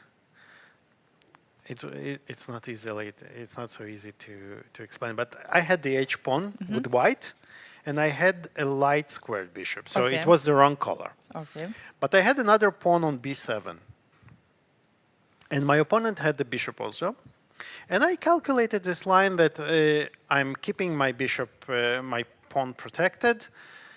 And while my opponent had the king on the queen side with the bishop, so I calculated very exactly the line that he takes, we exchange the bishops, I take the h-pawn, and I promote. So I check myself, I go to this line, and I go to the king side. My opponent takes the pawn. I take the pawn on b7. And he starts smiling, and I understand something happened. And instead of recapturing the bishop on Yes. b7, he starts running to the to h8, and he's just in time to get there. To get there, yes, to this corner. And I was yes. like, oh my God, you know. Yes, that's a I very missed cool the actually win, yeah. idea. Yes, like you don't capture because in your mind many times you Exactly. recapture It's, automatically. you know, you have only one piece, and you capture Yes. and you recapture. That's a and good example. Yes. This Wow. is so things happen. Yeah. It's like, Alik, now that we are waiting, let's say for the move, maybe we have a couple of minutes, and you can tell a little bit about yourself. Like maybe not the white audience knows about you, and like when did you start? I just mentioned that you started your chess career in Ukraine, in Dnipro, a long time ago, but then you moved to Israel. And tell a little bit about yourself, and let's say how did you become the grandmaster? How difficult it was when you changed the country? yeah. Well, I started at the age of 2, they say. Oh. So my dad. So the story goes. I don't know. I don't remember that, but I have some photos at the age of 3 that I'm playing. So Yeah, wow. and apparently I was quite talented, so they say. And at the age of 6, I was like first. You had this grade or something like we call, yes? Yeah, the first grade, whatever yes, it was. it It was like 1800, 1900 maybe. Yes, yes, yes. So it was quite good by then. And then at the age of 10, we immigrated to Israel. And I kind of started winning all the youth championships in Israel. And then I would represent Israel in the world championships. And I managed And you won to win twice. A couple of them, yes, this I know. That was... So, yeah, the youth career was very interesting. And then at some point, I think it was under 18 World Championship in Yerevan that I had the fortune. There was some market, book market. On one of the free days, I was going there. And I saw a step-by-step book on Visual Basic on programming. And I bought it for $1. Okay. And ever since, I got in love with programming, you know, and chess gradually like degraded, you know. I kept playing for a few years, and I even became Yes, grandmaster, Israeli champion, Israeli yes. champion at some point. But eventually, the shift was going. At some point, I had to make the choice whether I want to be a chess professional or.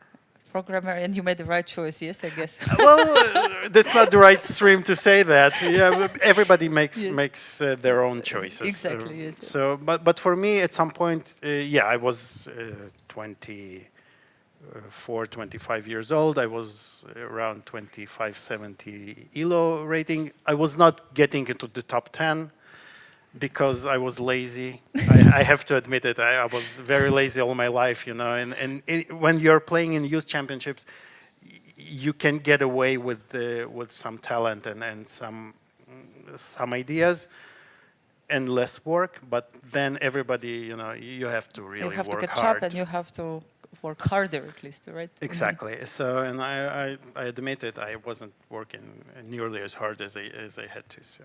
No, but you said it's a wrong place to say this, but we have so many examples of like grandmasters or really top players who changed their path at certain point and focused on something else.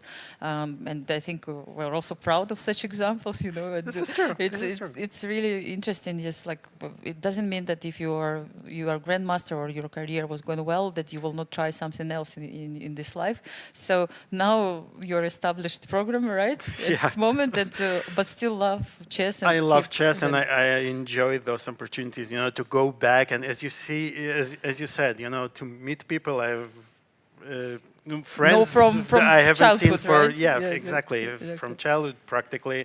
I haven't seen for 30 years at some occasions. Yeah. And I have also one more question. Like again, not everybody knows that you once beat Guinness record, right? So yeah, maybe we was, have to speak about it. It was too. another. Now that players are still thinking about this position. Interesting chapter in my life. It was actually long after I quit chess as a professional player, and there was this notion. The Israeli Chess Federation in 2010, they decided to celebrate the big immigration from the Soviet Union, and they made this big happening, and they came up with an idea to break the Guinness record. So to make the simultaneous exhibition, right? The biggest simultaneous exhibition ever played, let's say. And where it was? Was it in Jerusalem or? It was in Tel Aviv, in the central square, the Rabin Square. I mean, there are pictures on the net. It looks like, you know, who hasn't played the snake game, right? Yes, on the Nokia, on the old Nokias. Of course. So they set up those tables, and it really looks very impressive. I mean, from the bird's eye, yeah. And they approached me because the challenge was not to find a good player. Obviously, they would not approach me if they needed a good chess player. But it was the combination was needed to be able to physically survive this, right? Because you had to move also. Exactly, yeah. How many hours? It was 19 and a half hours. 19 and a half hours moving around the boards, playing how many at the end? It was 524 players, and Elisabeth resigned. Yes, now, you think so? I think... No? No, I thought they are signing. Yes. I thought they were signing the sheets. Okay, sorry. No, it was played. We still have some time to speak about it a little bit. So, what was played at King F2? Yes. King F2 and after actually? check, yes. Mm-hmm. This is what we thought will happen. Yeah. Yes. So for the moment, let's say Bishop H5 probably clinches it. Yes. Mm-hmm. Just to make sure Bishop that F5. pawn is not moving. Yes. How do we win? King D3. We said King D3? What? Wait. Yes, we were looking for some... so what was her last move? Like King of Bishop G4, King of 3. King of 2, yes. Bishop G4, King of 2. Maybe you just can go back. Go back, we go back. And I mean, H3 is not working, right? Yes, because you will go with the King to G3. But we can maybe play this. No. Wait. We found with you before. Yes. How you win it, but now after maybe it was a cooperative solution. Bishop G4. G6. King D3, G6, right? Not good. No, I don't think so. Yes. Wait. Bishop H5, King G2. And we are in time to capture the pawn. You capture the pawn, yes, exactly. Yes. Bishop H5. Okay. Just to make sure that G6 is not, G5 pawn is not moving, yes? We need, okay, but we need to get this position With white to move? I understand No. the ideas. Like we need. So bishop. How did she play? Bishop f5. She came back to f5. She came back. Yes. So king e2. Not sure if everybody knows like how we made it before. No, because if bishop h5, she had king g2, and if you take on e3, it's king h3, King h3, right? right. So it was not possible before. So you shouldn't allow the king to go to h3, let's say. We need to Regroup somehow. regroup. So it's not so Bishop easy. g4, king f2, and king f5. Yes, I king was f5. thinking about it. But then how what? do you King make progress? yes. Maybe just h3. Now h3, yes, because No, h3. King okay, g3. then this is how now black will You- do the progress, yes. you don't make any progress. Yes, anymore, no. yeah. Interesting. Wait. This is We managed to do it. Brain freeze. We managed to do it before, but so maybe we have to give the move like bishop Yeah, h3 now. let's No, try. g6. Okay, bishop h7. This. Bishop g6. This bishop f5. King You f2, go and here, now and king now bishop g4, Bishop yes. g4. But then G6. g6. And now we come back. So they're to, repeating. Now we go back to dance. Actually, they repeated, I think, again. Yeah, but bishop g4. e6. And she played bishop b6 after, yes. Maybe this is the idea, to keep an eye on the pawn and at the same time. Let's see. So Jiner plays bishop e6. If I go back, First of all, you go back, and we can also play g6, right? so she allowed. But Then you g6, king f5. King f5. And yes. now king f3. Yeah, we take. Maybe first check. Good. Maybe Yeah. first check, because I'm afraid Yes, that to make sure. e4 is not help. E4s. So king f2 and now take. Yes. And now take, and we win. Okay. Yes. So this is this We managed to established do. it. Yes. But what if king g2? King g2. Maybe now my idea You was have king. to take, yes, or king g4. You can take, because then it's like e4, right? Yes, take e4, but then bishop g4. Bishop This is g4, and winning, then yeah? it's winning. Yes, We because don't have you even don't to, give the we pawn. don't even have to play h4. So Yeah. this is winning. So she's actually provoking her opponent to play To g6. play g6. Yes, and if she doesn't, if she plays just king e2 back, King e2 back. Well, I think we can still provoke you. But then you will run to the other to side. the pawn, yes. So I thought here maybe king f5. Again, King f5. f2. And like king g4. No? Are you afraid of g6? Scared. It's g6 and And again, yeah. Again, you once go you back. play, once we manage to force you. bishop What g4 here? is not no possible. But Yes. this is a different story already. Yes. So, of course, like black should be very careful still and very precise, right, at this moment to win this game. And they're not so, they don't have too much time. 4:15 and 8:40. Yeah. So Jiner spent so a lot maybe of time. Yes. maybe we were too early to think write that her off. Yeah? exactly. Yes. Sorry for that. But we will keep trying to see what's going on here. Yes. So we found one way. If white plays g6, it seems like it's winning for black. But if we king keep e2, playing, yes. so many different options. Like Now.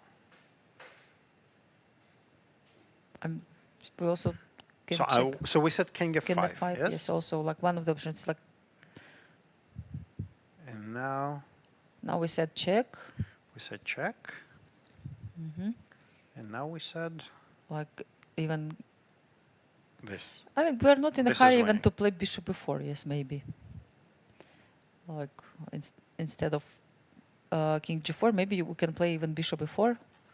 Ah, yes. Just to make sure that g6 Yes, is not exactly. moving, and then I go. Once we push the king back, we can regroup back and bring the. So this dance is.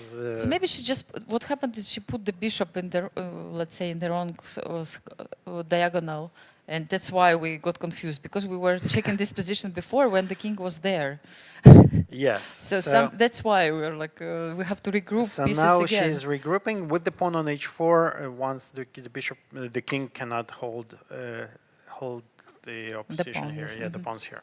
So And it looks, but I'm afraid to make any prediction. right now, yes, because she has to be very precise. Time is running.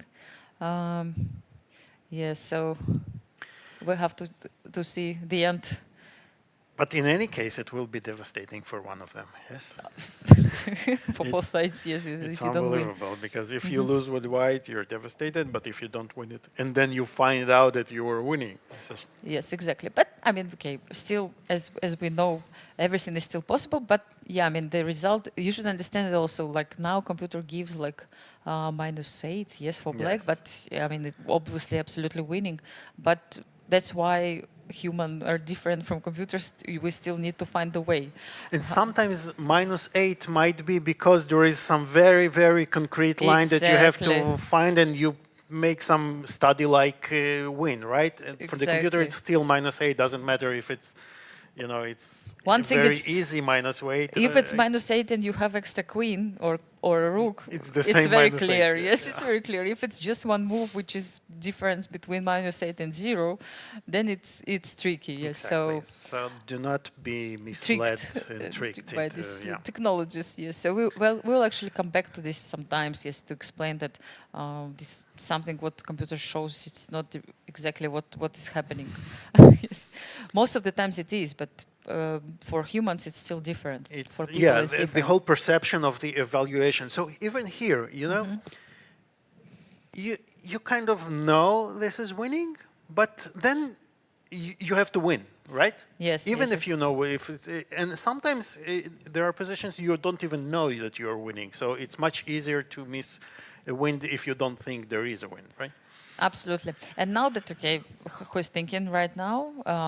Elisabeth is still thinking, yes, like just finish a little bit the story. So you already forgot what the story. Yes, I know, but I keep track. So we were talking about the fact that you were looking for the player who is capable to walk for 18 hours and play at the same time simultaneously on more than 500 boards. So what was the final result?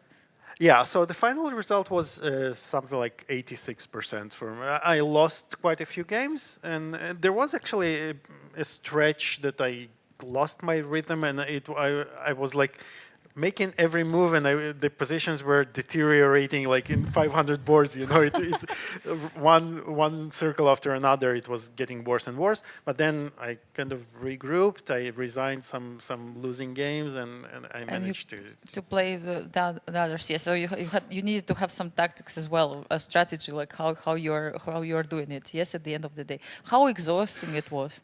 It was exhausting, but it wasn't that bad actually. I mean, it sounds worse than it was really, Yes. So I know that this record was beaten later by in Iran, right? Yeah. But by Iranian grandmaster Haim Mogami, if I'm pronouncing the name correctly. I think so. Yeah, yes. So what's the plan? Are you capable to repeat the same? First of all, I'm not sure, and then I agreed to it more to prove myself that I can. I wasn't going to make a career out of it, breaking each other's records all the time, because I'm pretty sure that if somebody breaks from Israel their record, they will re-break it afterwards. So.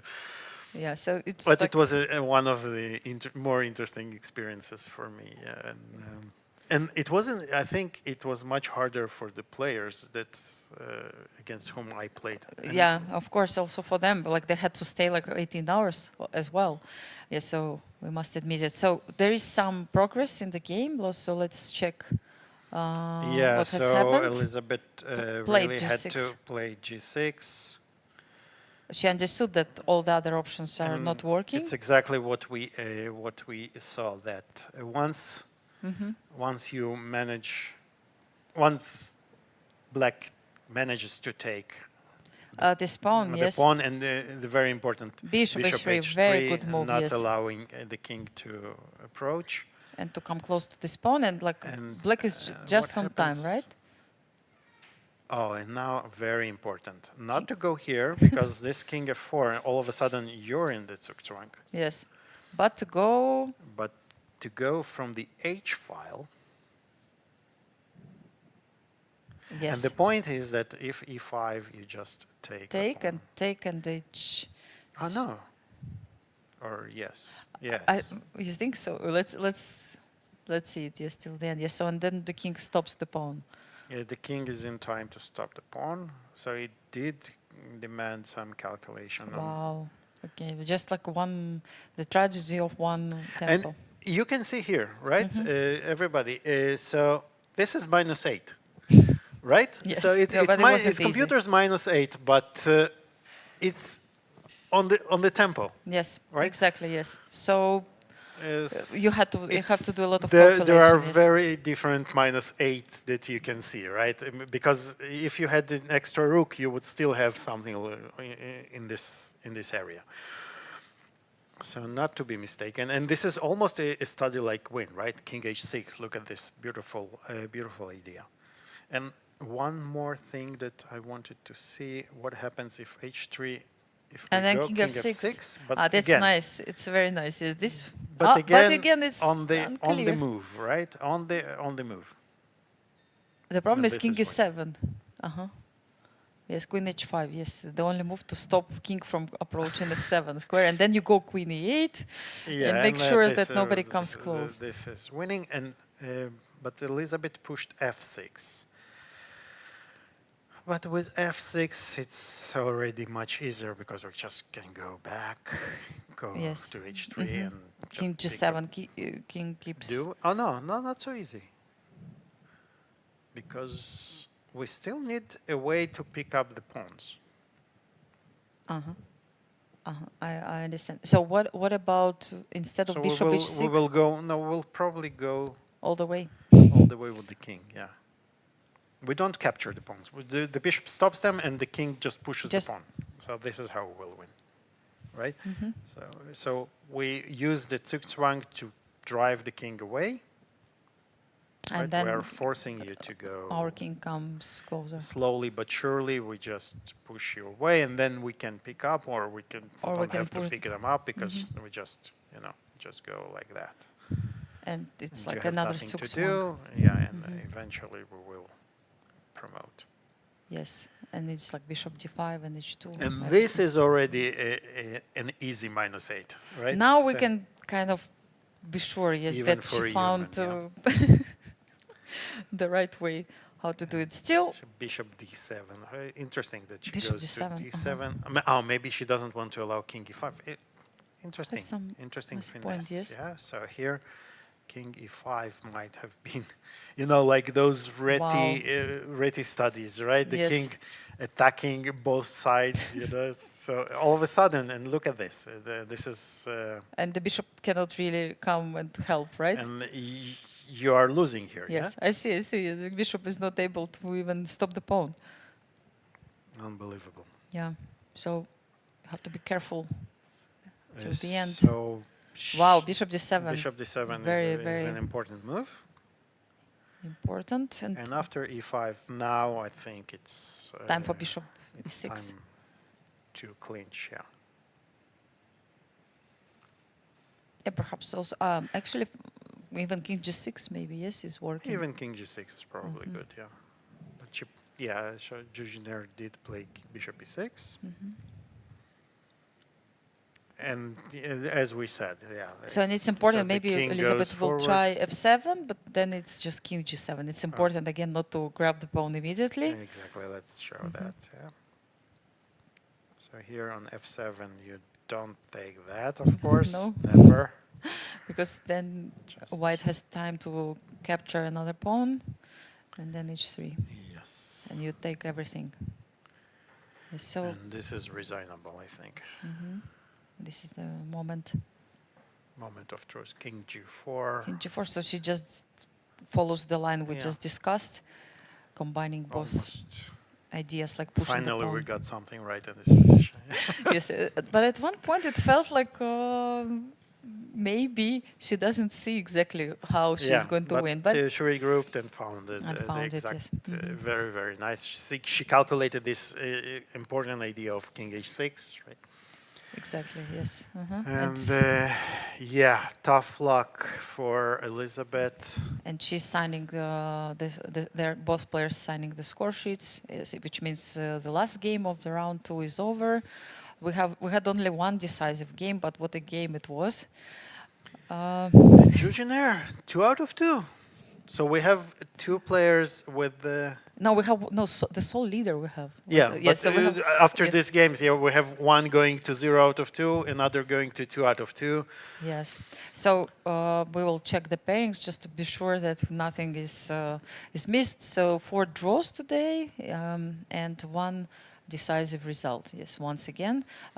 Let's just quickly say that Nana Dzagnidze had some chances in her game against Olga, Badelka, and also Harika Dronavalli against Stavroula, Tsolakidou had good chances, but it was also crazy time travel for both players. So if you missed those games, please go and check them. And now the standings, if we have them, we can claim that for the first time in the tournament, we have the sole leader. So leader and from China, so Chinese fans are very and happy she starts right now. to remind everybody, this is her first leg. This is the first tournament she's taking in this circuit. So this Yes. is a very, very serious start, and claim of intentions, so to speak, right? So. No, absolutely, and she also, let's not forget, she replaced another very strong player from China, late in Jie, and she proved already that it was not for A worthy replacement. Yes. replacement. Yes. So it's going to be really interesting to follow what happens next, and we are going to come back here to the studio tomorrow at the same time, 3 p.m. For the round 3 of the FIDE Women's Grand Prix tournament. So stay with us. It was actually a great day. Thanks, Alik, for making company and for showing so many great variations.